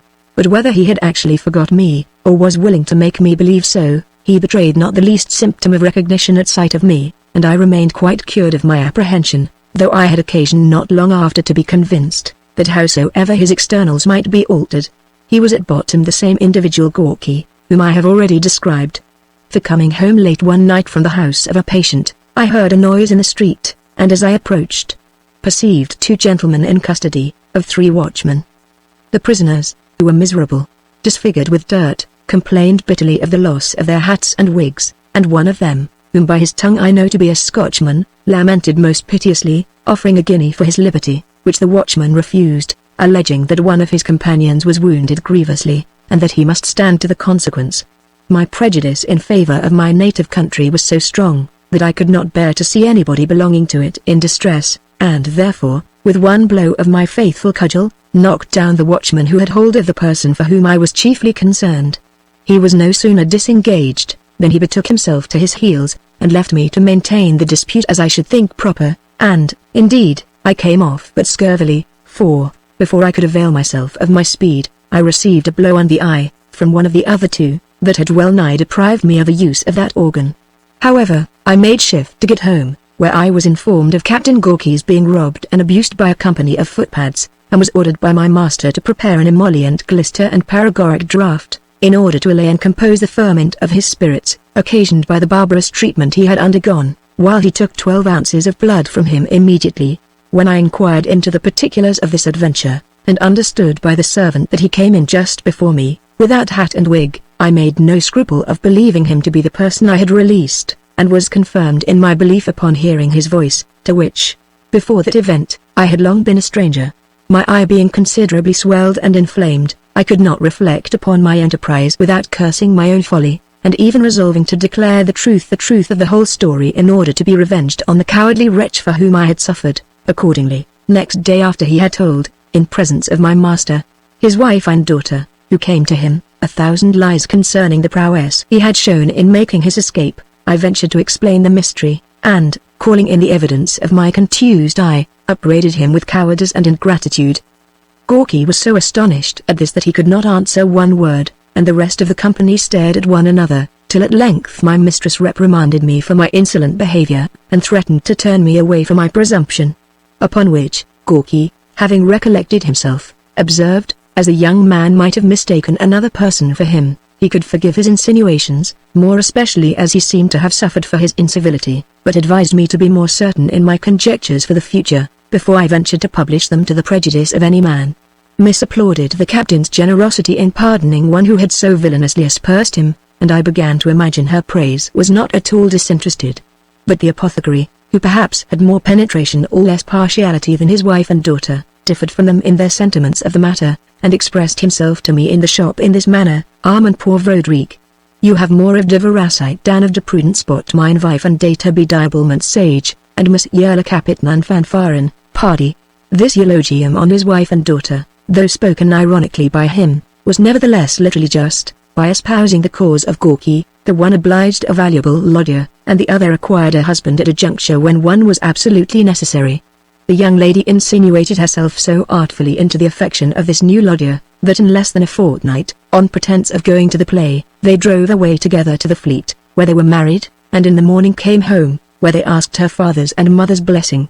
The prudent parents, notwithstanding the precipitation with which the match was carried on, did not think fit to refuse their approbation, for the apothecary was not ill pleased to find his daughter married to a young man of a good prospect, who had not mentioned one syllable on the article of her dowry, and his wife was rejoiced at being rid of a rival and a spy upon her. Whatever face Gorky put on the matter, my discovery of the adventure before related, and the reproaches I vented against him, had stung him to the soul, and cherished the seeds of enmity so strongly in his breast, that he imparted his indignation to his wife, who being as desirous as himself to accomplish the ruin of one that not only slighted her caresses, but was able on any occasion to discover particulars not at all advantageous to her character, readily joined in a conspiracy against me, which, had it taken effect as they expected, would infallibly have brought me to an ignominious death. My master, having several times missed large quantities of medicines, of which I could give no account, at last lost all patience, and in plain terms taxed me with having embezzled them for my own use. As I could only oppose my single asseveration to his suspicion, he told me one day, "You would not be give me the satisfaction me find necessaire to tutor for my medicine, pardonnez-moi il faut que me demande le clef of your coffre cette heure." Then raising his voice to conceal the fright he was in lest I should make any opposition, he went on, "I charge you rends le clef of your coffre moi see, Moiki Vauspal. I was fired with so much resentment and disdain at this accusation, that I burst into tears, which he took for a sign of guilt, and pulling out my key, told him he might satisfy himself immediately, though he would not find it so easy to satisfy me for the injury my reputation had suffered from his unjust suspicion. He took the key and mounted up to my chamber, attended by the whole family, saying, "Apian, nous verrons." But what was my horror and amazement, when, opening my chest, he pulled out a handful of the very things that were missing, and pronounced, "Ha, vous êtes benvenu mardi, mons. Roderick, you be fought innocent." I had not power to utter one word in my own vindication, but stood motionless and silent, while everybody present made their respective remarks on what appeared against me. The servants said they were sorry for my misfortune, and went away repeating, "Who would have thought it?" My mistress took occasion from this detection to rail against the practice of employing strangers in general, and Mrs. Gorky, after having observed that she never had a good opinion of my fidelity, proposed to have me carried before the justice and committed to Newgate immediately. Her husband was actually upon the stairs in his way for a constable, when Mr. Lavement, knowing the cost and trouble of a prosecution to which he must bind himself, and at the same time dreading lest some particulars of my confession might affect his practice, called out, "Resters, Menfils. Resters, it be veritablement one grand crime which dis pauvre diable have committed, but putty the good God give him the penitence, and me will not have upon mine head the blood of one sinner." The captain and his lady used all the Christian arguments their zeal could suggest to prevail upon the apothecary to pursue me to destruction, and represented the injustice he did to the community of which he was a member, in letting a villain escape, who would not fail of doing more mischief in the world when he should reflect on his coming off so easily now. But their eloquence made no impression on my master, who turning to me said, "Go, miserable, go from mine house quick, and make reparation for your mauvais actions." By this time my indignation had roused me from the stupefaction in which I had hitherto remained, and I began in this manner: "Sir, appearances I own condemn me. But you are imposed upon as much as I am abused. I have fallen a sacrifice to the rancour of that scoundrel," pointing to Gorky, "who has found means to convey your goods hither, that the detection of them might blast my reputation, and accomplish my destruction. His hatred to me is owing to a consciousness of his having wronged me in my own country, for which injury he in a cowardly manner refused me the satisfaction of a gentleman. He knows, moreover, that I am no stranger to his dastardly behavior in this town, which I have recounted before, and he is unwilling that such a testimony of his ingratitude and pusillanimity should live upon the earth. For this reason he is guilty of the most infernal malice to bring about my ruin. And I am afraid, Madame," turning to Mrs. Gorky, "you have too easily entered into the sentiments of your husband.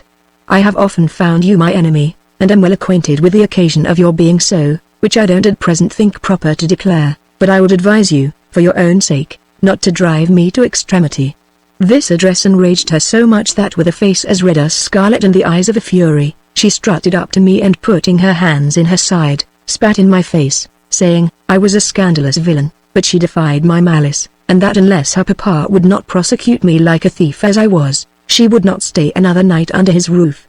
At the same time, Gorky, assuming a big look, told me, he scorned what lies I could invent against him, but that, if I pretended to asperse his wife, he would put me to death. To this threat I answered, I wish I could meet with thee in a desert, that I might have an opportunity of punishing thee for thy perfidy towards me, and rid the world of such a rascal.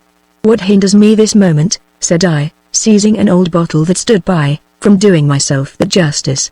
I had no sooner armed myself in this manner, than Gorky and his father-in-law retired in such a hurry, that the one overturned the other, and they rolled together downstairs, while my mistress swooned away with fear, and her daughter asked if I intended to murder her. I gave her to understand, that nothing was farther from my intention, that I would leave her to the stings of her own conscience, but was firmly resolved to slit her husband's nose, whenever fortune should offer a convenient opportunity. Then going downstairs, I met Lavement coming up trembling with the pestle in his hand, and Gorky behind armed with his sword, pushing him forward. I demanded a parley, and having assured him of my pacific disposition, Gorky exclaimed, Ah, villain! You have killed my dear wife. And the apothecary cried, Ah, Cuquin! Where is my shield?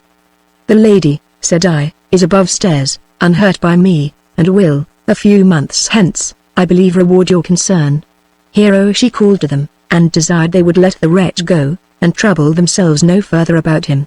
To which request our father consented, observing, nevertheless, that my conversation was very mysterious. Finding it impossible to vindicate my innocence, I left the house immediately, and went to the schoolmaster, with an intention of clearing myself to him, and asking his advice with regard to my future conduct. But, to my inexpressible vexation, he was gone to the country, where he would stay 2 or 3 days. I returned with the design of consulting some acquaintance I had acquired in the neighborhood, but my story had taken air through the officiousness of the servants, and not one of my friends would vouchsafe me a hearing.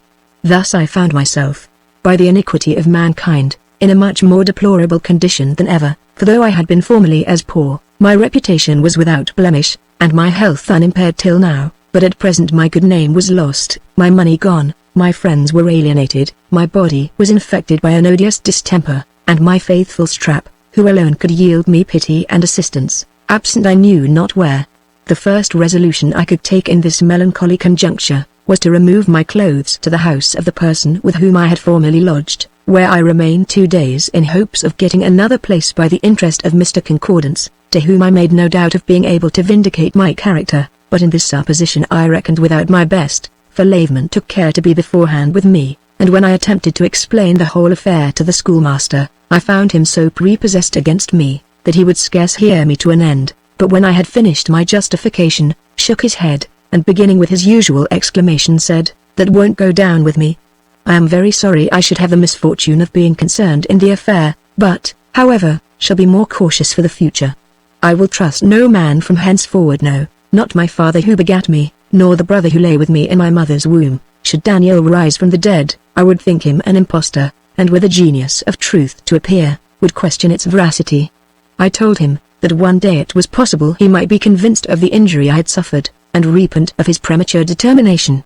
To which remark he answered, "The proof of my innocence would make his bowels vibrate with joy, but till that shall happen," continued he, "I must beg to have no manner of connection with you. My reputation is at stake.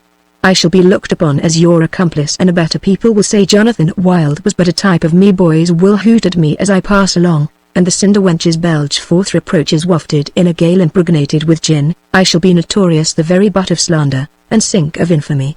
I was not in a humour to relish the climax of expressions upon which this gentleman valued himself in all his discourses, but, without any ceremony, took my leave, cursed with every sentiment of horror which my situation could suggest. I considered, however, in the intervals of my despondence, that I must, in some shape suit my expense to my calamitous circumstances, and with that view hired an apartment in a garret near Street Giles's, at the rate of 9d. per week. I one day, when I sat in this solitary retreat musing upon the unhappiness of my fate, was alarmed by a groan that issued from a chamber contiguous to mine, into which I immediately ran, and found a woman stretched on a miserable truckle bed, without any visible signs of life. Having applied a smelling bottle to her nose, the blood began to revisit her cheeks, and she opened her eyes, but, good heaven! What were the emotions of my soul, when I discovered her to be the same individual lady who had triumphed over my heart, and to whose fate I had almost been inseparably joined. A deplorable situation filled my breast with compassion. She knew me immediately, and, straining me gently in her arms, shed a torrent of tears, which I could not help increasing. At length, casting a languishing look at me, she pronounced with a feeble voice, "Dear Mr. Random, I do not deserve this concern at your hands. I am a vile creature, who had a base design upon your person. Suffer me, to expiate that, and all my other crimes, by a miserable death, which will not fail to overtake me in a few hours." I encouraged her as much as I could, told her I forgave all her intentions with regard to me, and that, although my circumstances were extremely low, I would share my last farthing with her. I begged in the meantime to know the immediate cause of that fit from which she had just recovered, and said, I would endeavor by my skill to prevent any more such attacks. She seemed very much affected with this expression, took my hand, and pressed it to her lips, saying, "You are too generous. I wish I could live to express my gratitude, but alas, I perish for want." Then shutting her eyes, she relapsed into another swoon. Such extremity of distress must have waked the most obdurate heart to sympathy and compassion. What effect then must it have had on mine, that was naturally prone to every tender passion? I ran downstairs, and sent my landlady to a chemist's shop for some cinnamon water, while I, returning to this unfortunate creature's chamber, used all the means in my power to bring her to herself. This aim with much difficulty I accomplished, and made her drink a glass of the cordial to recruit her spirits. Then I prepared a little mulled red wine and a toast, which having taken, she found herself thoroughly revived, and informed me, that she had not tasted food for 48 hours before.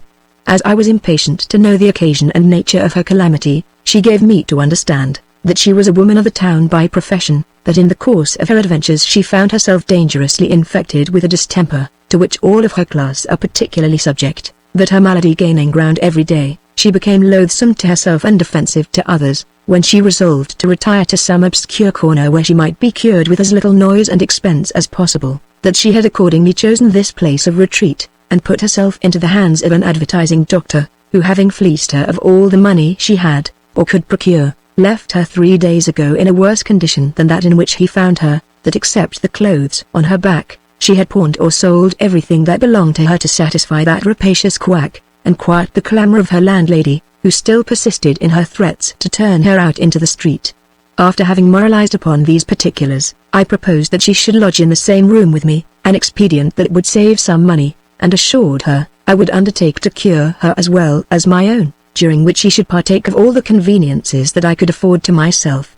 She embraced my offer with unfeigned acknowledgment, and I began to put it in practice immediately. I found her not only an agreeable companion, whose conversation greatly alleviated my chagrin, but also a careful nurse, who served me with the utmost fidelity and affection. One day, while I testified my surprise that a woman of her beauty, good sense, and education, for she had a large portion of each, could be reduced to such an infamous and miserable way of life, she answered with a sigh, "These very advantages were the cause of my undoing."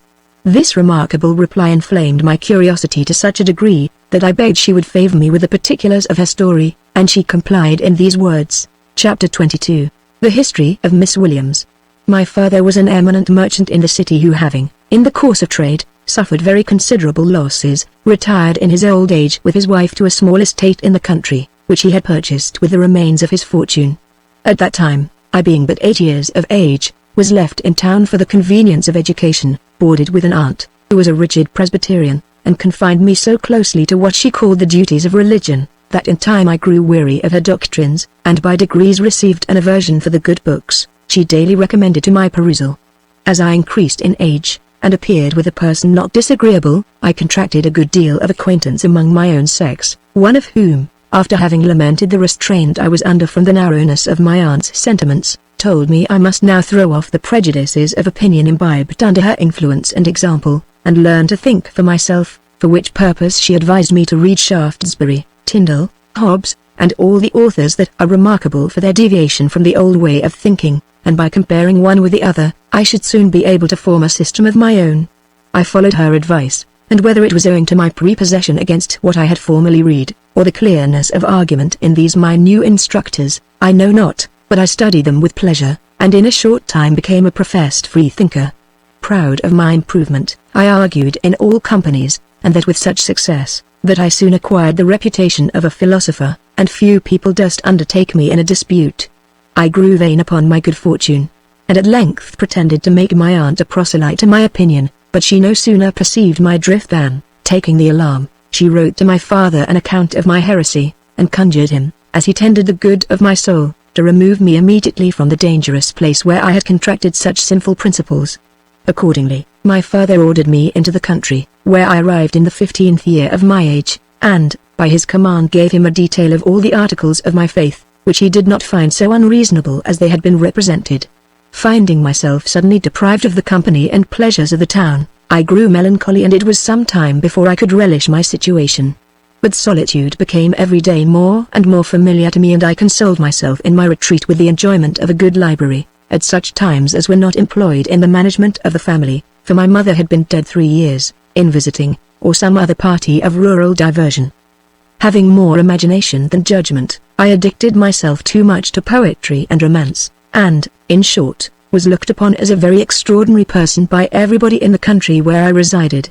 I had one evening strayed, with a book in my hand, into a wood that bordered on the high road, at a little distance from my father's house, when a certain drunken squire, riding by, perceived me, and crying, "Holloa, there's a charming creature," alighted in a moment, caught me in his arms, and treated me so rudely that I shrieked as loud as I could, and in the meantime opposed his violence with all the strength that rage and resentment could inspire. During this struggle, another horseman came up, who, seeing a lady so unworthily used, dismounted, and flew to my assistance. The squire, mad with disappointment, or provoked with the reproaches of the other gentleman, quitted me, and running to his horse, drew a pistol from the saddle, and fired it at my protector, who happily receiving no damage, went up, and, with the butt end of his whip laid him prostrate on the ground before he could use the other, which his antagonist immediately seized, and, clapping to the squire's breast, threatened to put him to death for his cowardice and treachery. In this dilemma I interposed and begged his life, which was granted to my request, after he had asked pardon, and swore his intention was only to obtain a kiss. However, my defender thought proper to unload the other pistol, and throw away the flints, before he gave him his liberty. This courteous stranger conducted me home, where my father, having learned the signal service he had done me, loaded him with caresses, and insisted on his lodging that night at our house. If the obligation he had conferred upon me justly inspired me with sentiments of gratitude, his appearance and conversation seemed to entitle him to somewhat more. He was about the age of 22, among the tallest of the middle size, had chestnut-colored hair, which he wore tied up in a ribbon, a high-polished forehead, a nose inclining to the aquiline, lively blue eyes, red pouting lips, teeth as white as snow, and a certain openness of countenance. But why need I describe any more particulars of his person? I hope you will do me the justice to believe I do not flatter, when I say he was the exact resemblance of you, and if I had not been well acquainted with his family and degree, I should have made no scruple of concluding that you was his brother. He spoke and seemed to have no reserve, for what he said was ingenuous, sensible, and uncommon. In short, said she, bursting into tears, he was formed for the ruin of our sex. His behavior was modest and respectful, but his looks were so significant, that I could easily observe he secretly blessed the occasion that introduced him to my acquaintance. We learned from his discourse that he was the eldest son of a wealthy gentleman in the neighborhood, to whose name we were no strangers, that he had been to visit an acquaintance in the country, from whose house he was returning home, when my shrieks brought him to my rescue. All night long my imagination formed 1,000 ridiculous expectations. There was so much of knight-errantry in this gentleman's coming to the relief of a damsel in distress, with whom he immediately became enamored, that all I had read of love and chivalry recurred to my fancy, and I looked upon myself as a princess in some region of romance, who being delivered from the power of some brutal giant or satyr, by a generous undates, was bound in gratitude, as well as led by inclination, to yield up my affections to him without reserve. In vain did I endeavor to chastise these foolish conceits by reflections more reasonable and severe. The amusing images took full possession of my mind, and my dreams represented my hero sighing at my feet, in the language of a despairing lover. Next morning after breakfast he took his leave, when my father begged the favor of further acquaintance with him, to which request he replied by a compliment to him, and a look to me so full of eloquence and tenderness, that my whole soul received a soft impression. In a short time he repeated his visit, and as a recital of the particular steps he pursued to ruin me would be tedious and impertinent, let it suffice to say, he made it his business to insinuate himself into my esteem, by convincing me of his own good sense, and at the same time flattering my understanding. This task he performed in the most artful manner, by seeming to contradict me often through misapprehension, that I might have an opportunity of clearing myself the more to my own honor. Having thus secured my good opinion, he began to give me some tokens of a particular passion, founded on a veneration of the qualities of my mind, and, as an accidental ornament, admired the beauties of my person, till at being fully persuaded of his conquest, he chose a proper season for the theme, and disclosed his love in terms so ardent and sincere, that it was impossible for me to disguise the sentiments of my heart, and he received my approbation with the most lively transport. After this mutual declaration, we contrived to meet more frequently in private interviews, where we enjoyed the conversation of one another, in all the elevation of fancy and impatience of hope that reciprocal adoration can inspire. He professed his honorable intentions, of which I made no question, lamented the avaricious disposition of his father, who had destined him for the arms of another, and vowed eternal fidelity with such an appearance of candor and devotion that I became a dupe to his deceit. Cursed be the day on which I gave away my innocence and peace. Cursed be my beauty that first attracted the attention of the seducer. Cursed be my education, that, by refining my sentiments, made my heart the more susceptible. Cursed be my good sense, that fixed me to one object, and taught me the preference I enjoyed was but my due. Had I been ugly, nobody would have tempted me. Had I been ignorant, the charms of my person would not have atoned for the coarseness of my conversation. Had I been giddy, my vanity would have divided my inclinations, and my ideas would have been so diffused, that I should never have listened to the enchantments of one alone. But to return to my unfortunate story. After some months, the visits of my lover became less frequent, and his behavior less warm. I perceived his coldness, my heart took the alarm, my tears reproached him, and I insisted upon the performance of his promise to espouse me, that, whatever should happen, my reputation might be safe. He seemed to acquiesce in my proposal, and left me on pretense of finding a proper clergyman to unite us in the bands of wedlock. But alas! The inconstant had no intention to return. I waited a whole week with the utmost impatience, sometimes doubting his honor, at other times inventing excuses for him, and condemning myself for harboring suspicions of his faith. At length I understood from a gentleman who dined at our house, that this perfidious wretch was on the point of setting out for London with his bride, to buy clothes for their approaching nuptials. This information distracted me. Rage took possession of my soul, I denounced 1,000 imprecations, and formed as many schemes of revenge against the traitor who had undone me. Then my resentment would subside to silent sorrow. I recalled the tranquility I lost, I wept over my infatuation, and sometimes a ray of hope would intervene, and for a moment cheer my drooping heart. I would revolve all the favorable circumstances of his character, repeat the vows he made, ascribe his absence to the vigilance of a suspicious father who compelled him to match his soul abhorred, and comfort myself with the expectation of seeing him before the thing should be brought to any terms of agreement. But how vain was my imagination! That villain left me without remorse, and in a few days the news of his marriage was spread all over the country. My horror was then inconceivable, and had not the desire of revenge diverted the resolution, I should infallibly have put an end to my miserable life. My father observed the symptoms of my despair, and though I have good reason to believe he guessed the cause, was at a great deal of pains to seem ignorant of my affliction, while he endeavored with parental fondness to alleviate my distress.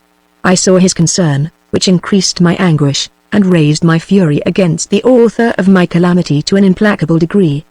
Having furnished myself with a little money, I made an elopement from this unhappy parent in the night time, and about break of day arrived at a small town, from whence a stage-coach set out for London, in which I embarked, and next day alighted in town. The spirit of revenge having supported me all the way against every other affliction, my first care was to hire a lodging, in which I kept myself very retired, assumed the feigned name, that my character and situation might be better concealed.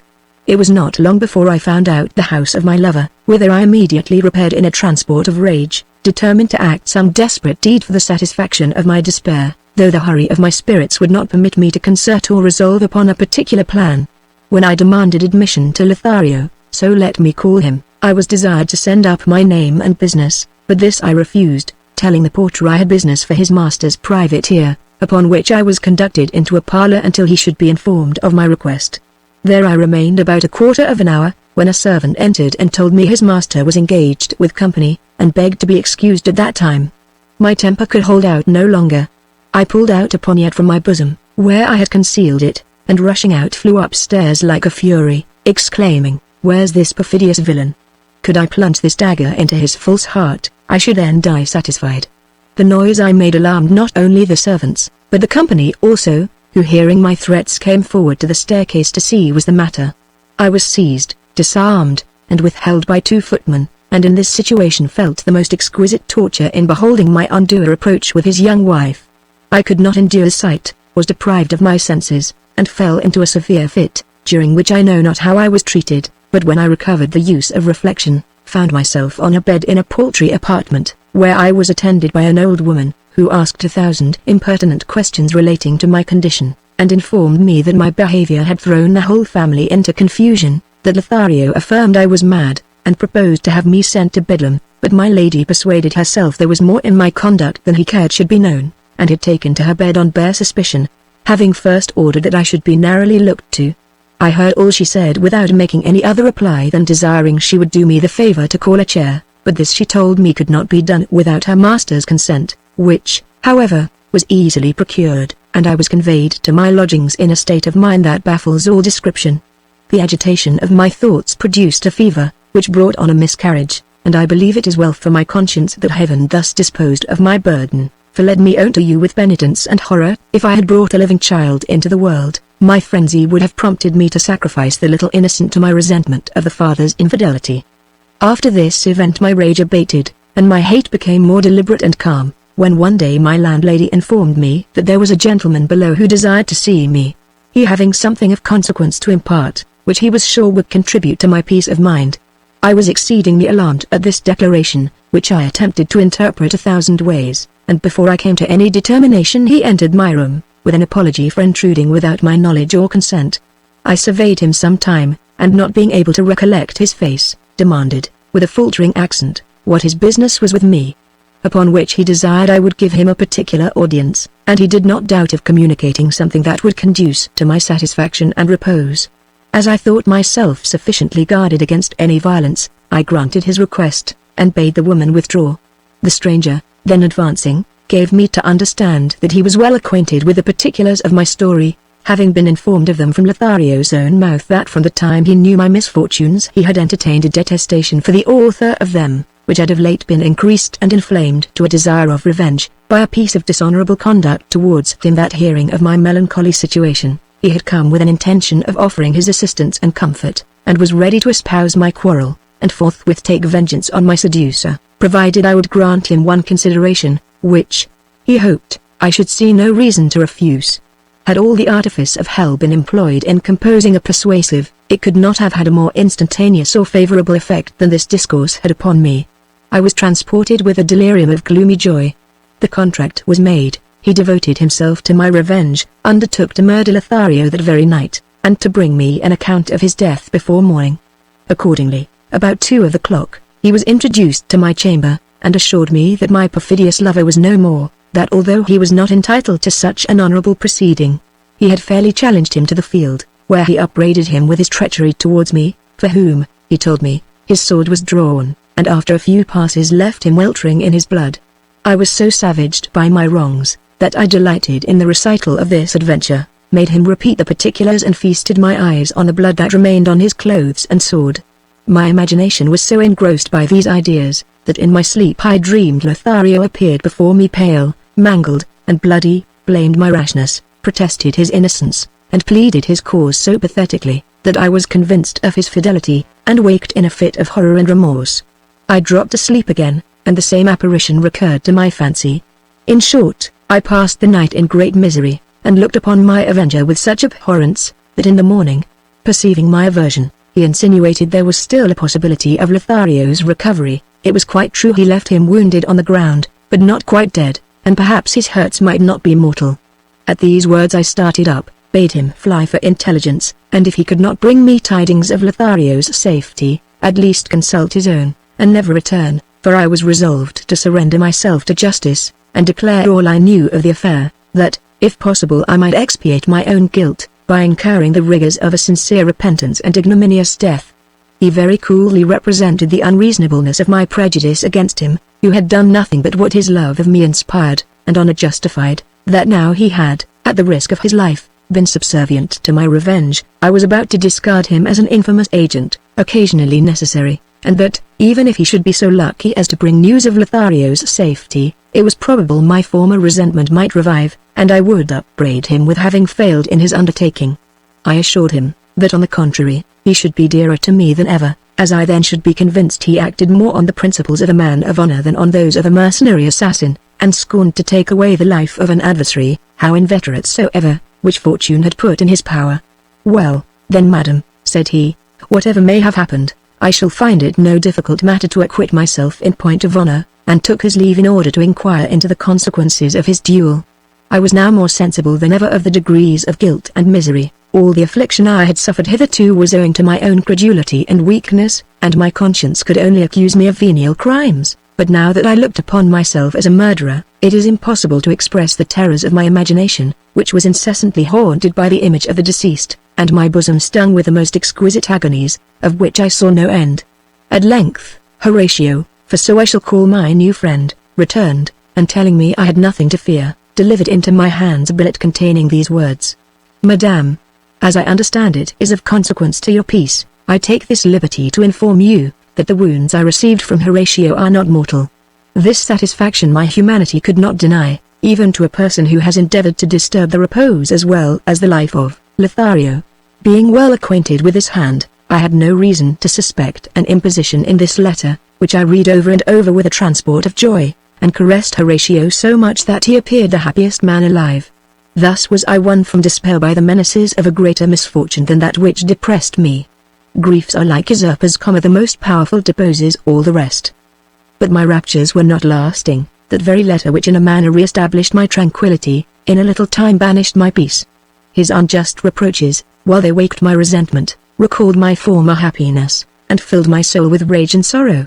Horatio, perceiving the situation of my mind, endeavored to divert my chagrin, by treating me with all the amusements and entertainments of the town. I was gratified with every indulgence I could desire, introduced into the company of women in my own situation, by whom an uncommon deference was paid to me, and I began to lose all remembrance of my former condition, when an accident brought it back to my view with all its interesting circumstances.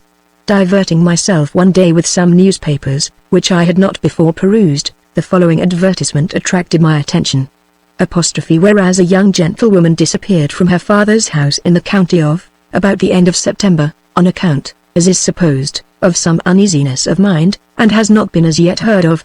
Whoever will give any information about her to Mr. of Gray's Inn, shall be handsomely rewarded, or if she will return to the arms of her disconsolate parent, she will be received with the utmost tenderness, whatever reason she may have to think otherwise, and may be the means of prolonging the life of a father already weighed down almost to the grave with age and sorrow. This pathetic remonstrance had such an effect on me, that I was fully resolved to return, like the prodigal son, and implore the forgiveness of him who gave me life, but, alas! Upon inquiry, I found he had paid his debt to nature a month before, lamenting my absence to his last hour, having left his fortune to a stranger, as a mark of his resentment of my unkind and undutiful behavior. Penetrated with remorse on this occasion, I sank into the most profound melancholy, and considered myself as the immediate cause of his death. I lost all relish for company, and, indeed, most of my acquaintances no sooner perceived my change of temper, than they abandoned me.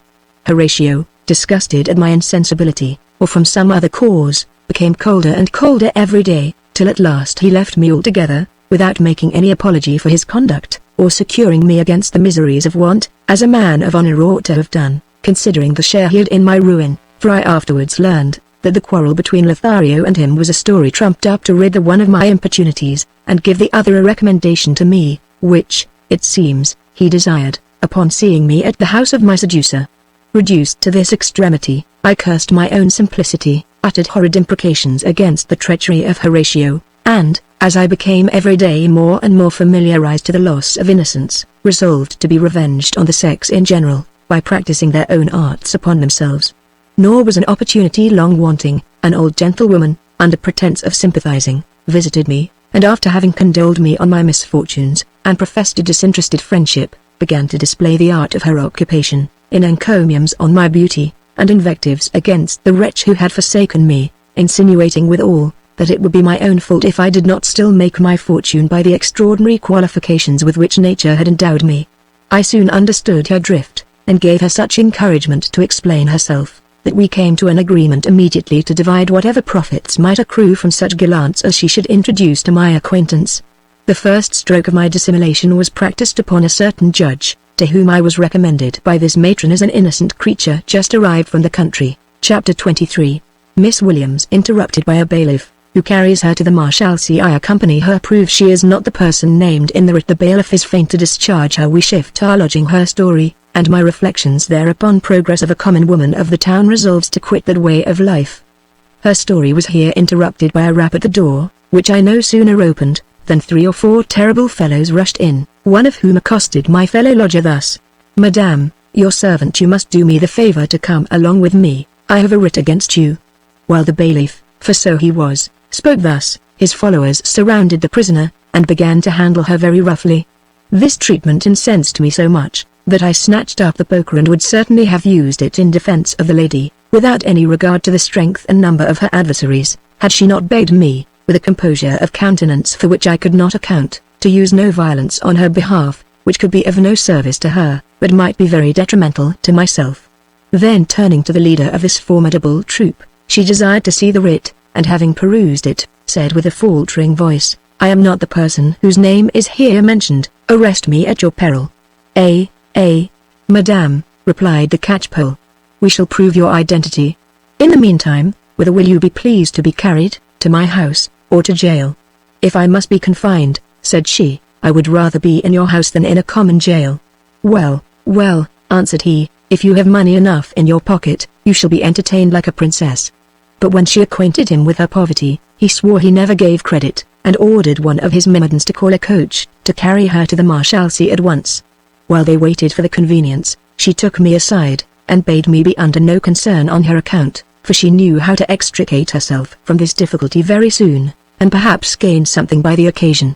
Although her discourse was a mystery to me, I was very well pleased with her assurance, and when the coach came to the door, I offered to accompany her to prison, to which proposal, after much entreaty, she consented. When we arrived at the gate of the Marshalsea, our conductor alighted, and having demanded entrance, presented the writ to the turnkey, who no sooner perceived the name of Elizabeth Carey than he cried, my old acquaintance Bet. I'm glad to see thee with all my heart." So saying, he opened the coach door, and helped her to dismount, but when he observed her face, he started back, saying, "Who have we got here?"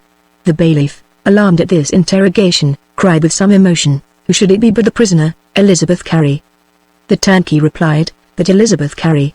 I'll be hanged if that's Elizabeth Carey more than my grandmother." Here the lady thought fit to interpose, and tell the catchpole, if he had taken her word for it at first, he might have saved himself and her a great deal of trouble. "It may be so," answered he, "but I'll have further evidence that you are not the person, before you and I part." Yes, said she, "you shall have further evidence, to your cost." Then we adjourned into the lodge, and called for a bottle of wine, where my companion wrote a direction to two of her acquaintance, and begged the favor of me to go to their lodgings, and request them to come to her immediately. I found them together at a house in Bridges Street, Drury Lane, and as they were luckily unengaged, they set out with me in a hackney coach without hesitation, after I had related the circumstances of the affair, which flattered them with hopes of seeing a bailiff trounced, for there is an antipathy as natural between women of that class and bailiffs, as that subsisting between mice and cats.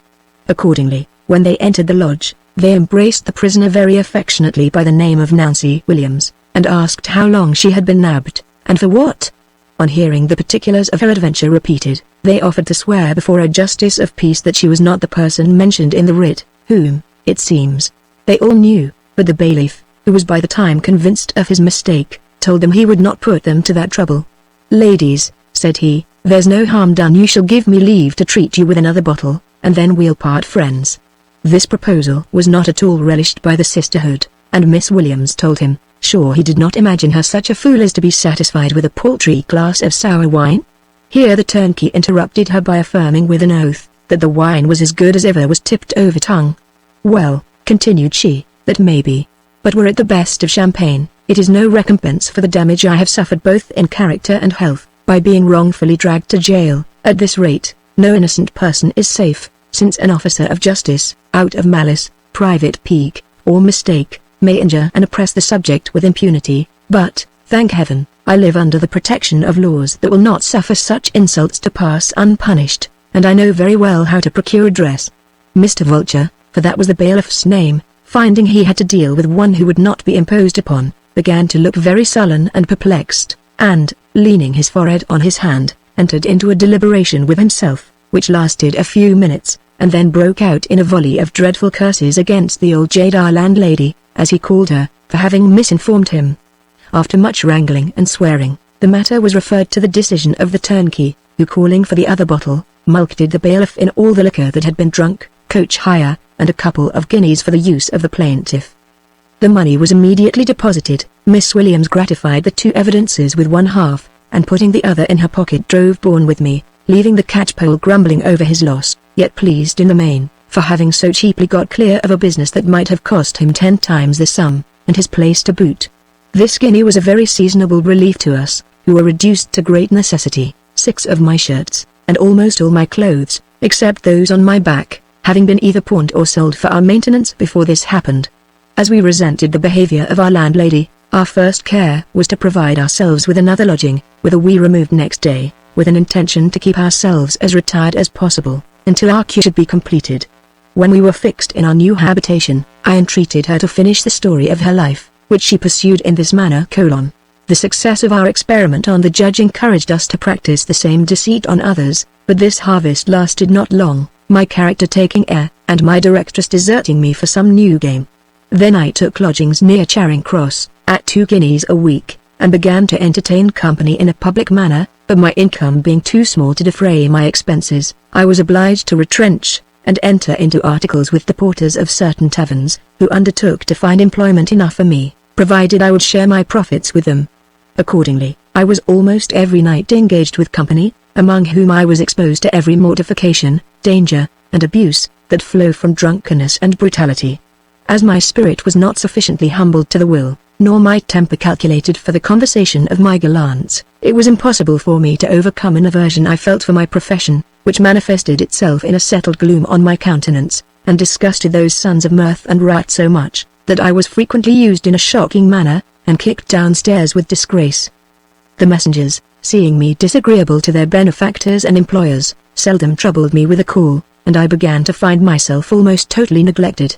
To contribute towards my support I was fain to sell my watch, rings, trinkets, with the best part of my clothes, and I was one evening musing by myself on misery before me when I received a message from a tavern, whither I repaired in a chair, and was introduced to a gentleman dressed like an officer, with whom I supped in a sumptuous manner.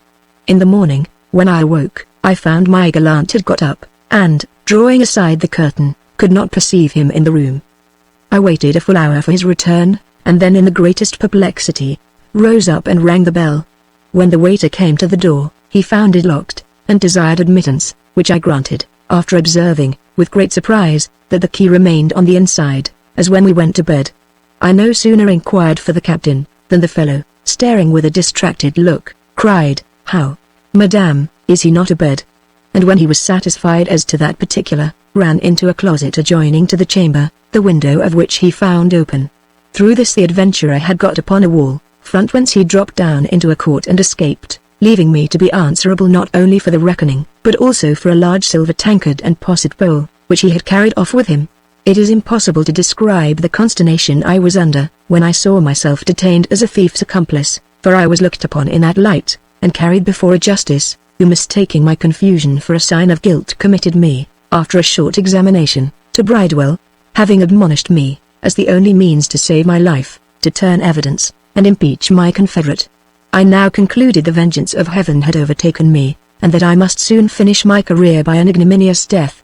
This reflection sank so deep into my soul, that I was for some days deprived of my reason, and actually believed myself in hell, tormented by fiends. Indeed, there needs not a very extravagant imagination to form that idea, for of all the scenes on earth that of Bridewell approaches nearest the notion I had always entertained of the regions. Here I saw nothing but rage, anguish and impiety, and heard nothing but groans, curses, and blasphemy. In the midst of this hellish crew, I was subjected to the tyranny of a barbarian, who imposed upon me tasks that I could not possibly perform, and then punished my incapacity with the utmost rigor and inhumanity. I was often whipped into a swoon, and lashed out of it, during which miserable interval, I was robbed by my fellow prisoners of everything about me, even to my cap, shoes, and stockings. I was not only destitute of necessaries, but even of food, so that my wretchedness was extreme. Not one of my acquaintance to whom I imparted my situation, would grant me the least succor or regard, on pretence of my being committed for theft, and my landlord refused to part with some of my own clothes which I sent for, because I was indebted to him for a week's lodging.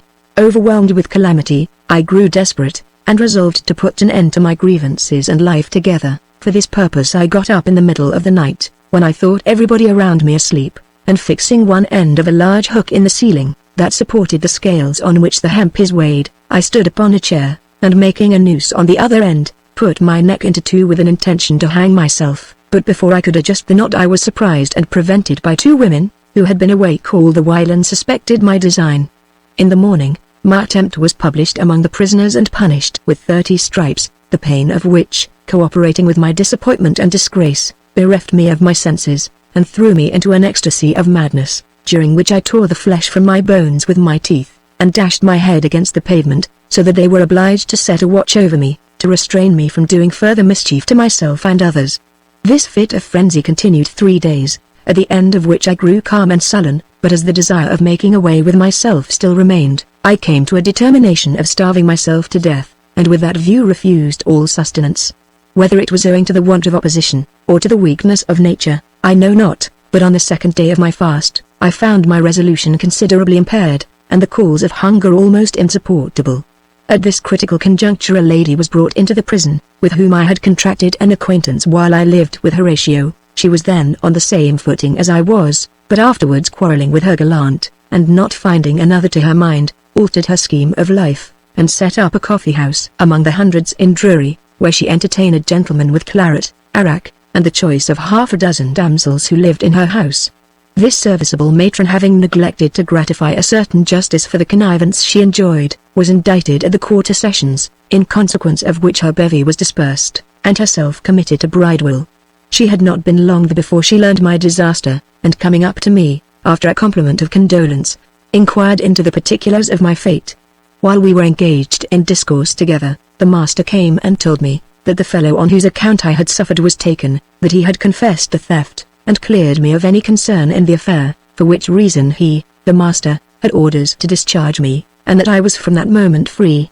This piece of news soon banished all thoughts of death, and had such an instantaneous effect on my countenance, that Mrs. Coppola, the lady then present, hoping to find her account in me, very generously offered to furnish me with what necessaries I wanted, and take me into her own house as soon as she could compromise matters with the justices.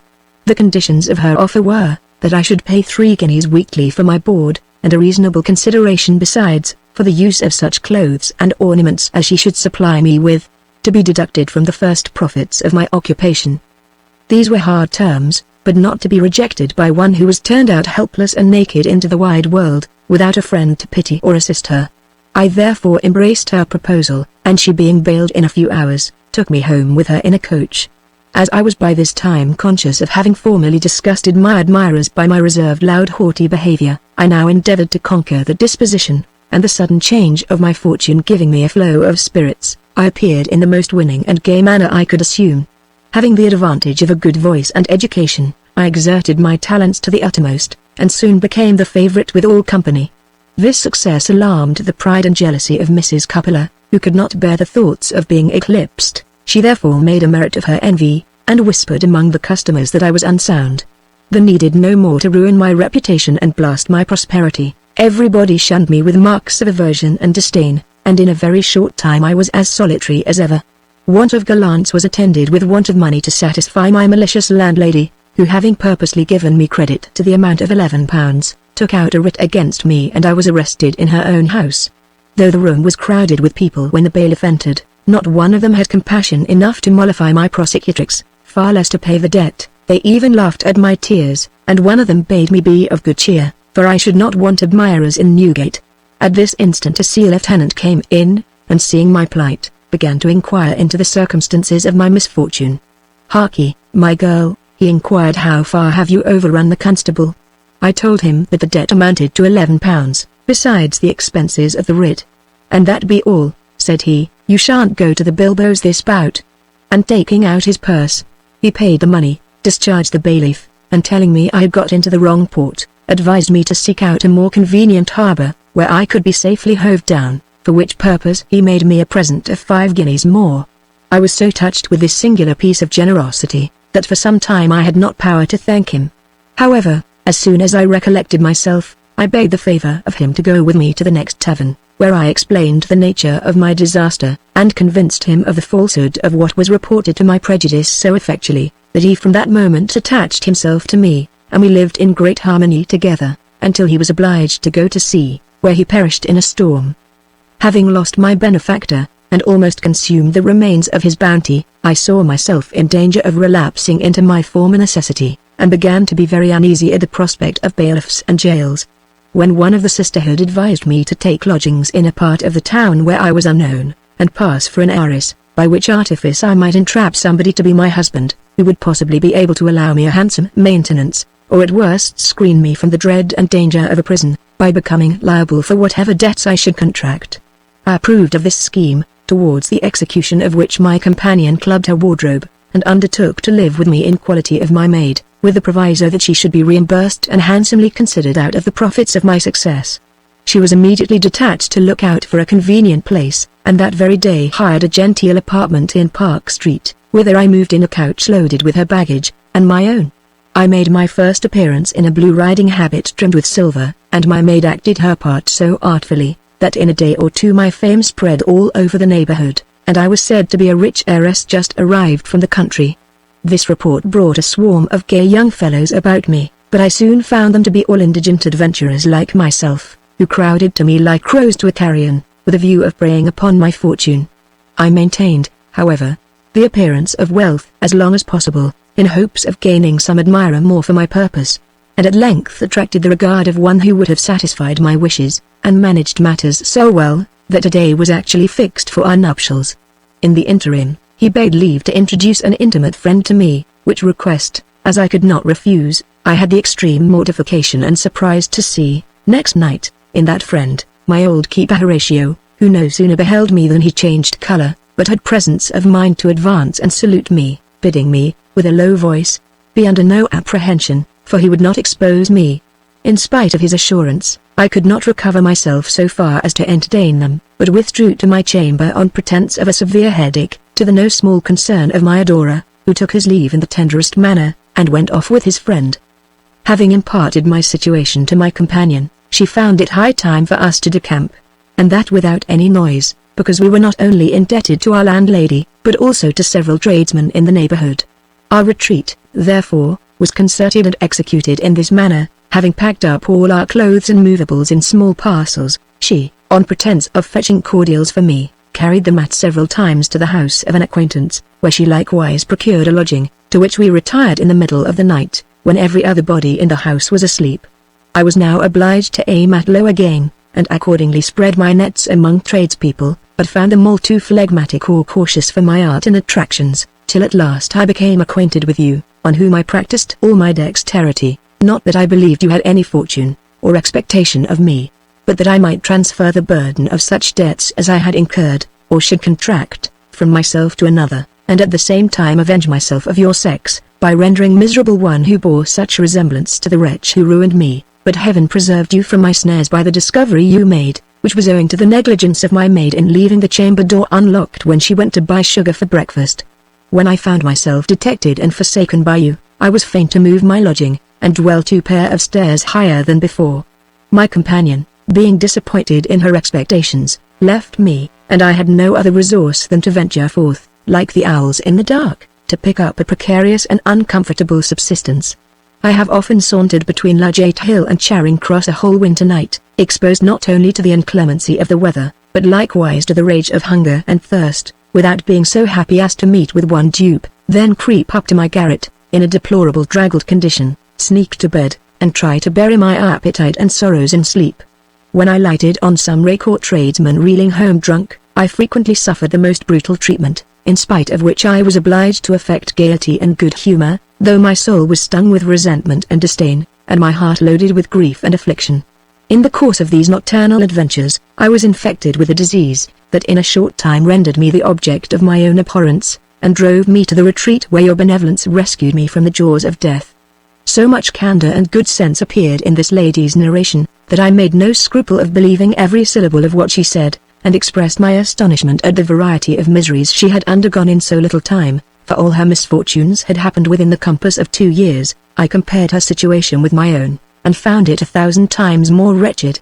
I had endured hardships, Tistra my whole life had been a series of such, and when I looked forward, the prospect was not much bettered, but then they were become habitual to me, and consequently I could bear them with less difficulty. If one scheme of life should not succeed, I could have recourse to another, and so to a third, veering about to 1,000 different shifts, according to the emergencies of my fate, without forfeiting the dignity of my character beyond a power of retrieving it, or subjecting myself wholly to the caprice and barbarity of the world. On the other hand, she had known and relished the sweets of prosperity. She had been brought up under the wings of an indulgent parent, in all the delicacies to which her sex and rank entitled her, and without any extravagance of hope, entertained herself with a view of uninterrupted happiness through the whole scene of life. How fatal then, how tormenting, how intolerable, must her reverse of fortune be! A reverse, that not only robs her of these external comforts, and plunges her into all the miseries of want, but also murders her peace of mind, and entails upon her the curse of eternal infamy. Of all professions I pronounced that of a courtesan the most deplorable, and her of all courtesans the most unhappy.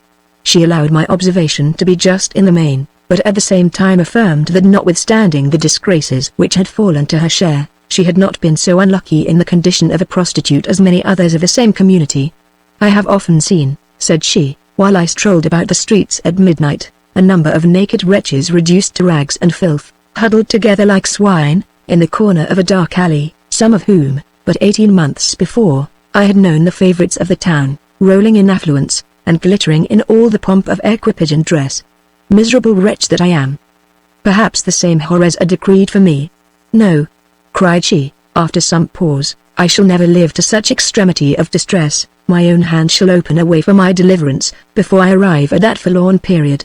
Her condition filled me with sympathy and compassion. I revered her qualifications, looked upon her as unfortunate, not criminal, and attended her with such care and success, that in less than 2 months her health, as well as my own, was perfectly re-established. As we often conferred upon our mutual affairs, and interchanged advice, 1,000 different projects were formed, which, upon further canvassing, appeared impracticable. We would have gladly gone to service, but who would take us in without recommendation? At length an expedient occurred to her, of which she intended to lay hold, and this was, to procure with the first money she should earn, the homely garb of a country wench, go to some village at a good distance from town, and come up in a wagon, as a fresh girl for service, by which means she might be provided for, in a manner much more suitable to her inclination than her present way of life. Chapter 24. I am reduced to a great misery, assaulted on Tower Hill by a press gang, who put me on board at tender my usage to my arrival on board at a man of war, where I am put in irons, and released by the good offices of Mr. Thompson, who recommends me as assistant to the surgeon. He relates his own story, characters of the captain, surgeon, and first mate. I applauded the resolution of Miss Williams, who a few days after, was hired in quality of barkeeper, by one of the ladies who had witnessed in her behalf at the Marshalsea, and who since that time had got credit with a wine merchant, whose favourite she was, to set up a convenient house of her own. Thither my fellow lodger repaired, after having taken leave of me with a torrent of tears, and 1,000 protestations of eternal gratitude, assuring me she would remain in this situation no longer than she could pick up money sufficient to put her other design in execution. As for my own part, I saw no resource but the army or navy, between which I hesitated so long that I found myself reduced to a starving condition. My spirit began to accommodate itself to my beggarly fate, and I became so mean as to go down towards Wapping, with an intention to inquire for an old schoolfellow, who, I understood, had got the command of a small coasting vessel then in the river, and implore his assistance.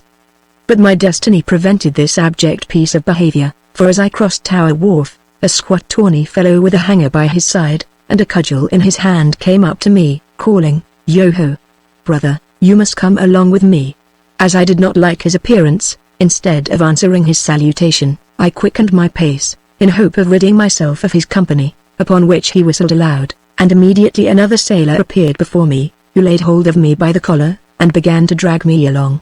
Not being in a humour to relish such treatment, I disengaged myself of the assailant, and, with one blow of my cudgel, laid him motionless on the ground, and perceiving myself surrounded in a trice by 10 or a dozen more, exerted myself with such dexterity and success, that some of my opponents were fain to attack me with drawn cutlasses, and after an obstinate engagement, in which I received a large wound on my head, and another on my left cheek, I was disarmed, taken prisoner, and carried on board a pressing tender, where, after being pinioned like a malefactor, I was thrust down into the hold among a parcel of miserable wretches, the sight of whom well nigh distracted me. As the commanding officer had not humanity enough to order my wounds to be dressed, and I could not use my own hands, I desired one of my fellow captives who was unfettered, to take a handkerchief out of my pocket, and tie it round my head, to stop the bleeding. He pulled out my handkerchief, 'tis true, but instead of applying it to the use for which I designed it, went to the grating of the hatchway, and, with astonishing composure, sold it before my face to a bummoed woman. One treated his companions, regardless of my circumstances and entreaties. I complained bitterly of this robbery to the midshipman on deck, telling him at the same time, that unless my hurts were dressed, I should bleed to death. But compassion was a weakness of which no man could justly accuse this person, who, squirting a mouthful of dissolved tobacco upon me through the gratings, told me I was a mutinous dog, and that I might die for anything he cared. Finding there was no other remedy, I appealed to patience, and laid up this usage in my memory, to be called at a more fitting opportunity.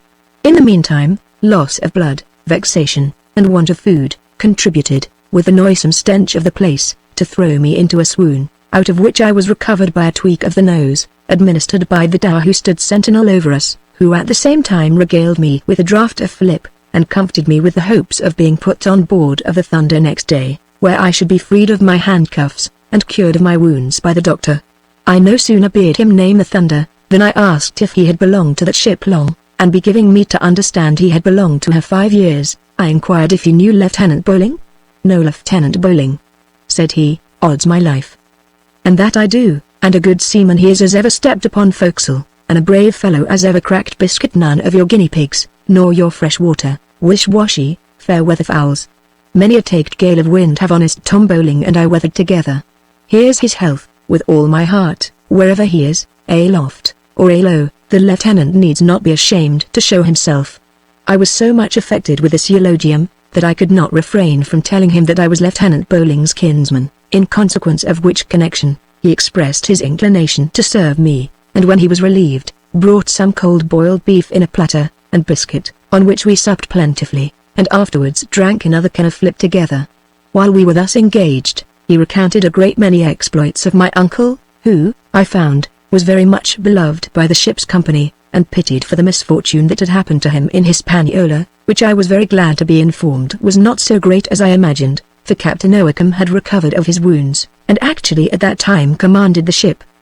Having by accident, in my pocket, my uncle's letter, written from Port Louis, I gave it my benefactor, whose name was Jack Ratlin, for his perusal, but honest Jack told me frankly he could not read, and desired to know the contents, which I immediately communicated.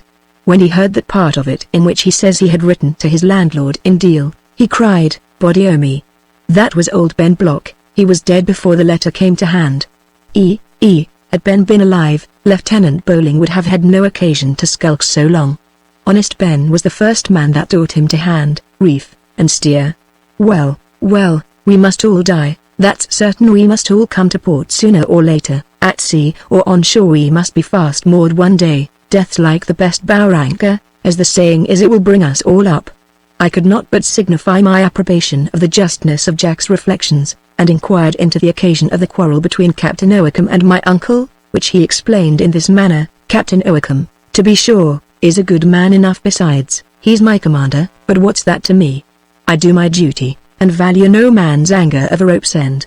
Now the report goes, as how he's a lord, or baron knight's brother, whereby, d'ye see me, he carries a straight arm, and keeps aloof from his officers, though mayhap they may be as good men in the main as he.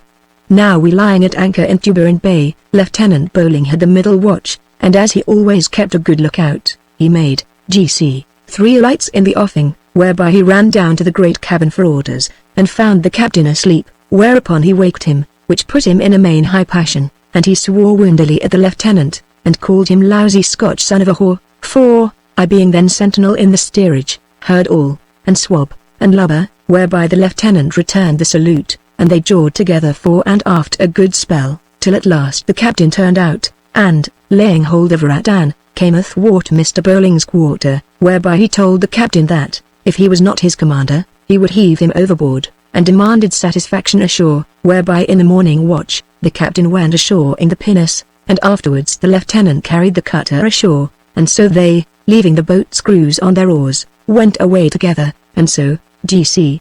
In less than a quarter of an hour we heard firing, whereby we made for the place, and found the captain lying wounded on the beach, and so brought him on board to the doctor, who cured him in less than 6 weeks. But the lieutenant clapped on all the sail he could bear, and had got far enough ahead before we knew anything of the matter, so that we could never after get sight of him, for which we were not sorry, because the captain was mainly wroth, and would certainly have done him a mischief, for he afterwards caused him to be run on the ship's books, whereby he lost all his pay, and, if he should be taken, would be tried as a deserter. This account of the captain's behavior gave me no advantageous idea of his character, and I could not help lamenting my own fate, that had subjected me to such a commander. However, making a virtue of necessity, I put a good face on the matter, and next day, was, with the other pressed men, put on board of the Thunder, lying at the Nore. When he came alongside, the mate, who guarded us thither, ordered my handcuffs to be taken off, that I might get on board the easier. This circumstance being perceived by some of the company who stood upon the gangboard to see us enter, one of them called to Jack Ratlin, who was busied in doing this friendly office for me, "Hey, Jack, what Newgate galley have you boarded in the river as you came along? have we not thieves enow among us already? Another, observing my wounds, which remained exposed to the air, told me my seams were uncorked, and that I must be new paid. A third, seeing my hair clotted together with blood, as it were into distinct cords, took notice that my bows were mended with the red ropes, instead of my side. A fourth asked me if I could not keep my yards square without iron braces. And, in short, 1,000 witticisms of the same nature were passed upon me before I could get up the ship's side.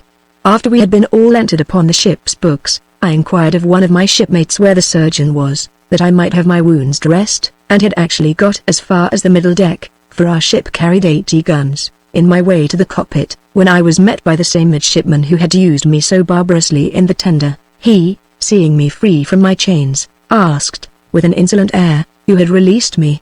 To this question, I foolishly answered, with a countenance that too plainly declared the state of my thoughts, whoever did it, I am persuaded did not consult you in the affair. I had no sooner uttered these words, than he cried, "Damn you, you saucy son of a hitch, I'll teach you to talk so to your officer." So saying, he bestowed on me several severe stripes with a supple jack he had in his hand, and, going to the commanding officer, made such a report of me, that I was immediately put in irons by the master-at-arms, and a sentinel placed over me. Honest Rattlin, as soon as he heard of my condition, came to me, and administered all the consolation he could, and then went to the surgeon in my behalf, who sent one of his mates to dress my wounds. This mate was no other than my old friend Thompson, with whom I became acquainted at the Navy Office, as before mentioned. If I knew him at first sight, it was not easy for him to recognize me, disfigured with blood and dirt, and altered by the misery I had undergone. Unknown as I was to him, he surveyed me with looks of compassion, and handled my sores with great tenderness. When he had applied what he thought proper, and was about to leave me, I asked him if my misfortunes had disguised me so much that he could not recollect my face. Upon this address he observed me with great earnestness for some time, and at length protested he could not recollect one feature of my countenance.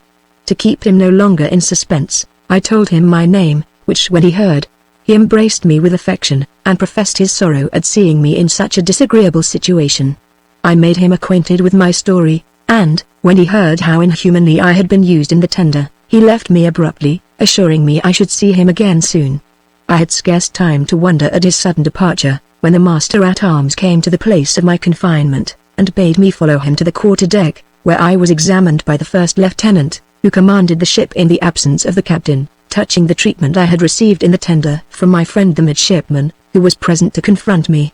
I recounted the particulars of his behavior to me, not only in the tender, but since my being on board the ship, part of which being proved by the evidence of Jack Rattlin and others, who had no great devotion for my oppressor. I was discharged from confinement, to make way for him, who was delivered to the master-at-arms to take his turn in the bilboes.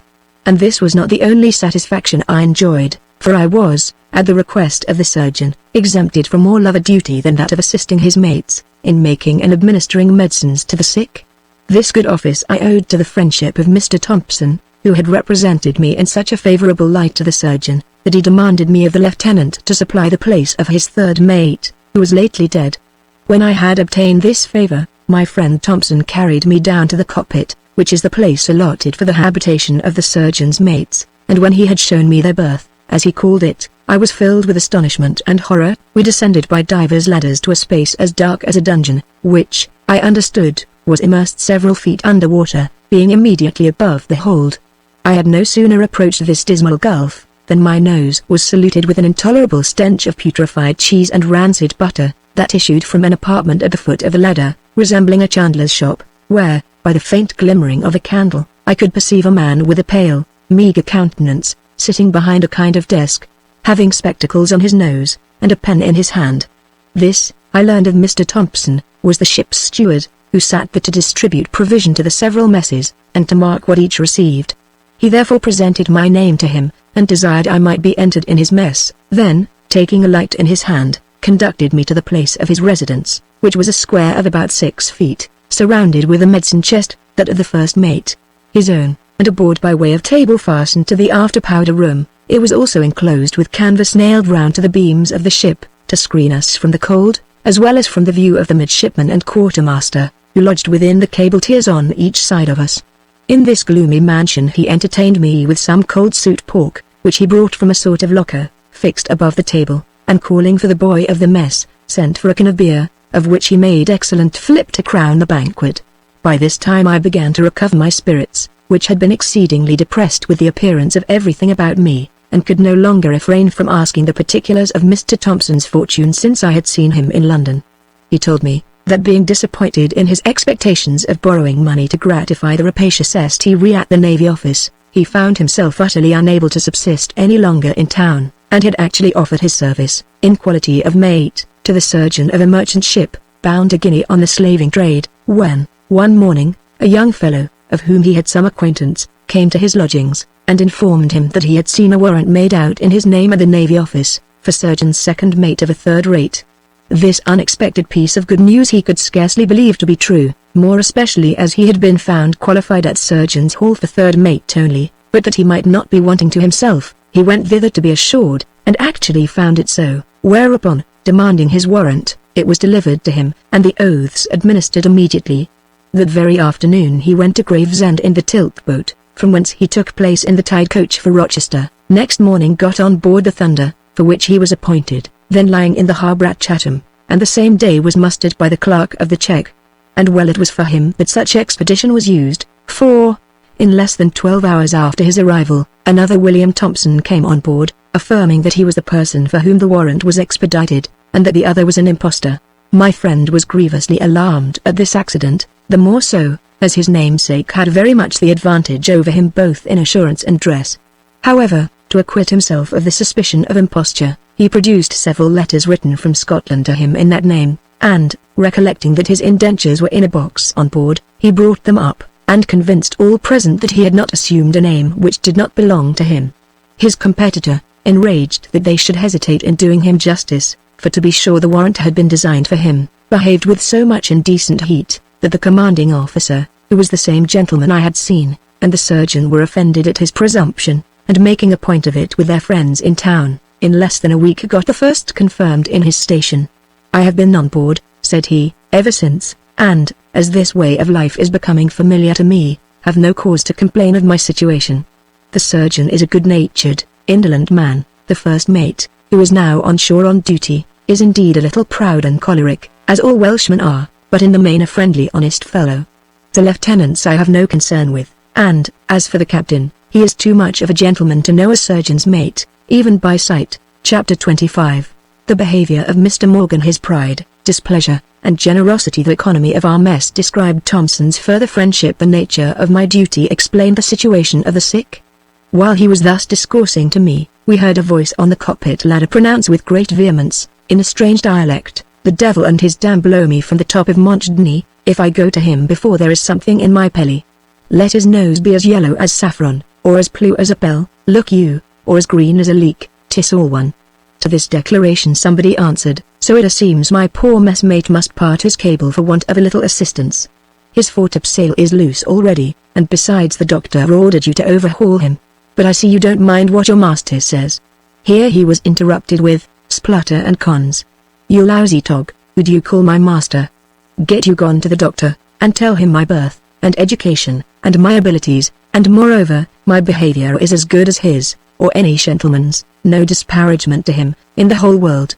Cutlass my soul, I does he think, or conceive, or imagine, that I am a horse, or an ass, or a goat, to trudge backwards and forwards, and upwards and downwards, and by sea and by land, at his will and pleasure? Go your ways, you rapscallion, and tell Dr. Atkins that I desire and request that he will give a look upon the tying man, and order something for him, if he be dead or alive, and I will see him take it by and by, when my craving stomach is satisfied, look you." At this, the other went away, saying, that if they should serve him so when he was dying, by God he would be foul of them in the other world. Here Mr. Thompson let me know, that the person we heard was Mr. Morgan, the first mate, who was just come on board from the hospital, whither he had attended some of the sick in the morning. At the same time I saw him come into the berth. He was a short thick man, with a face garnished with pimples, a snub nose turned up at the end, an excessive wide mouth, and little fiery eyes, surrounded with skin puckered up in innumerable wrinkles. My friend immediately made him acquainted with my case, when he regarded me with a very lofty look, but without speaking, set down a bundle he had in his hand, and approached the cupboard, which, when he had opened, he exclaimed in a great passion, Cot is my life, all the pork is gone, as I am a Christian. Thompson then gave him to understand, that, as I had been brought on board half famished, he could do no less than to entertain me with what was in the locker, and the rather as he had bid the steward enter me in the mess. Whether this disappointment made Mr. Morgan more peevish than usual, or he really thought himself too little regarded by his fellow mate, I know not, but after some pause, he went on in this manner: Mr. Thompson, perhaps you do not use me with all the good manners, and complaisance, and respect, look you, that becomes you, because you have not vouchsafed to advise with me in this affair. I have in my time, look you, been a man of some weight, and substance, and consideration, and have kept house and home, and paid scot and lot, and the king's taxes, and maintained a family to boot. And moreover, also, I am your senior, and your older, and your better, Mr. Thompson. My elder, I'll allow you to be, but not my better, cried Thompson, with some heat. Cot is my saviour, and witness too, said Morgan, with great vehemence, that I am more elder, and therefore more better by many years than you. Fearing this dispute might be attended with some bad consequence, I interposed, and told Mr. Morgan I was very sorry for having been the occasion of any difference between him and the second mate, and that, rather than cause the least breach in their good understanding, I would eat my allowance to myself, or seek admission into some other company. But Thompson, with more spirit than discretion, as I thought, insisted upon my remaining where he had appointed me, and observed that no man, possessed of generosity and compassion, would have any objection to it, considering my birth and talents, and the misfortunes I had of late so unjustly undergone. This was touching Mr. Morgan on the right key, who protested with great earnestness, that he had no objection to my being received in the mess, but only complained that the ceremony of asking his consent was not observed. As for a Sheltonman in distress, said he, shaking me by the hand, I loaf him as I loaf my own pals, for, Cot help me, I have had vexations enough upon my own pack. And as I afterwards learned, in so saying, he spoke no more than what was true, for he had been once settled in a very good situation in Glamorganshire, and was ruined by being security for an acquaintance. All differences being composed, he untied his bundle, which consisted of 3 bunches of onions, and a great lump of Cheshire cheese, wrapped up in a handkerchief, and, taking some biscuit from the cupboard, fell to with a keen appetite, inviting us to share of the repast. When he had fed heartily on his homely fare, he filled a large cup, made of a cocoa-nut shell, with brandy, and, drinking it off, told us, brandy was the best menstruum for onions and cheese. His hunger being appeased, he began to be in better humour, and, being inquisitive about my birth, no sooner understood that I was descended of a good family, than he discovered a particular goodwill to me on that account, deducing his own pedigree in a direct line from the famous Caractacus, king of the Britons, who was first a prisoner, and afterwards the friend of Claudius Caesar.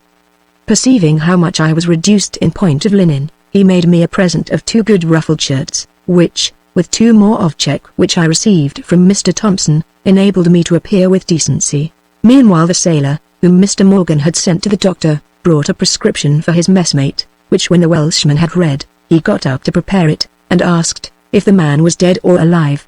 Dead, replied Jack. If he was dead, he would have no occasion for doctor's stuff. No, thank God, death hadn't as yet boarded him. But they have been yard-arm and yard-arm these 3 glasses.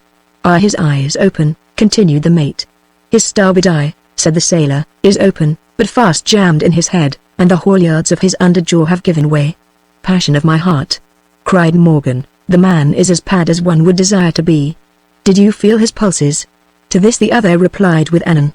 Upon which this Cambro Briton, with great earnestness and humanity, ordered the tar to run to his messmate, and keep him alive till he should come with the medicine, and then, said he, you shall peradventure behold what you shall see.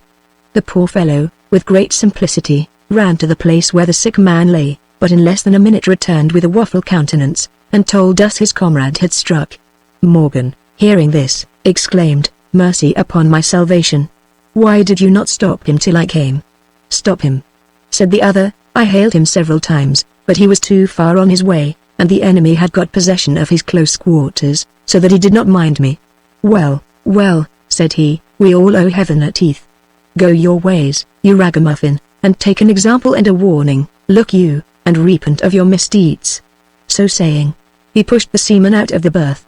While we entertained us with reflections suitable to this event, we heard the boatswain pipe to dinner, and immediately the boy belonging to our mess ran to the locker, from whence he carried off a large wooden platter, and, in a few minutes, returned with it full of boiled peas, crying scoldings all the way as he came.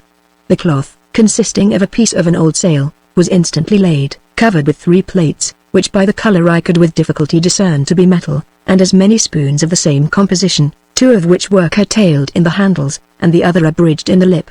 Mr. Morgan himself enriched this mess with a lump of salt butter scooped from an old gallipot, and a handful of onions shorn, with some pounded pepper. I was not very much tempted with the appearance of this dish, of which, nevertheless, my messmates ate heartily, advising me to follow their example, as it was Banyan Day and we could have no meat till next noon, but I had already laid in sufficient for the occasion, and therefore desired to be excused, expressing a curiosity to know the meaning of Banyan Day. They told me, that, on Mondays, Wednesdays, and Fridays, the ship's company had no allowance of meat, and that these meager days were called Banyan Days, the reason of which they did not know, but I have since learned they take their denomination from a sect of devotees in some parts of the East Indies, who never taste flesh. After dinner Thompson led me round the ship, showed me the different parts, described their uses, and, as far as he could, made me acquainted with the particulars of the discipline and economy practiced on board. He then demanded of the boatswain a hammock for me, which was slung in a very neat manner by my friend Jack Ratlin, and, as I had no bedclothes, procured credit for me with the purser, for a mattress and 2 blankets.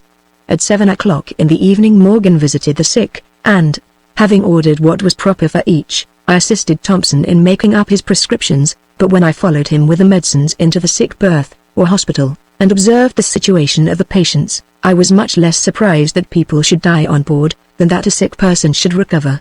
Here I saw about 50 miserable distempered wretches, suspended in rows, so huddled one upon another, that not more than 14 inches space was allotted for each with his bed and bedding, and deprived of the light of the day, as well as of fresh air, breathing nothing but a noisome atmosphere of the morbid steams exhaling from their own excrements and diseased bodies, devoured with vermin hatched in the filth that surrounded them, and destitute of every convenience necessary for people in that helpless condition. Chapter 26.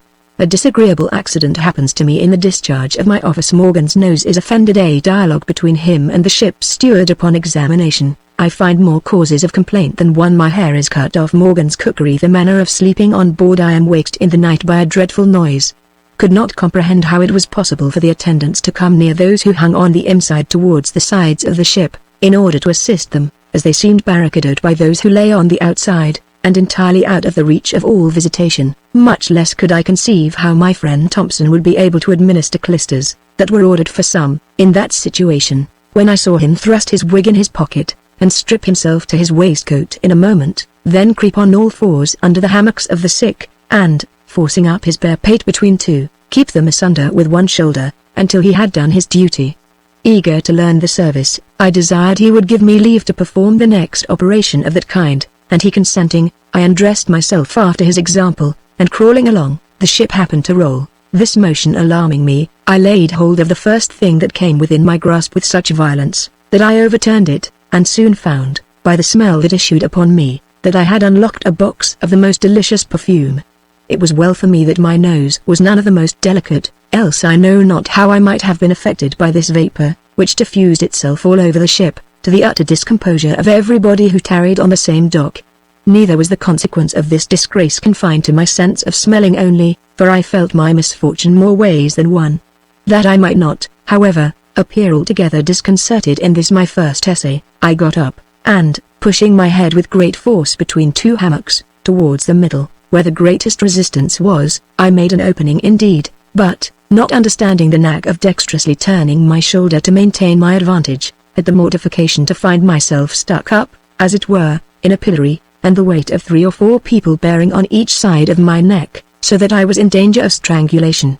While I remained in this defenseless posture, one of the sick men, rendered peevish by his distemper, was so enraged at the smell I had occasioned and the rude shock he had received from me in my elevation, that, with many bitter reproaches, he seized me by the nose, which he tweaked so unmercifully, that I roared with anguish. Thompson, perceiving my condition, ordered one of the waiters to my assistance, who, with much difficulty, disengaged me from this situation, and hindered me from taking vengeance on the sick man, whose indisposition would not have screened him from the effects of my indignation. After having made an end of our ministry for that time, We descended to the cockpit, my friend comforting me for what had happened with a homely proverb, which I do not choose to repeat. When we had descended halfway down the ladder, Mr. Morgan, before he saw us, having intelligence by his nose of the approach of something extraordinary, cried, "God have mercy upon my senses. I believe the enemy has poured us in a stinkpot." Then, directing his discourse to the steward, from whence he imagined the odour proceeded, he reprimanded him severely for the freedoms he took among gentlemen of birth, and threatened to smoke him like a padger with sulphur, if ever he should presume to offend his neighbours with such smells for the future. The steward, conscious of his own innocence, replied with some warmth, "I know of no smells but those of your own making." This repartee introduced a smart dialogue, in which the Welshman undertook to prove, that, though the stench he complained of did not flow from the steward's own body, he was nevertheless the author of it, by serving out damaged provisions to the ship's company, and, in particular, putrefied cheese, from the use of which only, he affirmed, such unsavory steams could arise.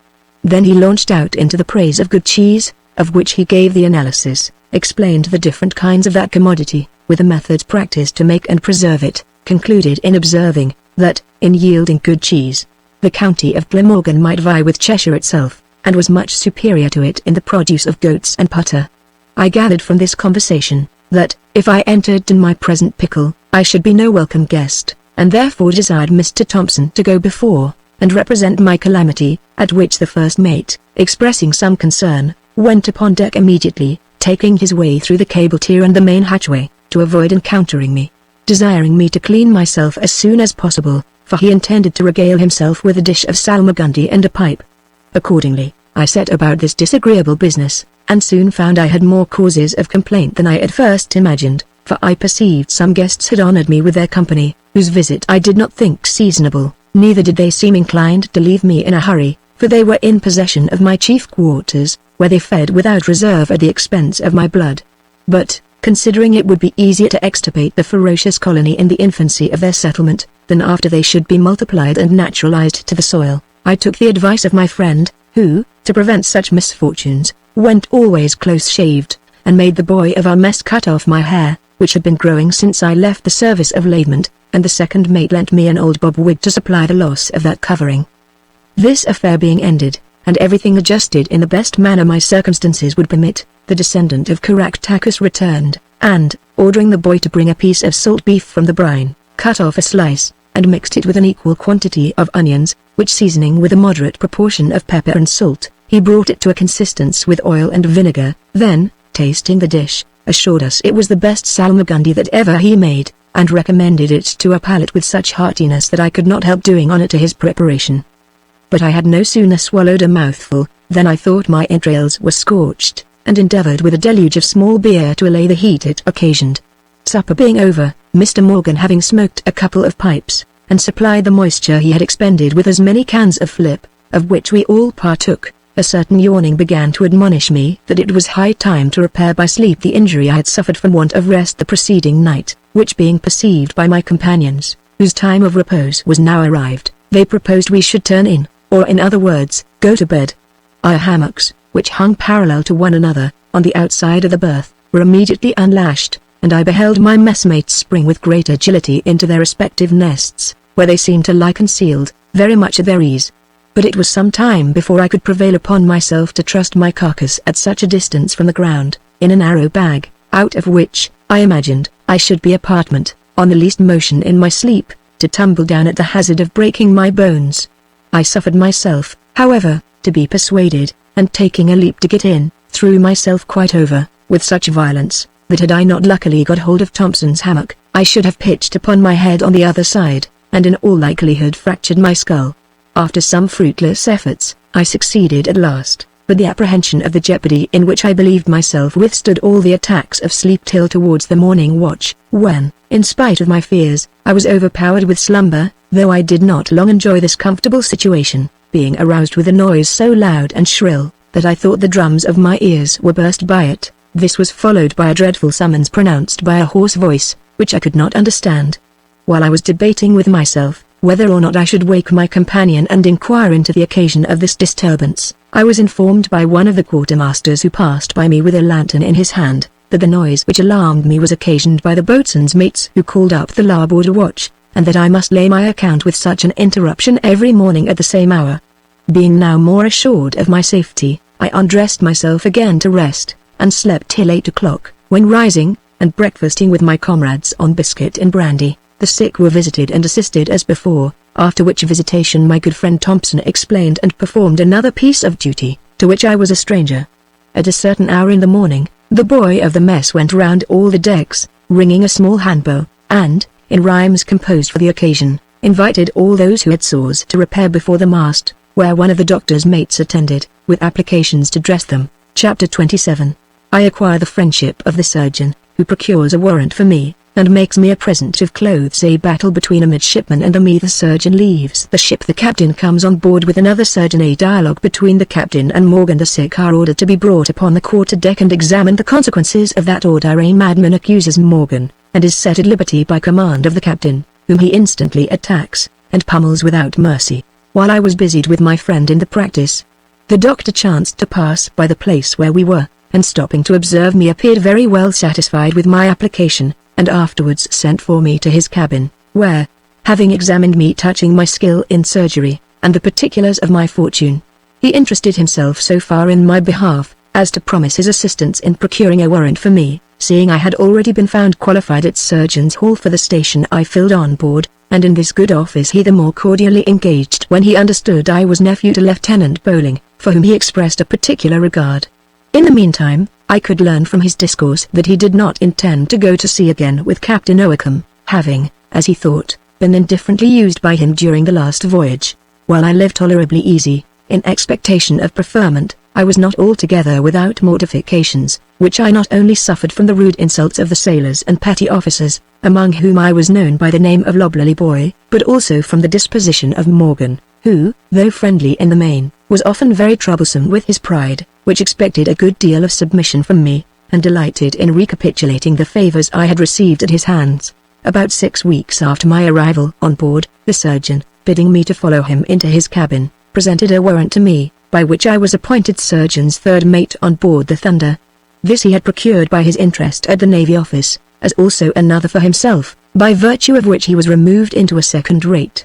I acknowledged his kindness in the strongest terms my gratitude could suggest, and professed my sorrow at the prospect of losing so valuable a friend, to whom I hoped to have recommended myself still further, by my respectful and diligent behavior.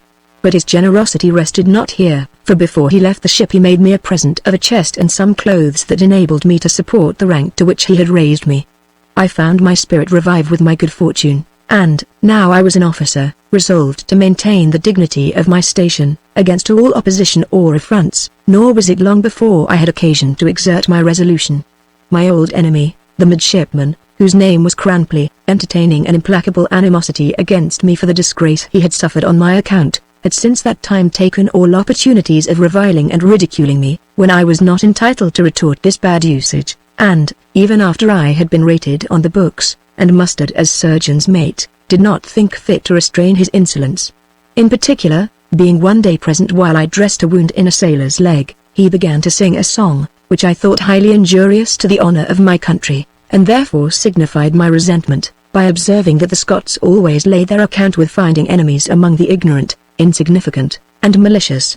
This unexpected piece of assurance enraged him to such a degree, that he lent me a blow on the face, which I verily thought had demolished my cheekbone. I was not slow in returning the obligation, and the affair began to be very serious, when by accident Mr. Morgan, and one of the master's mates, coming that way, interposed, and, inquiring into the cause, endeavored to promote a reconciliation, but, finding us both exasperated to the uttermost, and bent against accommodation, they advised us either to leave our difference undecided, till we should have an opportunity of terminating it on shore, like gentlemen, or else choose a proper place on board, and bring it to an issue by boxing. The last expedient was greedily embraced by us both, and, being forthwith conducted to the ground proposed, we stripped in a moment, and began a furious contest, in which I soon found myself inferior to my antagonist, not so much in strength and agility, as in skill, which he had acquired in the school of hockey in the hole at Tottenham Court. Many cross buttocks did I sustain, and pegs on the stomach without number, till at last my breath being quite gone, as well as my vigor wasted, I grew desperate, and collecting all my strength in one effort, threw in at once, head, hands, and feet, with such violence, that I drove my antagonist 3 paces backward into the main hatchway, down which he fell, and pitching upon his head and right shoulder, remained without sense and motion.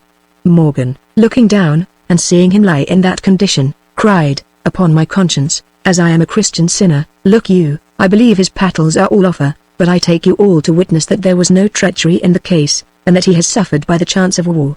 So saying he descended to the deck below, to examine into the situation of my adversary, and left me very little pleased with my victory, as I found myself not only terribly bruised, but likewise in danger of being called to account for the death of Cranpley. But this fear vanished when my fellow mate, having, by bleeding him in the jugular, brought him to himself, and inquired into the state of his body, called up to me to be under no concern, for the midshipman had received no other damage than as pretty a luxation of the os humeri as one would desire to see on a summer's day.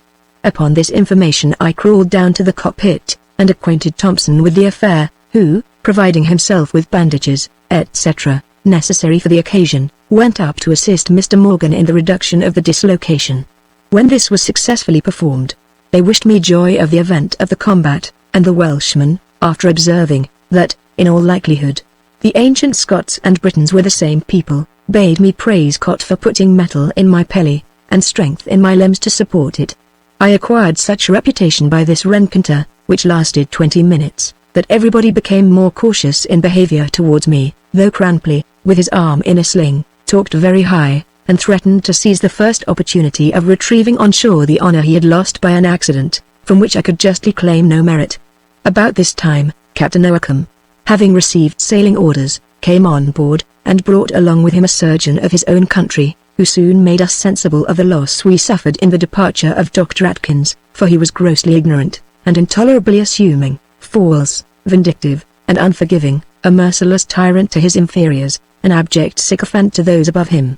In the morning after the captain came on board, our first mate, according to custom, went to wait on him with a sick list, which, when this grim commander had perused, he cried with a stern countenance, "Blood and cons.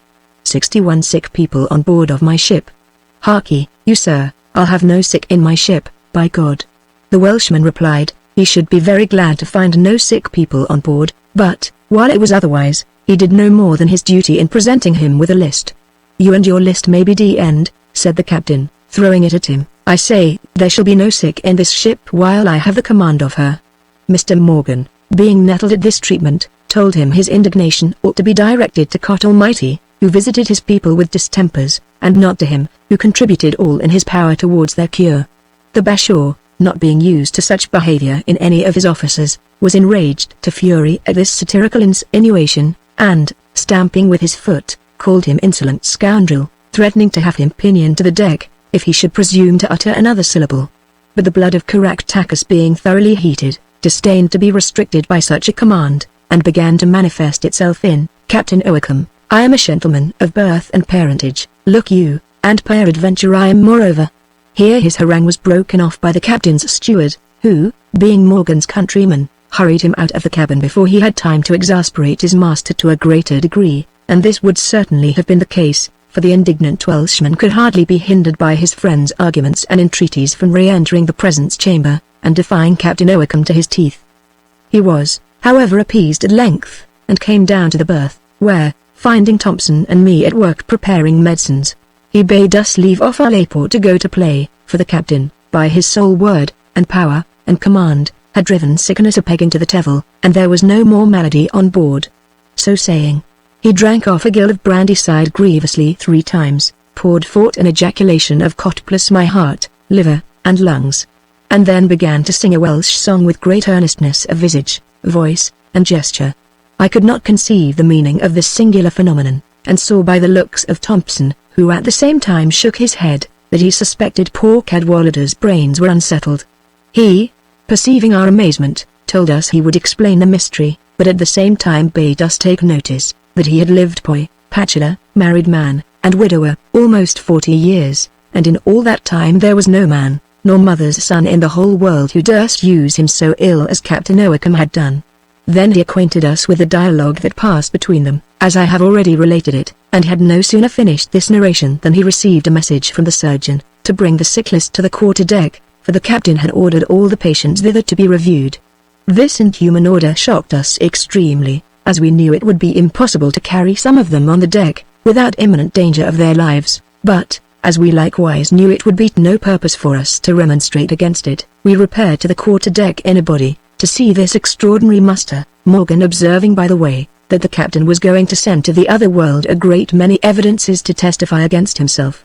When we appeared upon deck, the captain bade the doctor, who stood bowing at his right hand, look at these lazy lubberly sons of bitches, who are good for nothing on board but to eat the king's provision, and encourage idleness in the skulkers.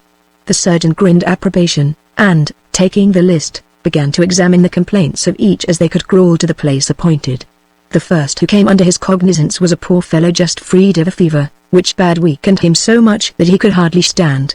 Mr. McShin, for that was the doctor's name, having felt his pulse, protested he was as well as any man in the world, and the captain delivered him over to the boatswain's mate, with orders that he should receive a round dozen at the gangway immediately, for counterfeiting himself sick. But, before the discipline could be executed, the man dropped down on the deck, and had well nigh perished under the hands of the executioner. The next patient to be considered, laboured under a quartan ague, and, being then in his interval of health, discovered no other symptoms of distemper than a pale meagre countenance and emaciated body, upon which he was declared fit for duty, and turned over to the boatswain, but, being resolved to disgrace the doctor, died upon the forecastle next day, during his cold fit. The third complained of a pleuritic stitch, and spitting of blood, for which Dr. McShin prescribed exercise at the pump to promote expectoration. But whether this was improper for one in his situation, or that it was used to excess, I know not, but in less than half an hour he was suffocated with a deluge of blood that issued from his lungs. A fourth, with much difficulty, climbed to the quarter-deck, being loaded with a monstrous ascites, or dropsy, that invaded his chest so much, he could scarce fetch his breath, but his disease being interpreted into fat, occasioned by idleness and excess of eating, he was ordered, with a view to promote perspiration and enlarge his chest, to go aloft immediately.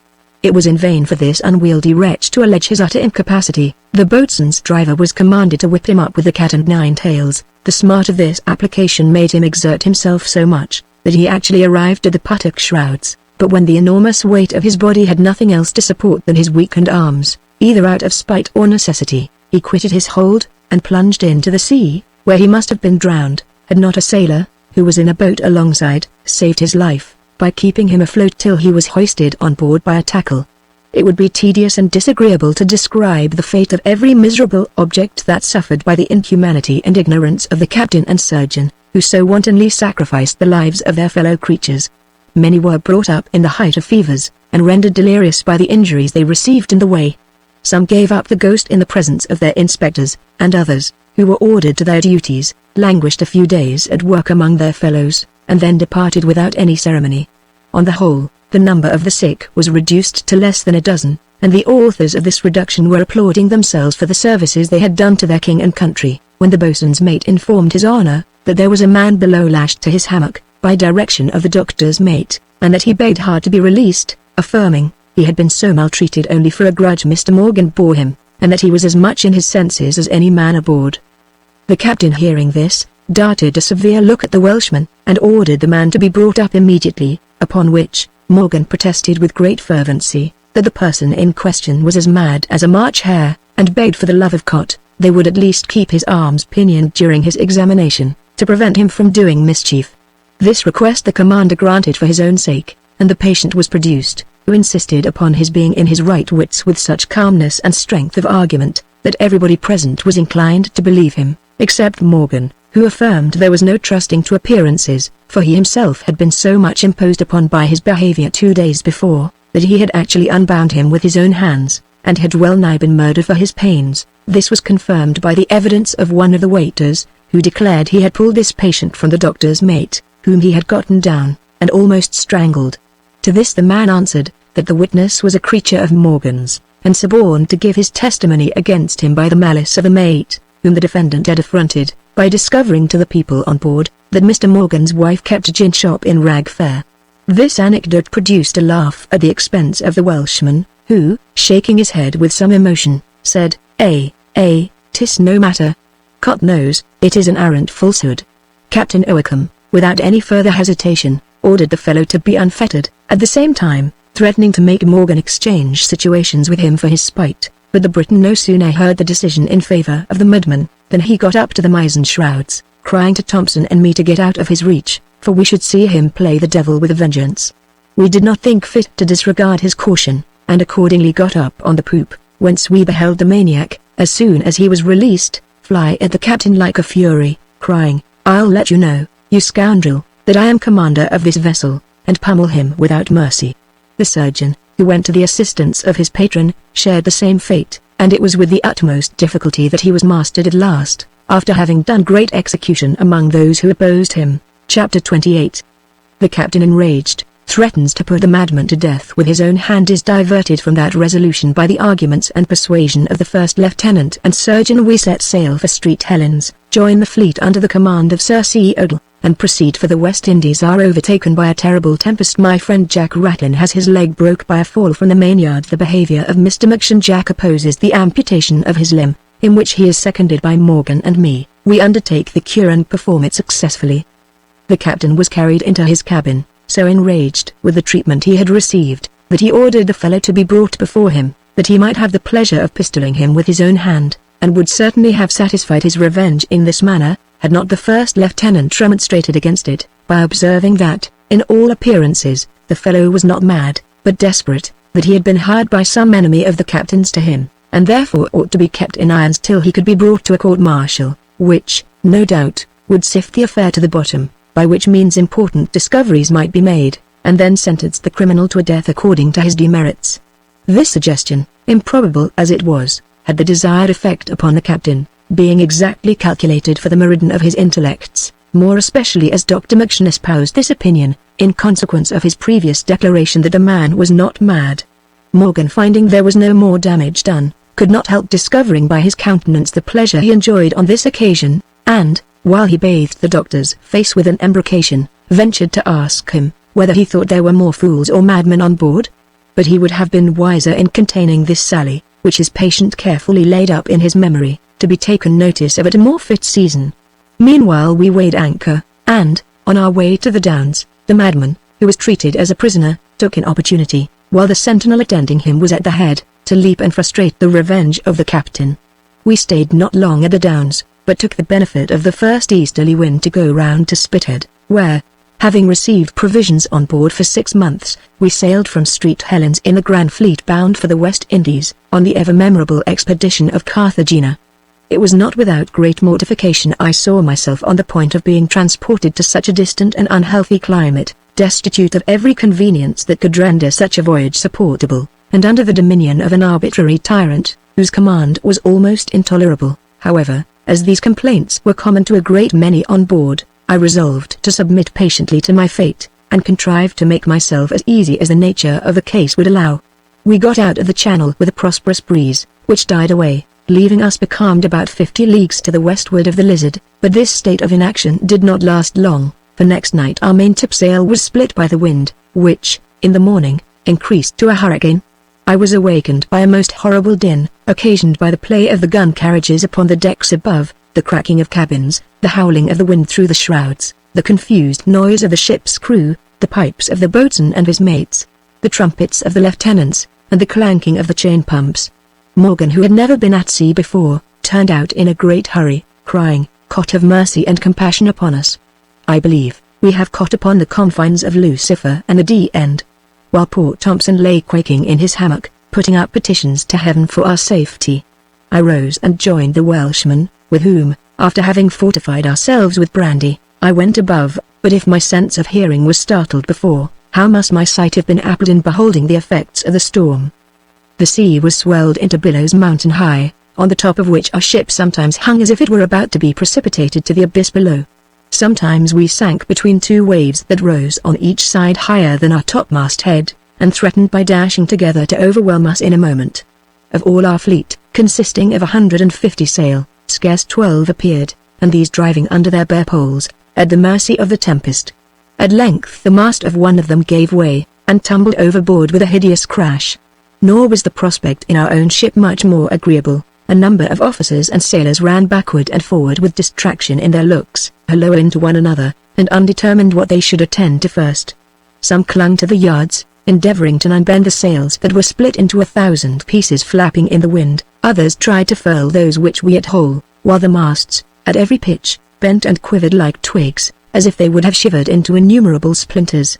While I considered this scene with equal terror and astonishment, one of the main braces broke, by the shock whereof 2 sailors were flung from the yard's arm into the sea, where they perished, and poor Jack Ratlin thrown down upon the deck, at the expense of a broken leg. Morgan and I ran immediately to his assistance, and found a splinter of the shin bone thrust by the violence of the fall through the skin. As this was a case of too great consequence to be treated without the authority of the doctor, I went down to his cabin to inform him of the accident, as well as to bring up dressings which we always kept ready prepared. I entered his apartment without any ceremony, and, by the glimmering of a lamp, perceived him on his knees before something that very much resembled a crucifix, but this I will not insist upon, that I may not seem too much a slave to common report, which indeed assisted my conjecture on this occasion, by representing Dr. McShan as a member of the Church of Rome. Be this as it will, he got up in a sort of confusion, occasioned, I suppose, by his being disturbed in his devotion, and in a trice snatched the subject of my suspicion from my sight. After making an apology for my intrusion, I acquainted him with the situation of Ratlin, but could by no means prevail upon him to visit him on deck, where he lay. He bade me desire the boatswain to order some of the men to carry him down to the cockpit, and in the meantime, said he, I will direct Thompson to get ready the dressings. When I signified to the boatswain the doctor's desire, he swore a terrible oath, that he could not spare one man from deck, because he expected the mast would go by the board every minute. This piece of information did not at all contribute to my peace of mind, however, as my friend Ratlin complained very much. With the assistance of Morgan I supported him to the lower deck, whither Mr. McShan, after much entreaty, ventured to come, attended by Thompson, with a box full of dressings, and his own servant, who carried a whole set of capital instruments. He examined the fracture and the wound, and concluding, from a livid colour extending itself upon the limb, that mortification would ensue, resolved to amputate the leg immediately. This was a dreadful sentence to the patient, who, recruiting himself with a quid of tobacco, pronounced with a waffle countenance, "What? Is there no remedy, doctor? Must I be dogged? Can't you splice it?" "Assuredly, Dr. McShan," said the first mate, with submission, and deference, and veneration, to your superior abilities, and opportunities, and stations. Look you, I do apprehend, and conjure, and aver, that there is no occasion nor necessity to smite off this poor man's leg. God Almighty bless you, dear Welshman," cried Ratlin. "May you have fair wind and weather wheresoever you're bound, and come to an anchor in the road of heaven at last." McShan, very much incensed at his mates differing in opinion from him, so openly, answered, that he was not bound to give an account of his practice to him, and in a peremptory tone, ordered him to apply the tourniquet. At the sight of which, Jack, starting up, cried, "Avast, avast! D.N. my heart, if you clap your nippers on me, till I know wherefore. Mr. Random, won't you lend a hand towards saving my precious limb? Odds heart, if Lieutenant Bowling was here, he would not suffer Jack Ratlin's leg to be chopped off like a piece of old junk." This pathetic address to me, joined to my inclination to serve my honest friend, and the reasons I had to believe there was no danger in delaying the amputation, induced me to declare myself of the first mate's opinion, and affirm that the preternatural colour of the skin was owing to an inflammation, occasioned by a contusion, and common in all such cases, without any indication of an approaching gangrene. Morgan, who had a great opinion of my skill, manifestly exulted in my fellowship, and asked Thompson's sentiments in the matter, in hopes of strengthening our association with him too, but he, being of a meek disposition, and either dreading the enmity of the surgeon, or speaking the dictates of his own judgment, in a modest manner espoused the opinion of McShan, who by this time having consulted with himself, determined to act in such a manner as to screen himself from censure, and at the same time revenge himself on us, for our arrogance in contradicting him. With this view, he asked if we would undertake to cure leg at our peril, that is, be answerable for the consequence. To this question, Morgan replied, that the lives of his creatures are at the hands of God alone, and it would be great presumption in him to undertake for an event that was in the power of his Maker, no more than the doctor could promise to cure all the sick to whom he administered his assistance, but if the patient would put himself under our direction, we would do our endeavour to bring his distemper to a favourable issue, to which at present we saw no obstruction. I signified my concurrence, and Ratlin was so overjoyed that, shaking us both by the hands, he swore nobody else should touch him, and, if he died, his blood should be upon his own head. Mr. McShan, flattering himself with the prospect of our miscarriage, went away, and left us to manage it as we should think proper. Accordingly, having sawed off part of the splinter that stuck through the skin, we reduced the fracture, dressed the wound, applied the 18-tailed bandage, and put the leg in a box, secundamatum. Everything succeeded according to our wish, and we had the satisfaction of not only preserving the poor fellow's leg, but likewise of rendering the doctor contemptible among the ship's company, who had all their eyes on us during the course of this cure, which was completed in 6 weeks. Chapter 29.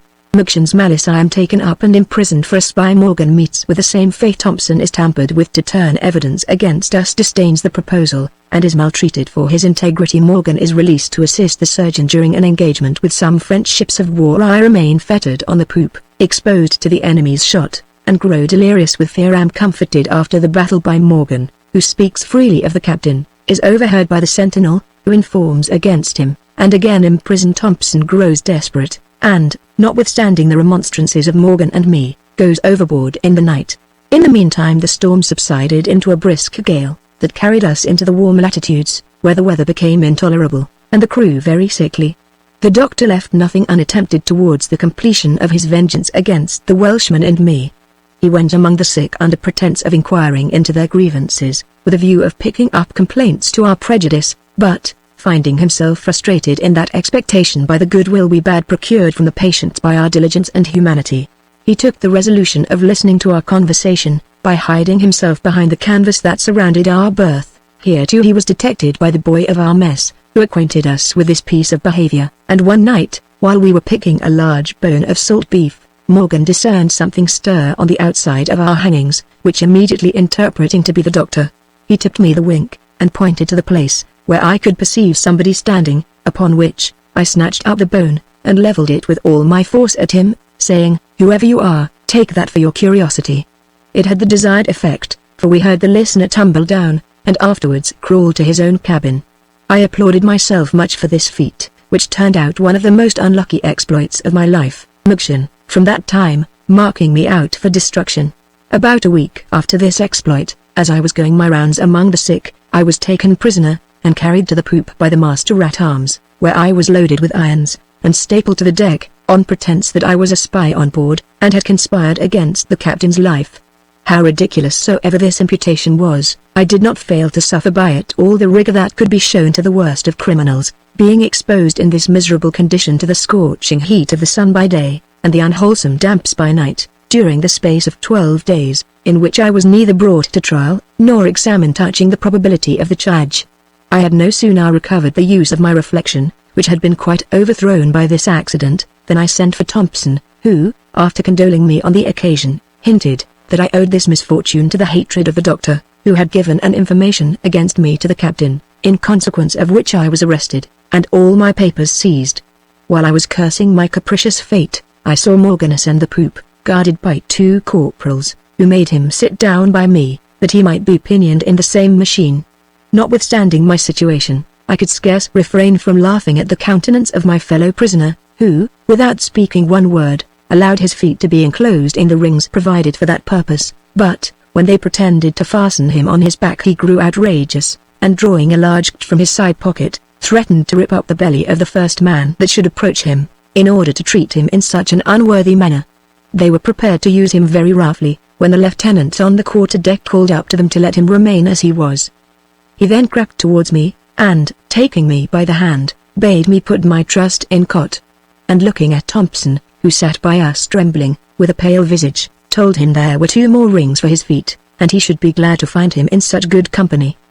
But it was not the intention of our adversary to include the second mate in our fate. Him he expected to be his drudge in attending the sick and, if possible, his evidence against us. With this view he sounded him afar off, but, finding his integrity incorruptible, harassed him so much out of spite, that in a short time this mild creature grew weary of his life.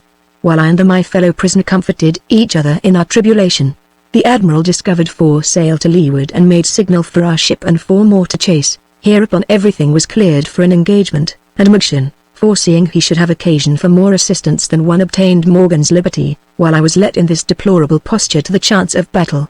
It was almost dark when he came up with the sternmost chase, which we hailed, and inquired who they were. They gave us to understand they were French men of war, upon which Captain Oakham commanded them to send their boat on board of him.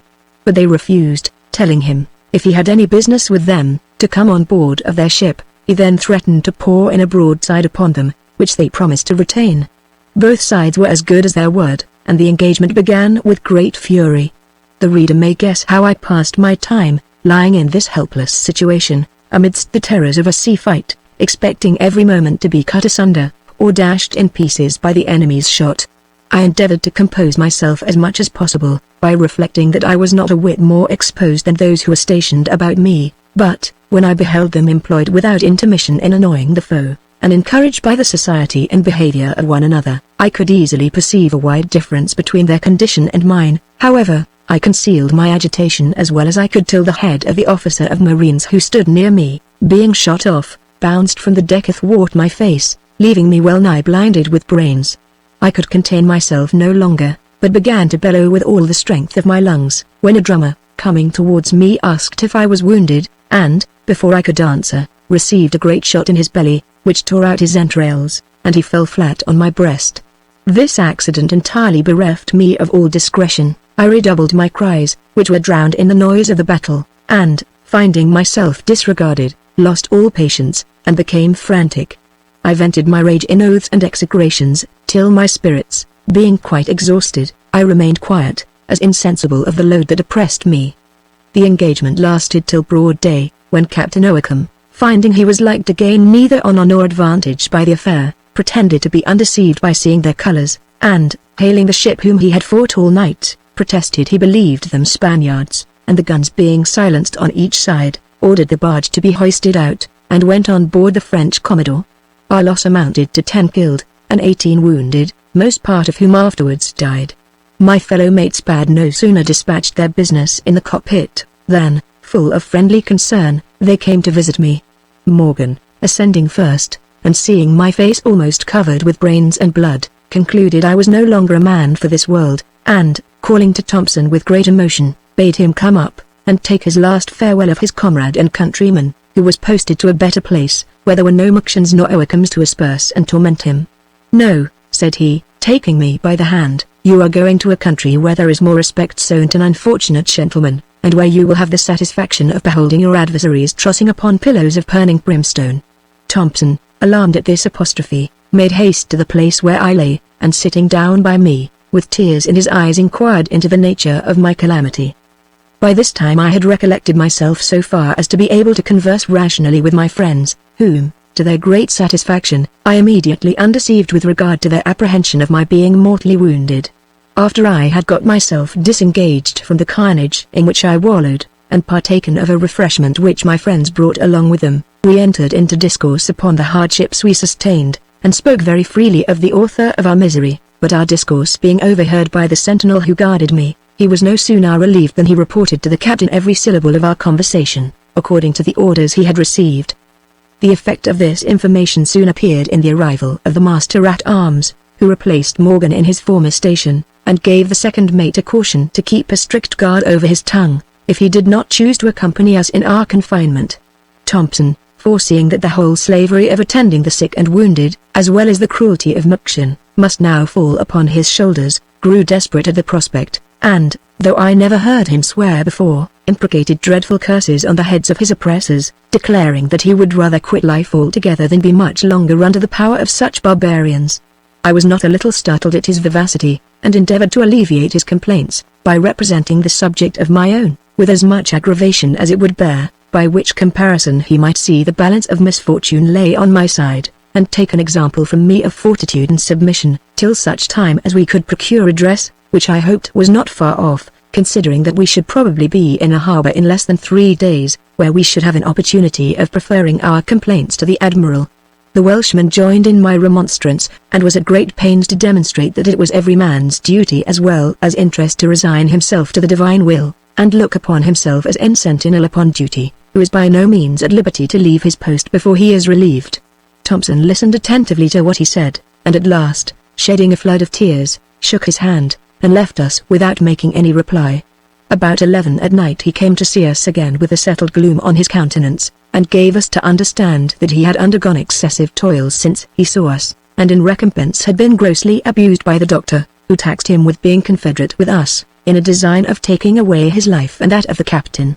After some time spent in mutual exhortation, he got up, and squeezing me by the hand with uncommon fervor, cried, "God bless you both," and left us to wonder at his singular manner of parting with us, which did not fail to make a deep impression on us both. Next morning, when the hour of visitation came round, the unhappy young man was missing, and, after strict search, supposed to have gone overboard in the night, and this was certainly the case. Chapter 30. We lament the fate of our companion. The captain offers Morgan his liberty, which he refuses to accept. We are brought before him and examined. Morgan is sent back into custody, whither also I am remanded after a curious trial. The news of this event affected my fellow prisoner and me extremely, as our unfortunate companion had justly acquired by his amiable disposition the love and esteem of us both, and the more we regretted his untimely fate, the greater horror we conceived for the villain who was undoubtedly the occasion of it. This abandoned miscreant did not discover the least symptom of concern for Thompson's death, although he must have been conscious to himself of having driven him by ill usage to the fatal resolution, but desired the captain to set Morgan at liberty again to look after the patients. Accordingly one of the corporals was sent up to unfetter him, but he protested he would not be released until he should know for what he was confined, nor would he be a tennis ball, nor a shuttlecock, nor a trudge, nor a scullion, to any captain under the sun. Oakham, finding him obstinate, and fearing it would not be in his power to exercise his tyranny much longer with impunity, was willing to show some appearance of justice and therefore ordered us both to be brought before him on the quarter-deck, where he sat in state, with his cleric on one side, and his counsellor Maction on the other. When we approached, he honoured us with the salutation, "So, gentlemen, d*n my blood. Many a captain in the navy would have ordered you both to be tucked up to the yard's arm, without either judge or jury, for the crimes you have been guilty of, but, d*n my blood, I have too much good nature in allowing such dogs as you to make defence." "Captain Oakham," said my fellow sufferer, "certainly it is in your power, God help the while, to tack us all up at your will, desire, and pleasures. And perhaps it would be better for some of us to be tucked up than to undergo the miseries to which we have been exposed. So may the farmer hang his kids for his diversion, and amusement, and mirth, but there is such a thing as justice, if not upon earth, surely in heaven, that will punish with fire and brimstone all those who take away the lives of innocent people out of wantonness and barbarity. Look you. In the meantime, I shall be glad to know the crimes laid to my charge, and see the person who accuses me." "That you shall," said the captain. "Here, doctor, what have you to say?" Maction, stepping forward, hemmed a good while, in order to clear his throat, and, before he began, Morgan accosted him thus: "Dr. Maction, look in my face, look in the face of an honest man, who abhors a false witness as he abhors the devil, and can't be judge between you and me." The doctor, not minding this conjuration, made the following speech: "As near as I can remember, I'll tell you what, Mr. Morgan, to be sure what you say is just, in regard to an honest man, and if so be it appears as how you are an honest man, then it is my opinion that you deserve to be acquitted, in relation to their affair, for I tell you what, Captain Oakham is resolved for to do everybody justice. As for my own part, all that I have to allege is, that I have been informed you have spoken disrespectful words against your captain, who, to be sure, is the most honourable and generous commander in the king's service, without asparagement or exception of man, woman, or child." Having uttered this elegant harangue, on which he seemed to plume himself, Morgan replied, "I do partly guess, and conceive, and understand your meaning, which I wish could be more explicit, but, however, I do suppose, I am not to be condemned upon bare hearsay, or, if I am convicted of speaking disrespectfully of Captain Oakham, I hope there is no treason in my words. But there's mutiny, by God, and that's death by the articles of war," cried Oakham. "In the meantime, let the witnesses be called." Hereupon Maction's servant appeared, and the boy of our mess, whom they had seduced and tutored for the purpose. The first declared, that Morgan as he descended the cockpit ladder one day, cursed the captain, and called him a savage beast, saying, he ought to be hunted down as an enemy to mankind. "This," said the clerk, "is a strong presumption of a design, formed against the captain's life. For why? It presupposes malice aforethought, and a criminal intention a priori." "Right," said the captain to this miserable grub, who had been an attorney's boy, "you shall have law enough, here's Cook and Little John to it." This evidence was confirmed by the boy, who affirmed, he heard the first mate say, that the captain had no more bowels than a bear, and the surgeon had no more brain than an ass. Then the sentinel, who heard our discourse on the poop was examined, and informed the court that the Welshman assured me, Captain Oakham and Dr. M'Shan would toss upon billows of burning brimstone and bell for their barbarity.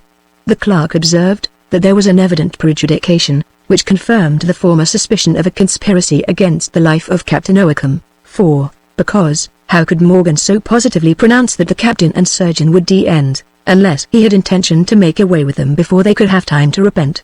This sage explanation had great weight with our noble commander, who exclaimed, "What have you to say to this, Taffy? You seem to be taken all aback, brother, ha." Morgan was too much of a gentleman to disown the text, although he absolutely denied the truth of the comment.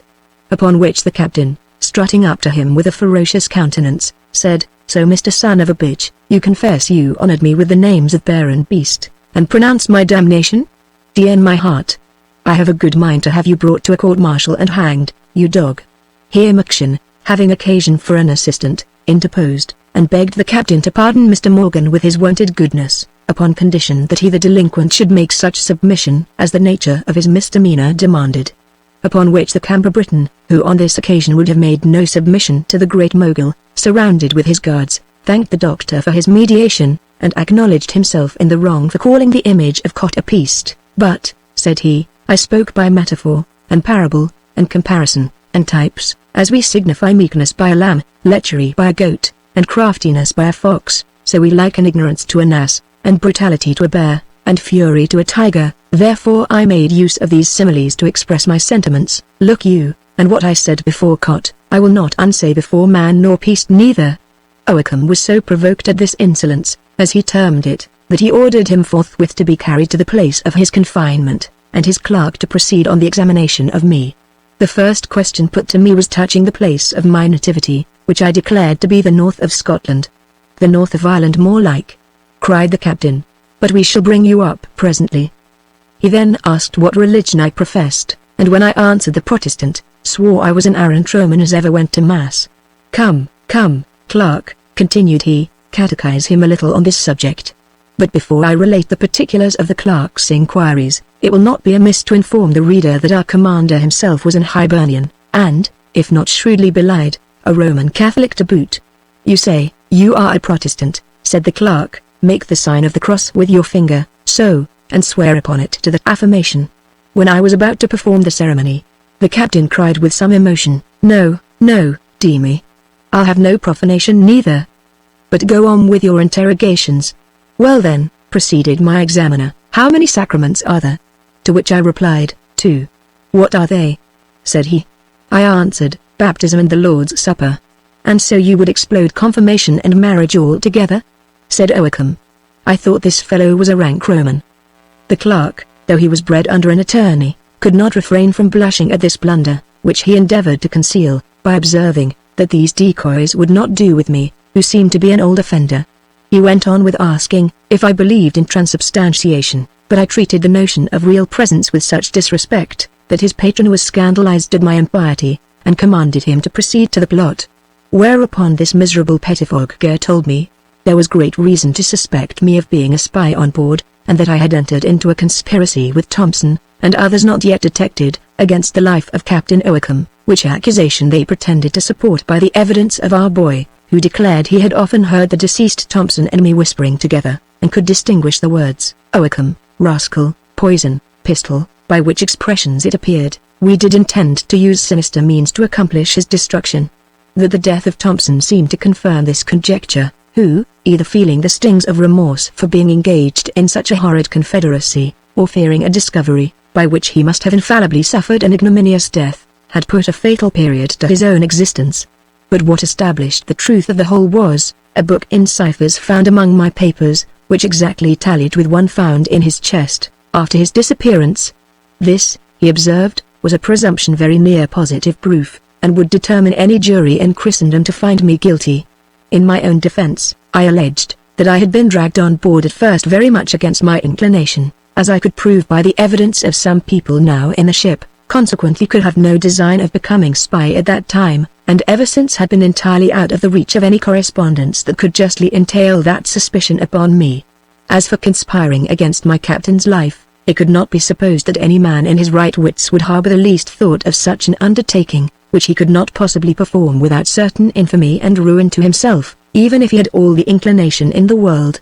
that, allowing the boy's evidence to be true, which I affirmed was false and malicious, nothing conclusive could be gathered from a few incoherent words. Neither was the fate of Mr. Thompson a circumstance more favorable for the charge, for I had in my pocket a letter which too well explained that mystery, in a very different manner from that which was supposed.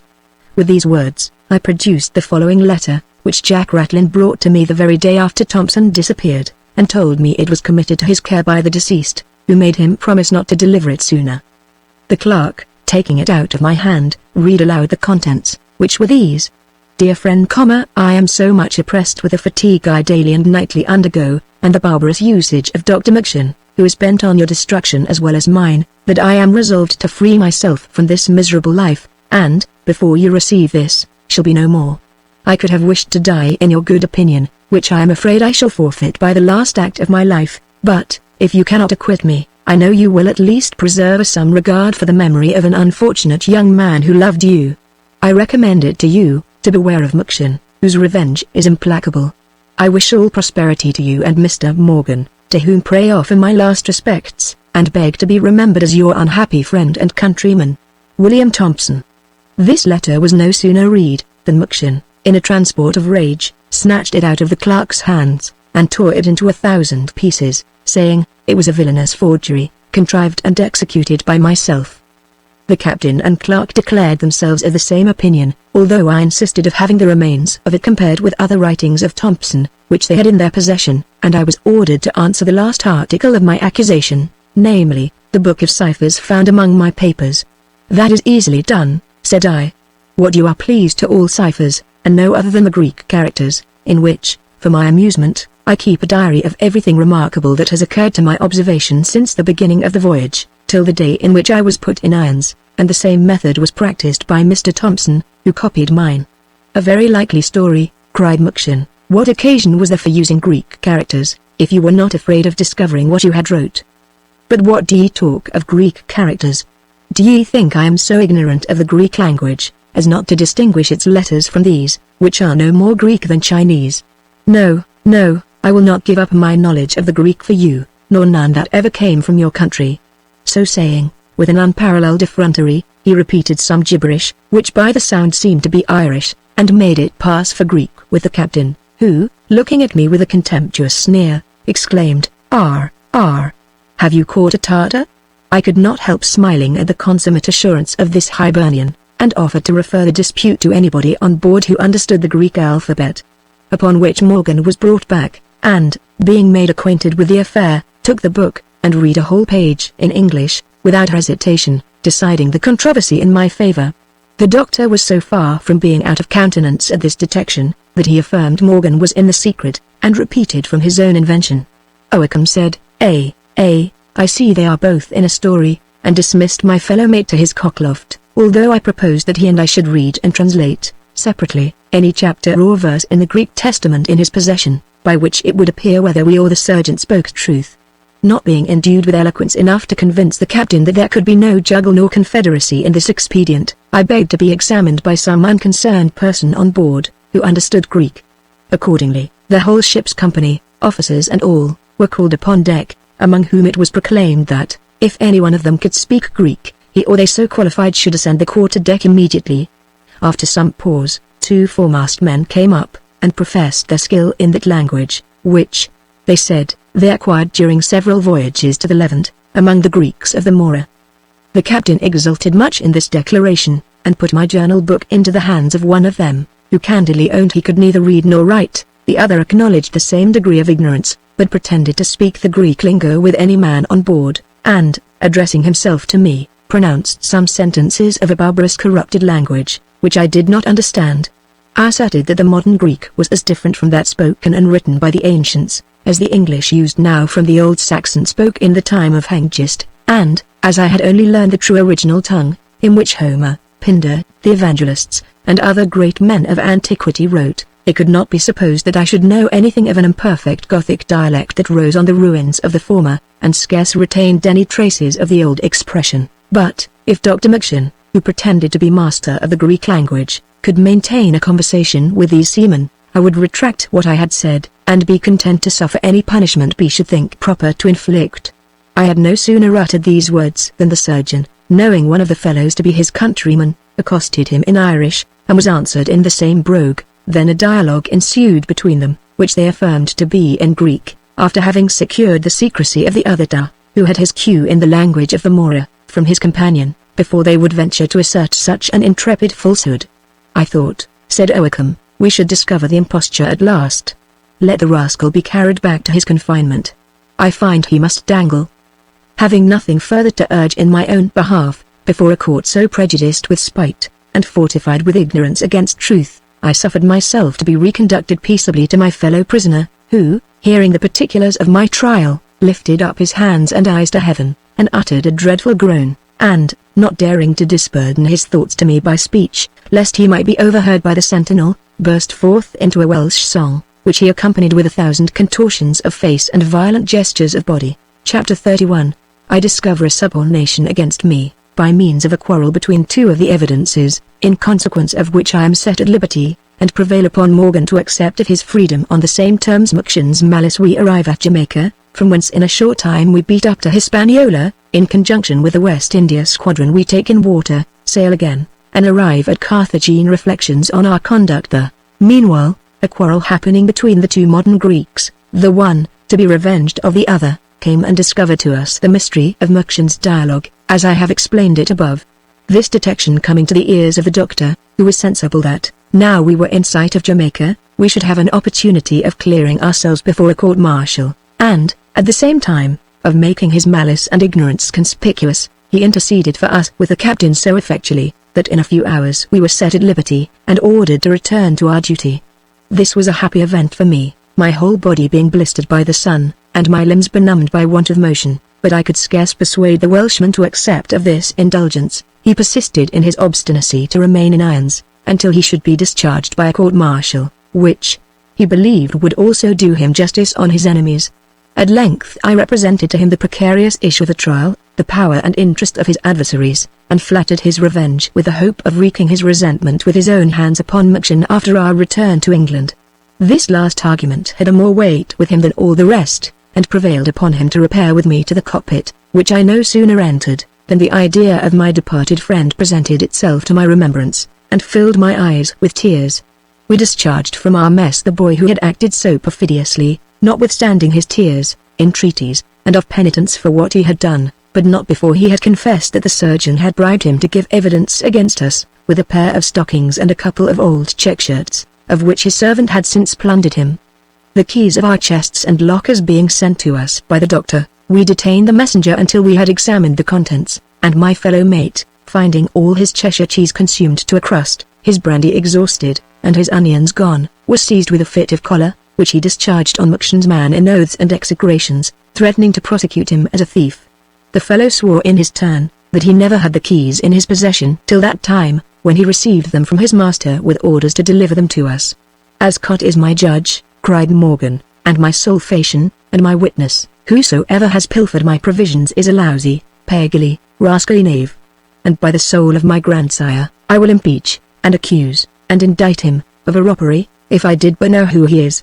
Had this misfortune happened at sea, where we could not repair the loss, in all probability this descendant of Caractacus would have lost his wits entirely, but, when I observed how easy it would be to remedy this paltry mischance, he became more calm, and reconciled himself to the occasion. A little while after this transport the surgeon came into the berth, under pretence of taking something out of the medicine chest, and, with a smiling aspect, wished us joy of our deliverance, which, he said, he had been at great pains to obtain of the captain, who was very justly incensed at our behavior, but he, the doctor, had passed his word for our future conduct, and he hoped we should give him no cause to repent of his kindness. He expected, no doubt, an acknowledgment from us for this pretended piece of service, as well as a general amnesty of what was past, but he had to do with people who were not quite so apartment to forgive injuries as he imagined, or to forget that, if our deliverance was owing to his mediation, our calamity was occasioned by his malice. I therefore sat silent, while my companion answered, 'Tis no matter, God knows the heart, there is a time for all things, as the wise man saith, there is a time for throwing away stones, and to gather them up." He seemed to be disconcerted at this reply, and went away in a pet, muttering something about ingratitude, and fellows, of which we did not think fit to take any notice. Our fleet, having joined another that waited for us, lay at anchor about a month in the harbour of Port Royal in Jamaica, during which time something of consequence was certainly transacted, notwithstanding the insinuations of some, who affirmed we had no business at all in that place, that, in order to take the advantage of the season proper for our enterprise, the West India squadron, which had previous notice of our coming, ought to have joined us at the west end of Hispaniola, with necessary stores and refreshments, from whence we could have sailed directly for Carthagena, before the enemy could put themselves in a good posture of defense, or, indeed, have an inkling of our design. Be this as it will, we sailed from Jamaica, and, in 10 days or a fortnight, beat up against the wind as far as the Isle of Vache, with an intention, as was said, to attack the French fleet, then supposed to be lying near that place, but before we arrived, they had sailed for Europe. Having first dispatched an advice boat to Carthagena, with an account of our being in those seas, as also of our strength and destination. We loitered here some days longer, taking inward and brackish water, in the use whereof, however, our admiral seemed to consult the health of the men, by restricting each to a quart a day. At length we set sail, and arrived in a bay to the windward of Carthagena, where we came to an anchor, and lay at our ease 10 days longer. Here, again, certain malicious people took occasion to blame the conduct of their superiors, by saying, that in so doing they not only unprofitably wasted time, which was very precious, considering the approach of the rainy season, but also allowed the Spaniards to recollect themselves from a terror occasioned by the approach of an English fleet, at least 3 times as numerous as ever appeared in that part of the world before. But if I might be allowed to give my opinion of the matter, I would ascribe this delay to the generosity of our chiefs, who scorned to take any advantage that fortune might give them even over an enemy. At last, however, we weighed, and anchored again somewhat nearer the harbour's mouth, where we made shift to land our marines, who encamped on the beach, in despite of the enemy's shot, which knocked a good many of them on the head. This piece of conduct, in choosing a camp under the walls of an enemy's fortification, which I believe never happened before, was practiced, I presume, with a view of accustoming the soldiers to stand fire, who were not as yet much used to discipline, most of them having been taken from the plough-tail a few months before. This expedient, again, has furnished matter for censure against the ministry, for sending a few raw recruits on such an important enterprise, while so many veteran regiments lay inactive at home. But surely our governors had their reasons for so doing, which possibly may be disclosed with other secrets of the deep. Perhaps they were loath to risk their best troops on such desperate service, or the colonel and the field officers of the old corps, who, generally speaking, enjoyed their commissions as sinecures or pensions, for some domestic services rendered to the court, refused to embark in such a dangerous and precarious undertaking, for which refusal, no doubt, they are to be much commended. Chapter 32. Our land forces being disembarked, erect a fascine battery. Our ship is ordered, with 4 more, to batter the port of Boca Chica. Maction's cowardice. The chaplain's friend's honest Ratlin loses one hand. His heroism and reflections on the battle. Crampley's behavior to me during the heat of the fight. Our forces being landed and stationed as I have already mentioned, set about erecting a fascine battery to cannonade the principal fort of the enemy, and in something more than 3 weeks, it was ready to open. That we might do the Spaniards as much honor as possible, it was determined, in a council of war, that 5 of our largest ships should attack the fort on one side, while the battery, strengthened by 2 mortars and 24 cohorns, should ply it on the other. Accordingly, the signal for our ship to engage, among others, was hoisted, we being advertised, the night before, to make everything clear for that purpose, and, in so doing, a difference happened between Captain Oakham and his well-beloved cousin and Councillor Mackion, which had well nigh terminated in an open rupture.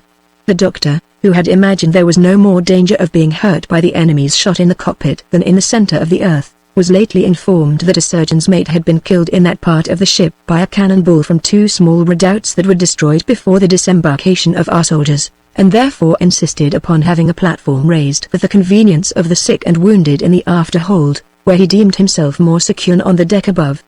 The captain, offended at this extraordinary proposal, accused him of pusillanimity, and told him there was no room in the hold for such an occasion, or, if there was, he could not expect to be indulged more than the rest of the surgeons of the navy, who used the cockpit for that purpose. Fear rendering Mackion obstinate, he persisted in his demand, and showed his instructions, by which it was authorized. The captain swore these instructions were dictated by a parcel of lazy poltroons who were never at sea. Nevertheless he was obliged to comply, and sent for the carpenter to give him orders about it. But, before any such measure could be taken, our signal was thrown out, and the doctor compelled to trust his carcass in the cockpit, where Morgan and I were busy in putting our instruments and dressings in order. Our ship, with others destined for this service, immediately weighed, and in less than half an hour came to an anchor before the castle of Boca Chica, with a spring upon our cable, and the cannonading, which indeed was dreadful, began. The surgeon, after having crossed himself, fell flat on the deck, and the chaplain and purser, who were stationed with us in quality of assistants, followed his example, while the Welshman and I sat upon a chest looking at one another with great discomposure, scarce able to refrain from the like prostration. And that the reader may know it was not a common occasion that alarmed us thus, I must inform him of the particulars of this dreadful din that astonished us. The fire of the Spaniards proceeded from 84 great guns, besides a mortar and small arms, in Boca Chica, 36 in Fort St. Joseph, 20 in 2 Fascine batteries, and 4 men of war, mounting 64 guns each. This was answered by our land battery mounted with 21 cannon, 2 mortars, and 24 cohorns, and 5 great ships of 70 or 80 guns, that fired without intermission.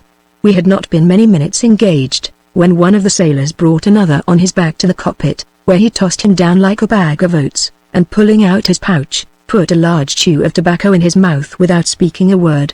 Morgan immediately examined the condition of the wounded man, and cried out, "As I shall answer now, the man is as dead as my great-grandfather." "Dead," said his comrade, "he may be dead now, for aught I know, but I'll be d.d. if he was not alive when I took him up." So saying, he was about to return to his quarters, when I bade him carry the body along with him, and throw it overboard. "D.N. the body," said he, "I think 'tis fair enough if I take care of my own." My fellow mate, snatching up the amputation knife, pursued him halfway up the cockpit ladder, crying, "You lousy rascal, is this the churchyard, or the charnel house, or the sepulchre, or the Golgotha, of the ship?" But was stopped in his career by one calling, "Yo-he, avast the scaldings." "Scaldings," answered Morgan, "Cot knows 'tis hot enough indeed. Who are you?" "Here's one," replied the voice, and I immediately knew it to be that of my honest friend Jack Ratlin, who coming towards me, told me, with great deliberation, he was come to be docked at last, and discovered the remains of one hand, which had been shattered to pieces with a grape shot. I lamented with unfeigned sorrow his misfortune, which he bore with heroic courage, observing, that every shot had its commission. It was well it did not take him in the head. Or if it had, what then? He should have died bravely, fighting for his king and country. Death was a debt which every man owed, and must pay, and that now was as well as another time. I was much pleased and edified with the maxims of this sea philosopher, who endured the amputation of his left hand without shrinking, the operation being performed, at his request, by me, after Magshan, who was with difficulty prevailed to lift his head from the deck, had declared there was a necessity for his losing the limb. While I was employed in dressing the stump, I asked Jack's opinion of the battle, who, shaking his head, frankly told me, he believed we should do no good. For why?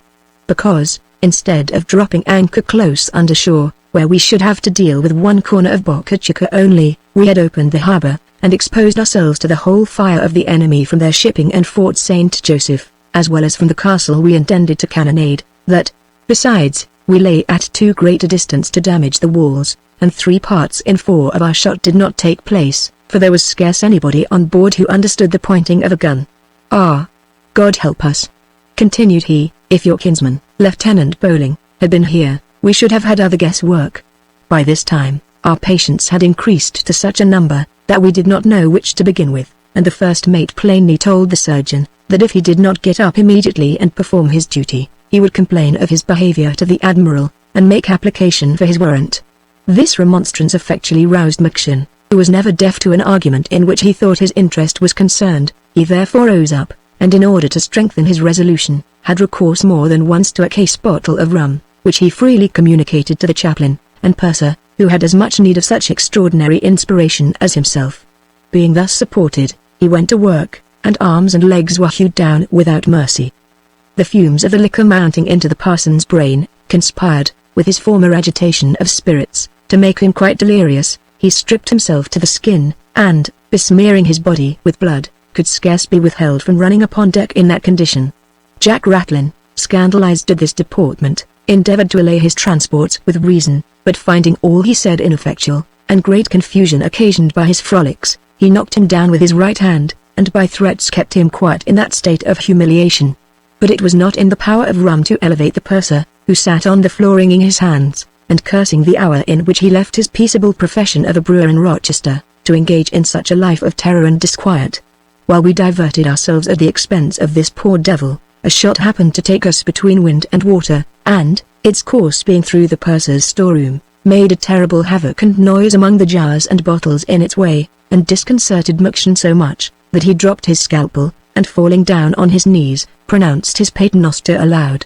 The purser fell backward, and lay without sense or motion, and the chaplain grew so outrageous, that Ratlin with one hand could not keep him under, so that we were obliged to confine him in the surgeon's cabin, where he was no doubt guilty of 1,000 extravagancies. Much about this time, my old antagonist, Cranpley, came down, with express orders, as he said, to bring me up to the quarter-deck, to dress a slight wound the captain had received by a splinter, his reason for honouring me in particular with this piece of service, being, that in case I should be killed or disabled by the way, my death or mutilation would be of less consequence to the ship's company than that of the doctor or his first mate. At another time, perhaps, I might have disputed this order, to which I was not bound to pay the least regard, but as I thought my reputation depended upon my compliance, I was resolved to convince my rival that I was no more afraid than he of exposing myself to danger. With this view I provided myself with dressings, and followed him immediately to the quarter-deck, through a most infernal scene of slaughter, fire, smoke, and uproar. Captain Oakham, who leaned against the mizzen-mast, no sooner saw me approach in my shirt, with the sleeves tucked up to my armpits, and my hands dyed with blood, than he signified his displeasure by a frown, and asked why the doctor himself did not come. I told him that Cranpley had singled me out, as if by express command, at which reply he seemed surprised, and threatened to punish the midshipman for his presumption, after the engagement. In the meantime, I was sent back to my station, and ordered to tell Maction that the captain expected him immediately. I got safe back, and delivered my commission to the doctor, who flatly refused to quit the post assigned to him by his instructions, whereupon Morgan, who I believe, was jealous of my reputation for courage, undertook the affair, and assented with great intrepidity. The captain, finding the surgeon obstinate, suffered himself to be dressed, and swore he would confine Maction as soon as the service should be over. Chapter 33. A breach being made in the walls, our soldiers give the assault, and take the place without opposition. Our sailors at the same time become masters of all the other strengths near Bocachica, and take possession of the harbour. The good consequence of this success, we move nearer the town, find 2 forts deserted, and the channel blocked up with sunk vessels, which however we find means to clear land. Our soldiers at Lacan to repulse a body of militia attack the castle of Street Lazar, and are forced to retreat with great loss. The remains of our army are re-embarked. An effort of the admiral to take the town. The economy of our expedition described.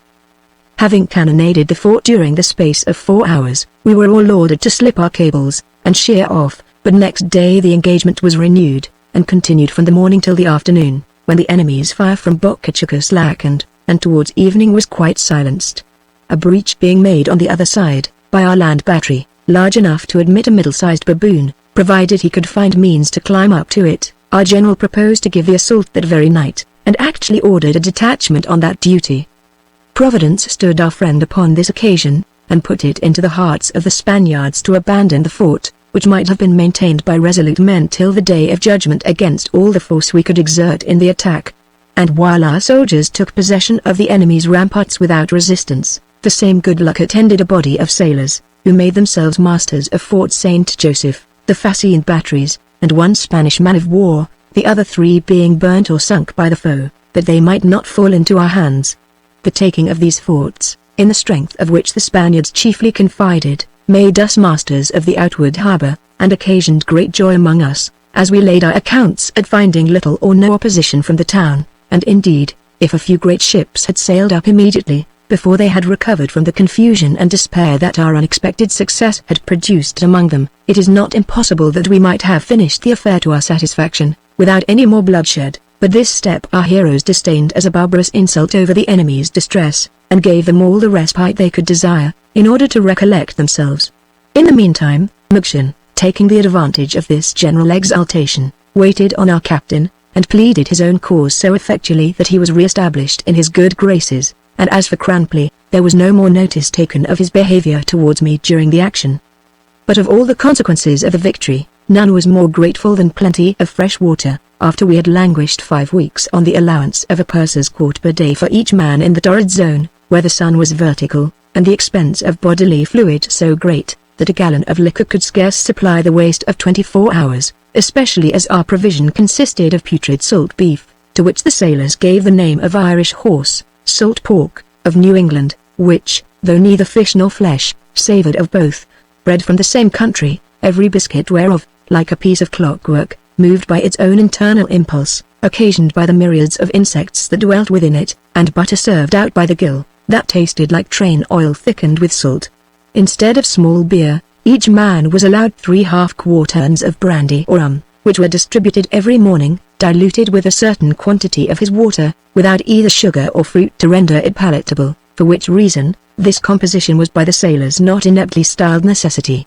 Nor was this limitation of simple element owing to a scarcity of it on board, for there was at this time water enough in the ship for a voyage of 6 months, at the rate of half a gallon per day to each man, but this fast must, I suppose, have been enjoined by way of penance on the ship's company for their sins, or rather with a view to mortify them into a contempt of life, that they might thereby become more resolute and regardless of danger. How simply then do those people argue, who ascribe the great mortality among us, to our bad provision and want of water, and affirm, that a great many valuable lives might have been saved, if the useless transports had been employed in fetching fresh stock, turtle, fruit, and other refreshments from Jamaica and other adjacent islands, for the use of the army and fleet. Seeing it is to be hoped, that those who died went to a better place, and those who survived were the more easily maintained. After all, a sufficient number remained to fall before the walls of Street Lazar, where they behaved like their own country mastiffs, which shut their eyes, run into the jaws of a bear, and have their heads crushed for their valor. But to return to my narration. After having put garrisons into the forts we had taken, and re-embarked our soldiers and artillery, a piece of service that detained us more than a week, we ventured up to the mouth of the inner harbour, guarded by a large fortification on one side, and a small redoubt on the other, both of which were deserted before our approach, and the entrance of the harbour blocked up by several old galleons, and 2 men of war that the enemy had sunk in the channel.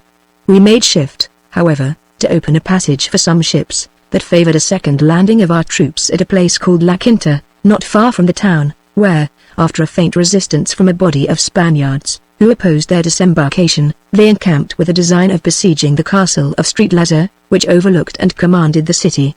Whether our renowned general had nobody in his army who knew how to approach it in form, or that he trusted entirely to the fame of his arms, I shall not determine, but, certain it is, a resolution was taken in a council of war, to attack the place with musketry only. This was put in execution, and succeeded accordingly, the enemy giving them such a hearty reception, that the greatest part of their detachment took up their everlasting residence on the spot. Our chief, not relishing this kind of complaisance in the Spaniards, was wise enough to retreat on board with the remains of his army, which, from 8,000 able men landed on the beach near Boca Chica, was now reduced to 1,500 fit for service. The sick and wounded were squeezed into certain vessels, which thence obtained the name of hospital ships, though methinks they scarce deserved such a creditable title, seeing few of them could boast of their surgeon, nurse, or cook, and the space between decks was so confined that the miserable patients have not room to sit upright in their beds. Their wounds and stumps, being neglected, contracted filth and putrefaction, and millions of maggots were hatched amidst the corruption of their sores. This inhuman disregard was imputed to the scarcity of surgeons, though it is well known that every great ship in the fleet could have spared one at least for this duty, an expedient which would have been more than sufficient to remove this shocking inconvenience. But perhaps our general was too much of a gentleman to ask a favour of this kind from his fellow chief, who, on the other hand, would not derogate so much from his own dignity, as to offer such assistance unasked, for, I may venture to affirm, that by this time the demon of discord, with her sooty wings, had breathed her influence upon our councils, and it might be said of these great men, I hope they will pardon the comparison, as of Caesar and Pompey, the one could not brook a superior, and the other was impatient of an equal, so that, between the pride of one and insolence of another, the enterprise miscarried, according to the proverb, between 2 stools the backside falls to the ground. Not that I would be thought to liken any public concern to the opprobrious part of a human body, though I might with truth assert, if I durst use such a vulgar idiom, that the nation did hang on us at its disappointment on this occasion, neither would I presume to compare the capacity of our heroic leaders to any such wooden convenience as a joint stool or a close stool, but only to signify by this simile, the mistake the people committed in trusting to the union of two instruments that were never joined. A day or two after the attempt on Street Lazer, the admiral ordered one of the Spanish men of war we had taken to be mounted with 16 guns, and manned with detachments from our great ships, in order to batter the town. Accordingly, she was towed into the inner harbor in the night, and moored within half a mile of the walls, against which she began to fire at daybreak, and continued about 6 hours exposed to the opposition of at least 30 pieces of cannon, which at length obliged our men to set her on fire, and get off as well as they could in their boats. This piece of conduct afforded matter of speculation to all the wits, either in the army or navy, who were at last fain to acknowledge it a stroke of policy above their comprehension. Some entertained such an irreverent opinion of the admiral's understanding, as to think he expected the town would surrender to his floating battery of 16 guns. Others imagined his sole intention was to try the enemy's strength, by which he should be able to compute the number of great ships that would be necessary to force the town to a capitulation. But this last conjecture soon appeared groundless, inasmuch as no ships of any kind whatever were afterwards employed on that service. A third sort swore that no other cause could be assigned for this undertaking than that which induced Don Quixote to attack the windmill. A fourth class, and that the most numerous, though, without doubt, composed of the sanguine and the malicious, plainly taxed this commander with want of honesty as well as sense, and alleged that he ought to have sacrificed private pique to the interest of his country, that, where the lives of so many brave fellow citizens were concerned, he ought to have concurred with the general without being solicited or even desired, towards their preservation and advantage, that, if his arguments could not dissuade him from a desperate enterprise, it was his duty to have rendered it as practicable as possible, without running extreme hazard, that this could have been done, with a good prospect of success, by ordering 5 or 6 large ships to batter the town, while the land forces stormed the castle. By these means a considerable diversion would have been made in favor of those troops, who, in their march to the assault and in the retreat, suffered much more from the town than from the castle. That the inhabitants, seeing themselves vigorously attacked on all hands, would have been divided, distracted, and confused, and in all probability, unable to resist the assailants. But all these suggestions surely proceeded from ignorance or malevolence, or else the admiral would not have found it such an easy matter, at his return to England, to justify his conduct to a ministry at once so upright and discerning. True it is, that those who undertook to vindicate him on the spot, asserted, that there was not water enough for our great ships near the town, though this was a little unfortunately urged, because there happened to be pilots in the fleet perfectly well acquainted with the soundings of the harbour, who affirmed there was water enough for 5 80-gun ships to lie abreast almost up to the very walls. The disappointments we suffered occasioned a universal dejection, which was not at all alleviated by the objects that daily and hourly entertained our eyes, nor by the prospect of what must have inevitably happened, had we remained much longer in this place. Such was the economy in some ships that, rather than be at the trouble of interring the dead, their commanders ordered their men to throw their bodies overboard, many without either ballast or winding sheet, so that numbers of human carcasses floated in the harbour, until they were devoured by sharks and carrion crows, which afforded no agreeable spectacle to those who survived. At the same time the wet season began, during which a deluge of rain falls, from the rising to the setting sun, without intermission, and that no sooner ceases than it begins to thunder, and lighten with such continued flashing, that one can see to read a very small print by the illumination. Chapter 34. An epidemic fever rages among us. We abandon our conquests. I am seized with distemper. Write a petition to the captain, which is rejected. I am in danger of suffocation through the malice of Cranpley, and relieved by a sergeant. My fever increases. The chaplain wants to confess me. I obtain a favorable crisis. Morgan's affection for me proved. The behavior of Muction and Cranpley towards me. Captain Oakham is removed into another ship with his beloved doctor. Our new captain described an adventure of Morgan. The change of the atmosphere, occasioned by this phenomenon, conspired, with the stench that surrounded us, the heat of the climate, our own constitutions, impoverished by bad provisions, and our despair, to introduce the bilious fever among us, which raged with such violence, that 3/4 of those whom it invaded died in a deplorable manner, the color of their skin being, by the extreme putrefaction of the juices, changed into that of soot. Our conductors, finding things in this situation, perceived it was high to relinquish our conquests, and this we did, after having rendered their artillery useless, and blown up their walls with gunpowder. Just as we sailed from Boca Chica, on our return to Jamaica, I found myself threatened with the symptoms of this terrible distemper, and knowing very well that I stood no chance for my life, if I should be obliged to be in the cockpit, which by this time was grown intolerable, even to people in health, by reason of the heat and unwholesome smell of decayed provision. I wrote a petition to the captain, representing my case, and humbly imploring his permission to be among the soldiers in the middle deck, for the benefit of the air, but I might have spared myself the trouble, for this humane commander refused my request, and ordered me to continue in the place allotted for the surgeon's mates, or else be contented to be in the hospital, which, by the by, was 3 degrees more offensive and more suffocating than our own berth below. Another, in my condition, perhaps, would have submitted to his fate, and died in a pet, but I could not brook the thought of perishing so pitifully, after I had weathered so many gales of hard fortune. I therefore, without minding Oakeham's injunction, prevailed upon the soldiers, whose goodwill I had acquired, to admit my hummock among them, and actually congratulated myself upon my comfortable situation, which Grampley no sooner understood, than he signified to the captain my contempt of his orders, and was invested with power to turn me down again into my proper habitation. This barbarous piece of revenge incensed me so much against the author, that I vowed, with bitter imprecations, to call him to a severe account, if ever it should be in my power, and the agitation of my spirits increased my fever to a violent degree.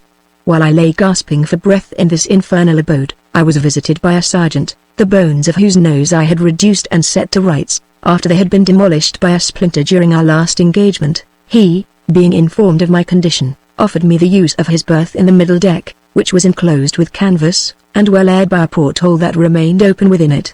I embraced this proposal with joy, and was immediately conducted to the place, where I was treated, while my illness lasted, with the utmost tenderness and care by this grateful halberdier, who had no other bed for himself than a hencoop during the whole passage.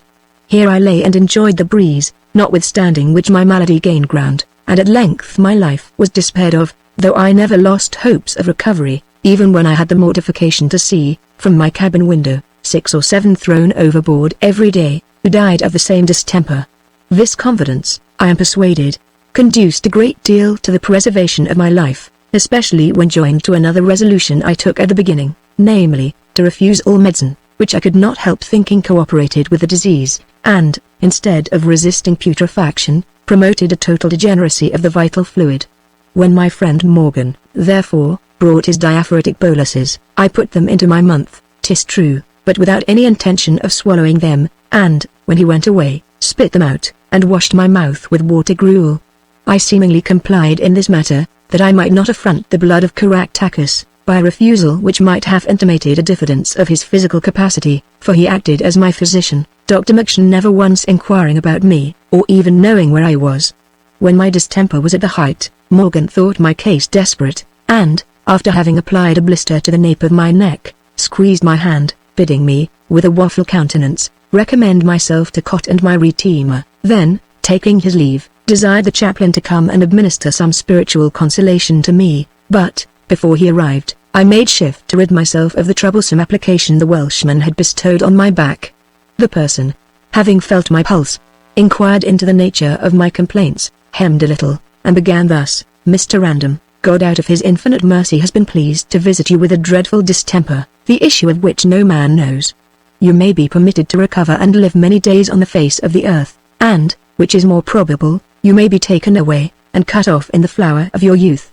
It is incumbent on you, therefore, to prepare for the great change, by repenting sincerely of your sins. Of this there cannot be a greater sign, than an ingenuous confession, which I conjure you to make without hesitation or mental reservation, and, when I am convinced of your sincerity, I will then give you such comfort as the situation of your soul will admit of.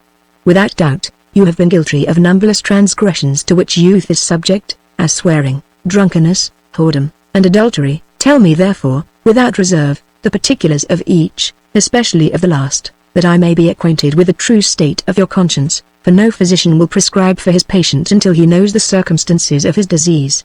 As I was not under any apprehensions of death, I could not help smiling at the chaplain's inquisitive remonstrance, which I told him savoured more of the Roman than of the Protestant Church, in recommending auricular confession, a thing, in my opinion, not at all necessary to salvation, and which, for that reason, I declined. This reply disconcerted him a little, however. He explained away his meaning, in making learned distinctions between what was absolutely necessary and what was only convenient, then proceeded to ask what religion I professed. I answered, that I had not as yet considered the difference of religions, consequently had not fixed on any one in particular, but that I was bred a Presbyterian. At this word the chaplain expressed great astonishment, and said, he could not comprehend how a Presbyterian was entitled to any post under the English government. Then he asked if I had ever received the sacrament, or taken the oaths, to which questions, I replying in the negative, he held up his hands, assured me he could do me no service, wished I might not be in a state of reprobation, and returned to his messmates, who were making merry in the wardroom, round a table well stored with bumbo too, and wine. This insinuation, terrible as it was, had not such an effect upon me as the fever, which, soon after he had left me, grew outrageous. I began to see strange chimeras and concluded myself upon the point of being delirious. In the meantime, being in great danger of suffocation, I started up in a kind of frantic fit, with an intention to plunge myself into the sea, and, as my friend the sergeant was not present, would certainly have cooled myself to some purpose, had I not perceived a moisture upon my thigh. As I endeavored to get out of my hammock, the appearance of this revived my hopes, and I had reflection and resolution enough to take the advantage of this favorable symptom, by tearing the shirt from my body, and the sheets from my bed, and wrapping myself in a thick blanket, in which enclosure, for about a quarter of an hour, felt all the pains of hell, but it was not long before I was recompensed for my suffering by a profuse sweat, that, bursting from the whole surface of my skin, in less than 2 hours, relieved me from all my complaints except that of weakness, and left me as hungry as a kite. I enjoyed a very comfortable nap, after which I was regaling myself with the agreeable reverie of future happiness, when I heard Morgan, on the outside of the curtain, ask the sergeant if I was alive still. "Alive?" cried the other. "God forbid he should be otherwise. He has lain quiet these 5 hours, and I do not choose to disturb him, for sleep will do him great service." Said my fellow mate, "he sleeps so sound, look you, that he will not wake until the great Trump Plascott be merciful to his soul. He has paid his debt like an honest man, and moreover, he is at rest from all persecutions, and troubles, and afflictions, of which, Cot knows, and I know, he had his own share. Agree. Oh, agree." He was a promising youth indeed. So saying he groaned grievously, and began to whine in such a manner, as persuaded me he had a real friendship for me. The sergeant, alarmed at his words, came into the berth, and, while he looked upon me, I smiled, and tipped him the wink.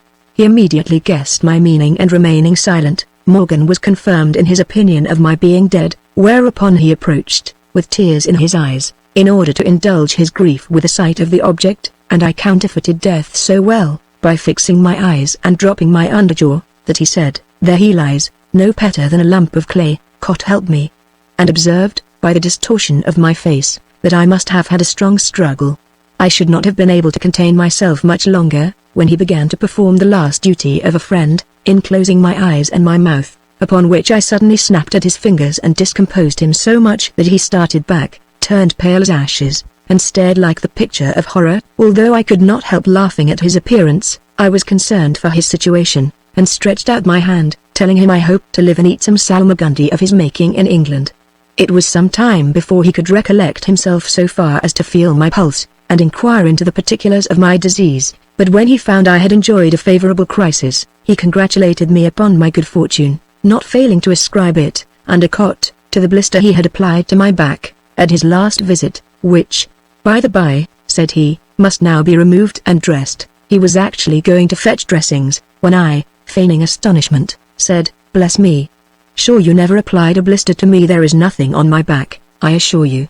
But he could not be convinced till he had examined it, and then endeavored to conceal his confusion, by expressing his surprise in finding the skin untouched and the plaster missing.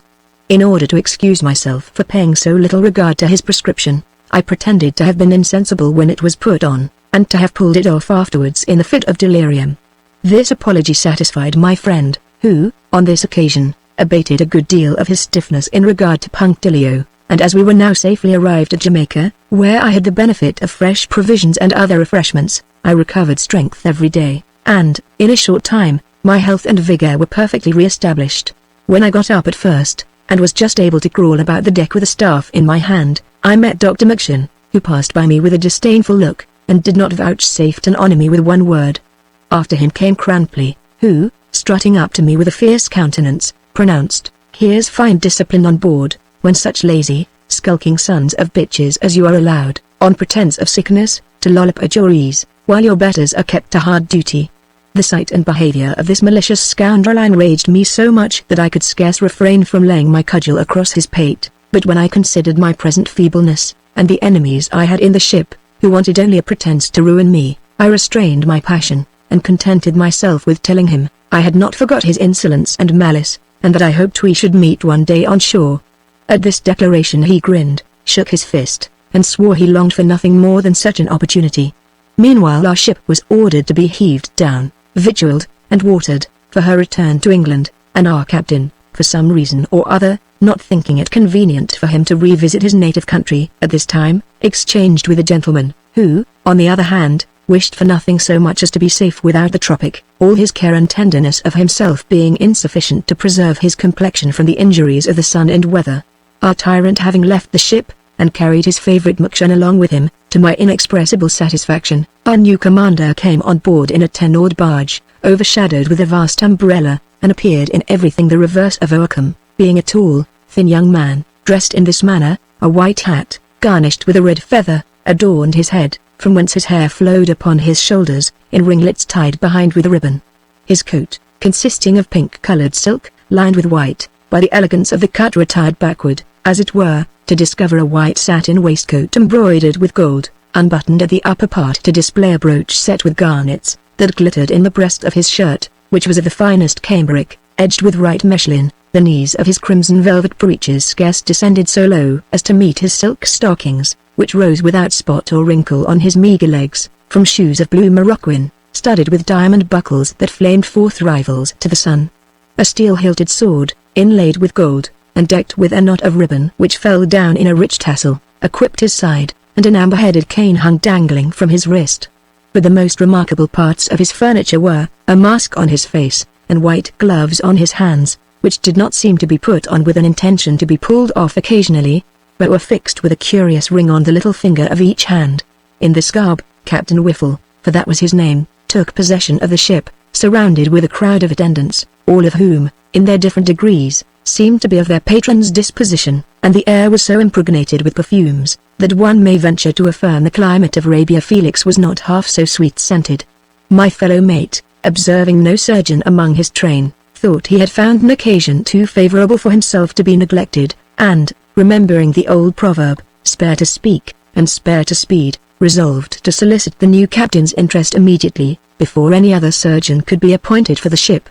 With this view he repaired to the cabin in his ordinary dress, consisting of a check shirt and trousers, a brown linen waistcoat, and a nightcap of the same, neither of them very clean, which, for his further misfortune, happened to smell strong of tobacco. Entering without any ceremony into this sacred place, he found Captain Whiffle reposing upon a couch, with a wrapper of fine chintz about his body, and a muslin cap bordered with lace about his head, and after several low congees began in this manner: "Sir, I hope you will forgive, and excuse, and pardon the presumption of one who has not the honour of being known to you, but who is, nevertheless, a gentleman born and bred, and moreover has had misfortunes, God help me, in the world." Here he was interrupted by the captain, who, on seeing him, had started up with great amazement, at the novelty of the apparition, and, having recollected himself, pronounced with a look and tone signifying disdain, curiosity and surprise, "Zounds! Who art thou?" "I am surgeon's first mate on board of this ship," replied Morgan, "and I most vehemently desire and beseech you, with all submission, to be pleased to condescend and vouchsafe to inquire into my character, and my behaviour, and my deserts, which, under Cot, I hope, will entitle me to the vacancy of surgeon." As he proceeded in his speech, he continued advancing towards the captain, whose nostrils were no sooner saluted with the aromatic flavour that exhaled from him, than he cried with great emotion, "Heaven preserve me! I am suffocated! Fellow, away with thee! Curse thee, fellow! Get thee gone! I shall be stunk to death!" At the noise of his outcries, his servants ran into his apartment, and he accosted them thus: "Villains! Cutthroats! Traitors! I am betrayed! I am sacrificed! Will you not carry that monster away? Or must I be stifled with the stench of him? Oh, oh!" With these interjections he sank down upon his settee in a fit. His valet-de-chamber plied him with a smelling bottle, one footman chafed his temples with hungry water, another sprinkled the floor with spirits of lavender, a third pushed Morgan out of the cabin, who coming to the place where I was, sat down with a demure countenance and, according to his custom, when he received any indignity which he durst not revenge, began to sing a Welsh ditty. I guessed he was under some agitation of spirits and desired to know the cause, but, instead of answering me directly, he asked with great emotion, if I thought him a monster and a stinkard. A monster and a stinkard, said I, with some surprise. Did anybody call you so? Cot is my judge, replied B. Captain Fifel did call me both, and all the waters in the Torrey will not wash it out of my remembrance. I do affirm and avouch, and maintain, with my soul, and my pody, and my blood, look you, that I have no smells about me, but such as a Christian ought to have, except the effluvia of tobacco, which is a cephalic, odoriferous, aromatic herb, and he is a son of a mountain goat who says otherwise. As for my being a minister, let that be as it is. I am as Cot was pleased to create me, which, peradventure, is more than I shall ever aver of him who gave me that title, for I will proclaim it before the world, that he is disguised, and transfigured, and transmogrified, with affectation and whimsies, and that he is more like a papoon than of the human race. Chapter 35. Captain Whiffle sends for me. His situation described. His surgeon arrives, prescribes for him, and puts him to bed. A bed is put up for Mr. Simper contiguous to the state-room, which, with other parts of the captain's behavior, gives the ship's company a very unfavorable idea of their commander. I am detained in the West Indies by the Admiral, and go on board of the Lizard sloop of war in quality of surgeon's mate, where I make myself known to the surgeon, who treats me very kindly. I go on shore, sell my ticket, purchase necessaries, and, at my return on board, am surprised at the sight of Cranpley, who is appointed lieutenant of the sloop. We sail on a cruise, take a prize, in which I arrive at Port Morant under the command of my messmate, with whom I live in great harmony. He was going on with an eulogium upon the captain, when I received a message to clean myself, and go up to the great cabin, and with this command I instantly complied, sweetening myself with rose water from the medicine chest. When I entered the room, I was ordered to stand by the door, until Captain Whiffle had reconnoitred me at a distance with a spyglass. He, having consulted one sense in this manner, bade me advance gradually, that his nose might have intelligence before it could be much offended. I therefore approached with great caution and success, and he was pleased to say, this creature is tolerable. I found him lolling on his couch with a languishing air, his head supported by his valet de chamber, who from time to time applied a smelling bottle to his nose. Verget, said he in a squeaking tone, dost think this wretch, meaning me, will do me no injury? May I venture to submit my arm to him? Upon my word, replied the valet, I do think that there be great occasion for your honor losing a small quantity of blood, and the young man Ave Quelk chose of de bon mine. Well, then, said his master, I think I must venture. Then, addressing himself to me, hast thou ever blooded anybody but brutes? But I need not ask thee, for thou wilt tell me a most diable lie. Brutes, sir, answered I, pulling down his glove, in order to feel his pulse. I never meddle with brutes. What the devil art thou about? Cried he, dost thou intend to twist off my hand? Gad's curse. My arm is benumbed up to the very shoulder. Heaven have mercy upon me. Must I perish under the hands of savages? What an unfortunate dog was I to come on board without my own surgeon, Mr. Simper. I craved pardon for having handled him so roughly, and, with the utmost care and tenderness, tied up his arm with a fillet of silk. While I was feeling for the vein, he desired to know how much blood I intended to take from him, and, when I answered, not above 12 ounces, started up with a look full of horror, and bade me be gone, swearing I had a design upon his life. Verget appeased him with difficulty, and, opening a bureau, took out a pair of scales, in one of which was placed a small cup, and putting them into my hand, told me, the captain never lost above an ounce and 3 drams at one time. While I prepared for this important evacuation, there came into the cabin a young man gaily dressed, of a very delicate complexion with a kind of languid smile on his face, which seemed to have been rendered habitual by a long course of affectation. The captain no sooner perceived him, than, rising hastily, he flew into his arms, crying, "Oh, my dear Simper, I am excessively disordered. I have been betrayed, frighted, murdered, by the negligence of my servants, who suffered a beast, a mule, a bear, to surprise me, and stink me into convulsions with the fumes of tobacco." Simper, who by this time, I found, was obliged to act for the clearness of his complexion, assumed an air of softness and sympathy, and lamented with many tender expressions of sorrow, the sad accident that had thrown him into that condition. Then, feeling his patient's pulse on the outside of his glove, gave it as his opinion, that his disorder was entirely nervous, and that some drops of tincture of castor, and liquid laudanum, would be of more service to him than bleeding, by bridling the inordinate sallies of his spirits, and composing the fermentation of his bile. I was therefore sent to prepare this prescription, which was administered in a glass of sack posset, after the captain had been put to bed, and orders sent to the officers on the quarter-deck, to let nobody walk on that side under which he lay. While the captain enjoyed his repose, the doctor watched over him, and indeed became so necessary, that a cabin was made for him contiguous to the state-room where Whiffle slept, that he might be at hand in case of accidents in the night. Next day, our commander, being happily recovered, gave orders that none of the lieutenants should appear upon deck without a wig, sword, and rifles, nor any midshipman, or other petty officer, be seen with a check shirt or dirty linen. He also prohibited any person whatever, except Simper and his own servants, from coming into the great cabin without first sending in to obtain leave. These singular regulations did not prepossess the ship's company in his favor, but, on the contrary, gave Scandal an opportunity to be very busy with his character, and accuse him of maintaining a correspondence with his surgeon not fit to be named. In a few weeks, our ship being under sailing orders, I was in hope of revisiting my native country, in a very short time, when the Admiral's surgeon came on board, and, sending for Morgan and me to the quarter-deck, gave us to understand there was a great scarcity of surgeons in the West Indies, that he was commanded to detain one mate out of every great ship that was bound for England, and desired us to agree between ourselves, before the next day at that hour, which of us should stay behind. We were thunderstruck at this proposal, and stared at one another some time without speaking. At length the Welshman broke silence, and offered to remain in the West Indies, provided the Admiral would give him a surgeon's warrant immediately, but he was told there was no want of chief surgeons, and that he must be contented with the station of mate, till he should be further provided for in due course. Whereupon Morgan flatly refused to quit the ship for which the commissioners of the Navy had appointed him, and the other told him as plainly, that if we could not determine the affair by ourselves before tomorrow morning, he must cast lots, and abide by his chance.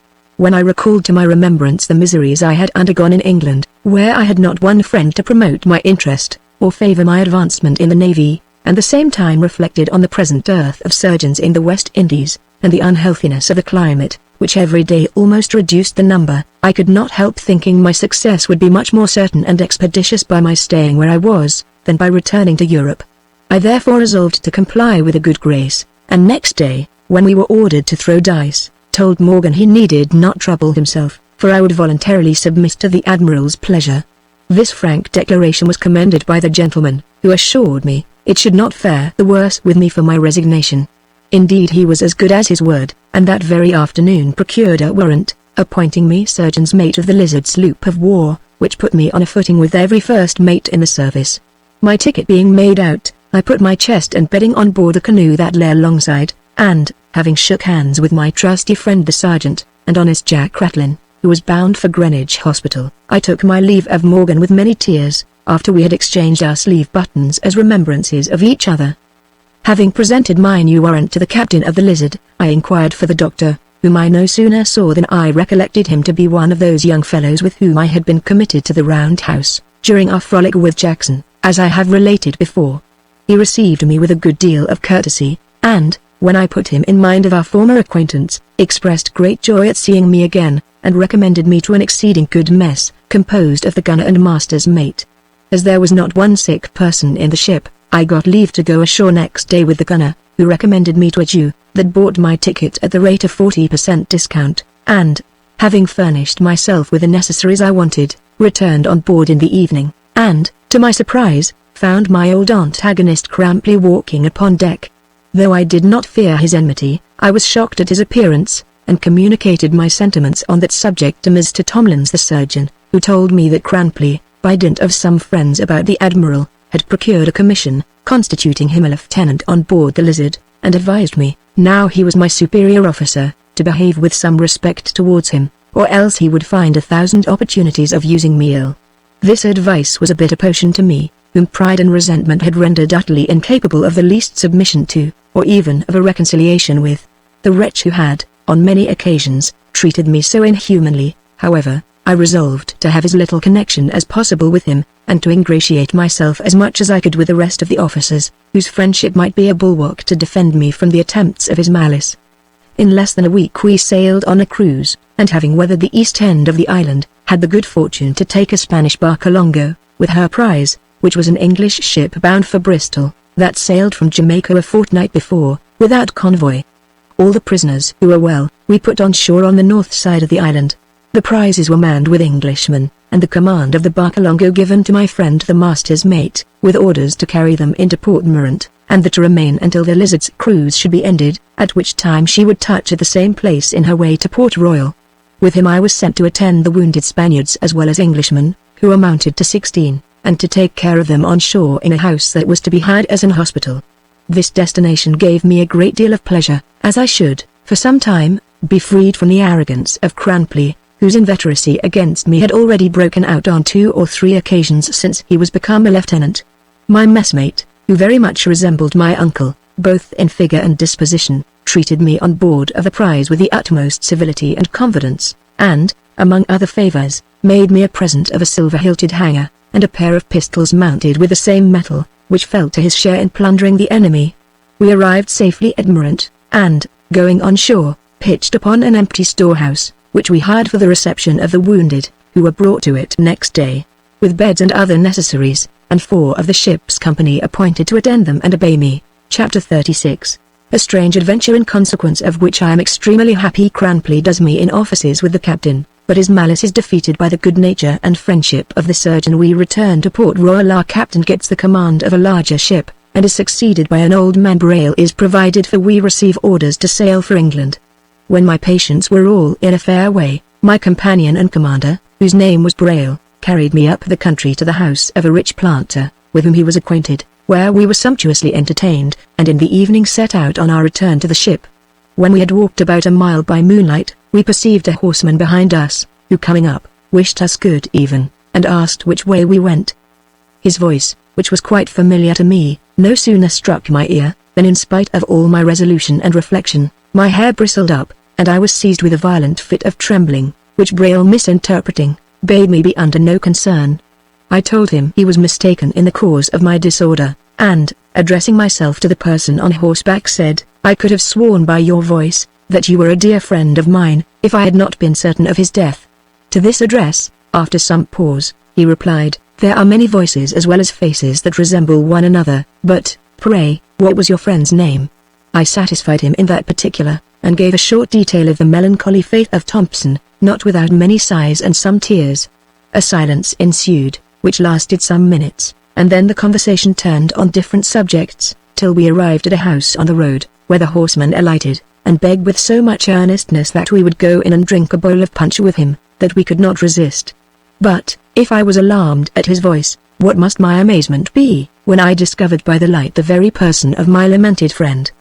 Perceiving my confusion, which was extreme, he clasped me in his arms, and bedewed my face with tears. It was some time ere I recovered the use of my reason, overpowered with this event, and longer still before I could speak.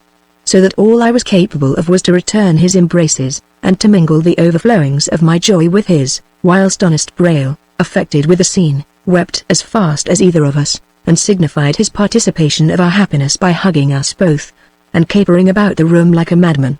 At length, I retrieved the use of my tongue, and cried, "Is it possible? You can be my friend Thompson?" "No, certainly, alas. He was drowned, and I am now under the deception of a dream."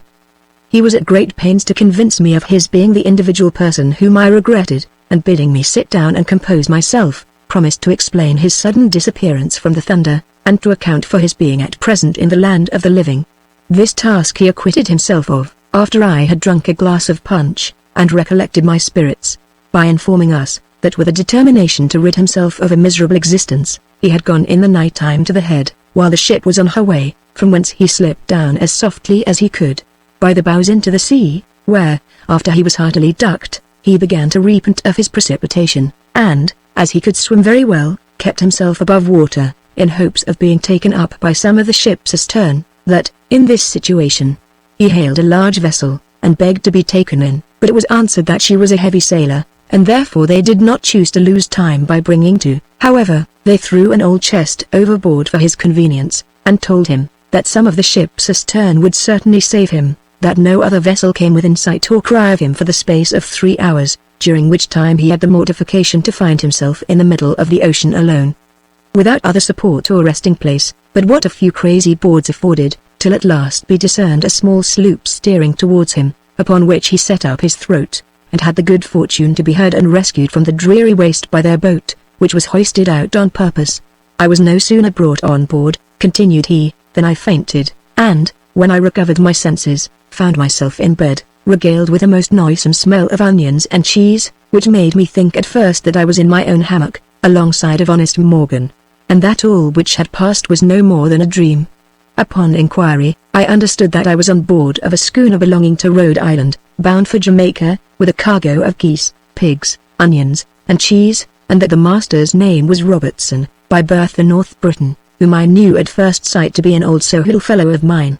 When I discovered myself to him, he was transported with surprise and joy, and begged to know the occasion of my misfortune, which I did not think fit to disclose, because I knew his notions with regard to religion were very severe and confined, therefore contented myself with telling him I fell overboard by accident, but made no scruple of explaining the nature of my disagreeable station, and of acquainting him with my determined purpose never to return to the thunder man of war. Although he was not of my opinion in that particular, knowing that I must lose my clothes and what pay was due to me, unless I went back to my duty, yet, when I described the circumstances of the hellish life I led under the tyrannic sway of Oakham and Muction, and, among other grievances, hinted a dissatisfaction at the irreligious deportment of my shipmates, and the want of the true Presbyterian gospel doctrine, he changed his sentiments, and conjured me with great vehemence and zeal to lay aside all thought of rising in the navy, and, that he might show how much he had my interest at heart, undertook to provide for me in some shape or other, before he should leave Jamaica. This promise he performed to my heart's desire, by recommending me to a gentleman of fortune, with whom I have lived ever since in quality of surgeon and overseer to his plantations. He and his lady are now at Kingston, so that I am, for the present, master of this house, to which, from my soul, I bid you welcome, and hope you will favor me with your company during the remaining part of the night. I needed not a second invitation, but Mr. Braille, who was a diligent and excellent officer, could not be persuaded to sleep out of the ship. However, he supped with us, and, after having drank a cheerful glass, set out for the vessel, which was not above 3 miles from the place, escorted by a couple of stout negroes, whom Mr. Thompson ordered to conduct him. Never were two friends more happy in the conversation of each other than we, for the time it lasted. I related to him the particulars of our attempt upon Carthagena, of which he had heard but an imperfect account, and he gratified me with a narration of every little incident of his life since we parted. He assured me, it was with the utmost difficulty he could resist his inclination of coming down to Port Royal, to see Morgan and me, of whom he had heard no tidings since the day of our separation, but that he was restrained by the fear of being detained as a deserter. He told me that, when he heard my voice in the dark, he was almost as much surprised as I was at seeing him afterwards, and, in the confidence of friendship, disclosed a passion he entertained for the only daughter of the gentleman with whom he lived, who, by his description, was a very amiable young lady, and did not disdain his addresses, that he was very much favored by her parents, and did not despair of obtaining their consent to the match, which would at once render him independent of the world. I congratulated him on his good fortune, which he protested should never make him forget his friends, and, towards morning, we betook ourselves to rest. Next day he accompanied me to the ship, where Mr. Braille entertained him at dinner, and we having spent the afternoon together, he took his leave of us in the evening, after he had forced upon me 10 pistoles, as a small token of his affection. In short, while he stayed here, we saw one another every day, and generally ate at the same table, which was plentifully supplied by him with all kinds of poultry, butcher's meat, oranges, limes, lemons, pineapples, Madeira wine, and excellent rum, so that this small interval of 10 days was by far the most agreeable period of my life. At length the Lizard arrived, and my patients being all fit for duty, they and I were ordered on board of her, where I understood from Mr. Tomlins that there was a shyness between the lieutenant and him on my account, the rancorous villain having taken the opportunity of my absence to fill the captain's ears with 1,000 scandalous stories to my prejudice, among other things affirming, that I had been once transported for theft, and that when I was in the thunder man of war, I had been whipped for the same crime. The surgeon, on the other hand, having heard my whole story from my own mouth, defended me strenuously, and in the course of that good-natured office recounted all the instances of Crampley's malice against me while I remained on board of that ship. Which declaration, while it satisfied the captain of my innocence, made the lieutenant as much my defender's enemy as mine. The infernal behavior of Cranpley, with regard to me, added such fuel to his former resentment, that, at certain times, I was quite beside myself with a desire of revenge, and was even tempted to pistol him on the quarter-deck, though an infamous death must inevitably have been my reward. But the surgeon, who was my confidant, argued against such a desperate action so effectually, that I stifled the flame which consumed me for the present, and resolved to wait for a more convenient opportunity. In the meantime, that Mr. Tomlins might be the more convinced of the wrongs I suffered by this fellow's slander, I begged he would go and visit Mr. Thompson, whose wonderful escape I had made him acquainted with, and inquire of him into the particulars of my conduct, while he was my fellow mate. This request the surgeon complied with, more through curiosity to see a person whose fate had been so extraordinary, than to confirm his good opinion of me, which he assured me was already firmly established. He therefore set out for the dwelling place of my friend, with a letter of introduction from me, and being received with all the civility and kindness I expected, returned to the ship, not only satisfied with my character beyond the power of doubt or insinuation, but also charmed with the affability and conversation of Thompson, who loaded him and me with presents of fresh stock, liquors, and fruit. As he would not venture to come and see us on board, lest Cranpley should know and detain him, when the time of our departure approached, I obtained leave to go and bid him farewell. After we had vowed an everlasting friendship, he pressed upon me a purse, with 4 doubloons, which I refused as long as I could without giving umbrage, and, having cordially embraced each other, I returned on board, where I found a small box, with a letter directed for me, to the care of Mr. Tomlins. Knowing the superscription to be of Thompson's handwriting, I opened it with some surprise, and learned that this generous friend, not content with loading me with the presents already mentioned, had sent, for my use and acceptance, 6 fine shirts, and as many linen waistcoats and caps, with 12 pair of new thread stockings. Being thus provided with money and all necessaries for the comfort of life, I began to look upon myself as a gentleman of some consequence, and felt my pride dilate apace. Next day we sailed for Port Royal, where we arrived safely with our prizes, and, as there was nothing to do on board, I went ashore, and having purchased a laced waistcoat, with some other clothes, at a sale, made a swaggering figure for some days among the taverns, where I ventured to play a little at hazard, and came off with 50 pistoles in my pocket. Meanwhile our captain was promoted to a ship of 20 guns, and the command of the Lizard given to a man turned of 80, who had been lieutenant since the reign of King William, and, notwithstanding his long service, would have probably died in that station, had he not applied some prize money he had lately received, to make interest with his superiors. My friend Brell was also made an officer about the same time, after he had served in quality of a midshipman and a mate for 25 years.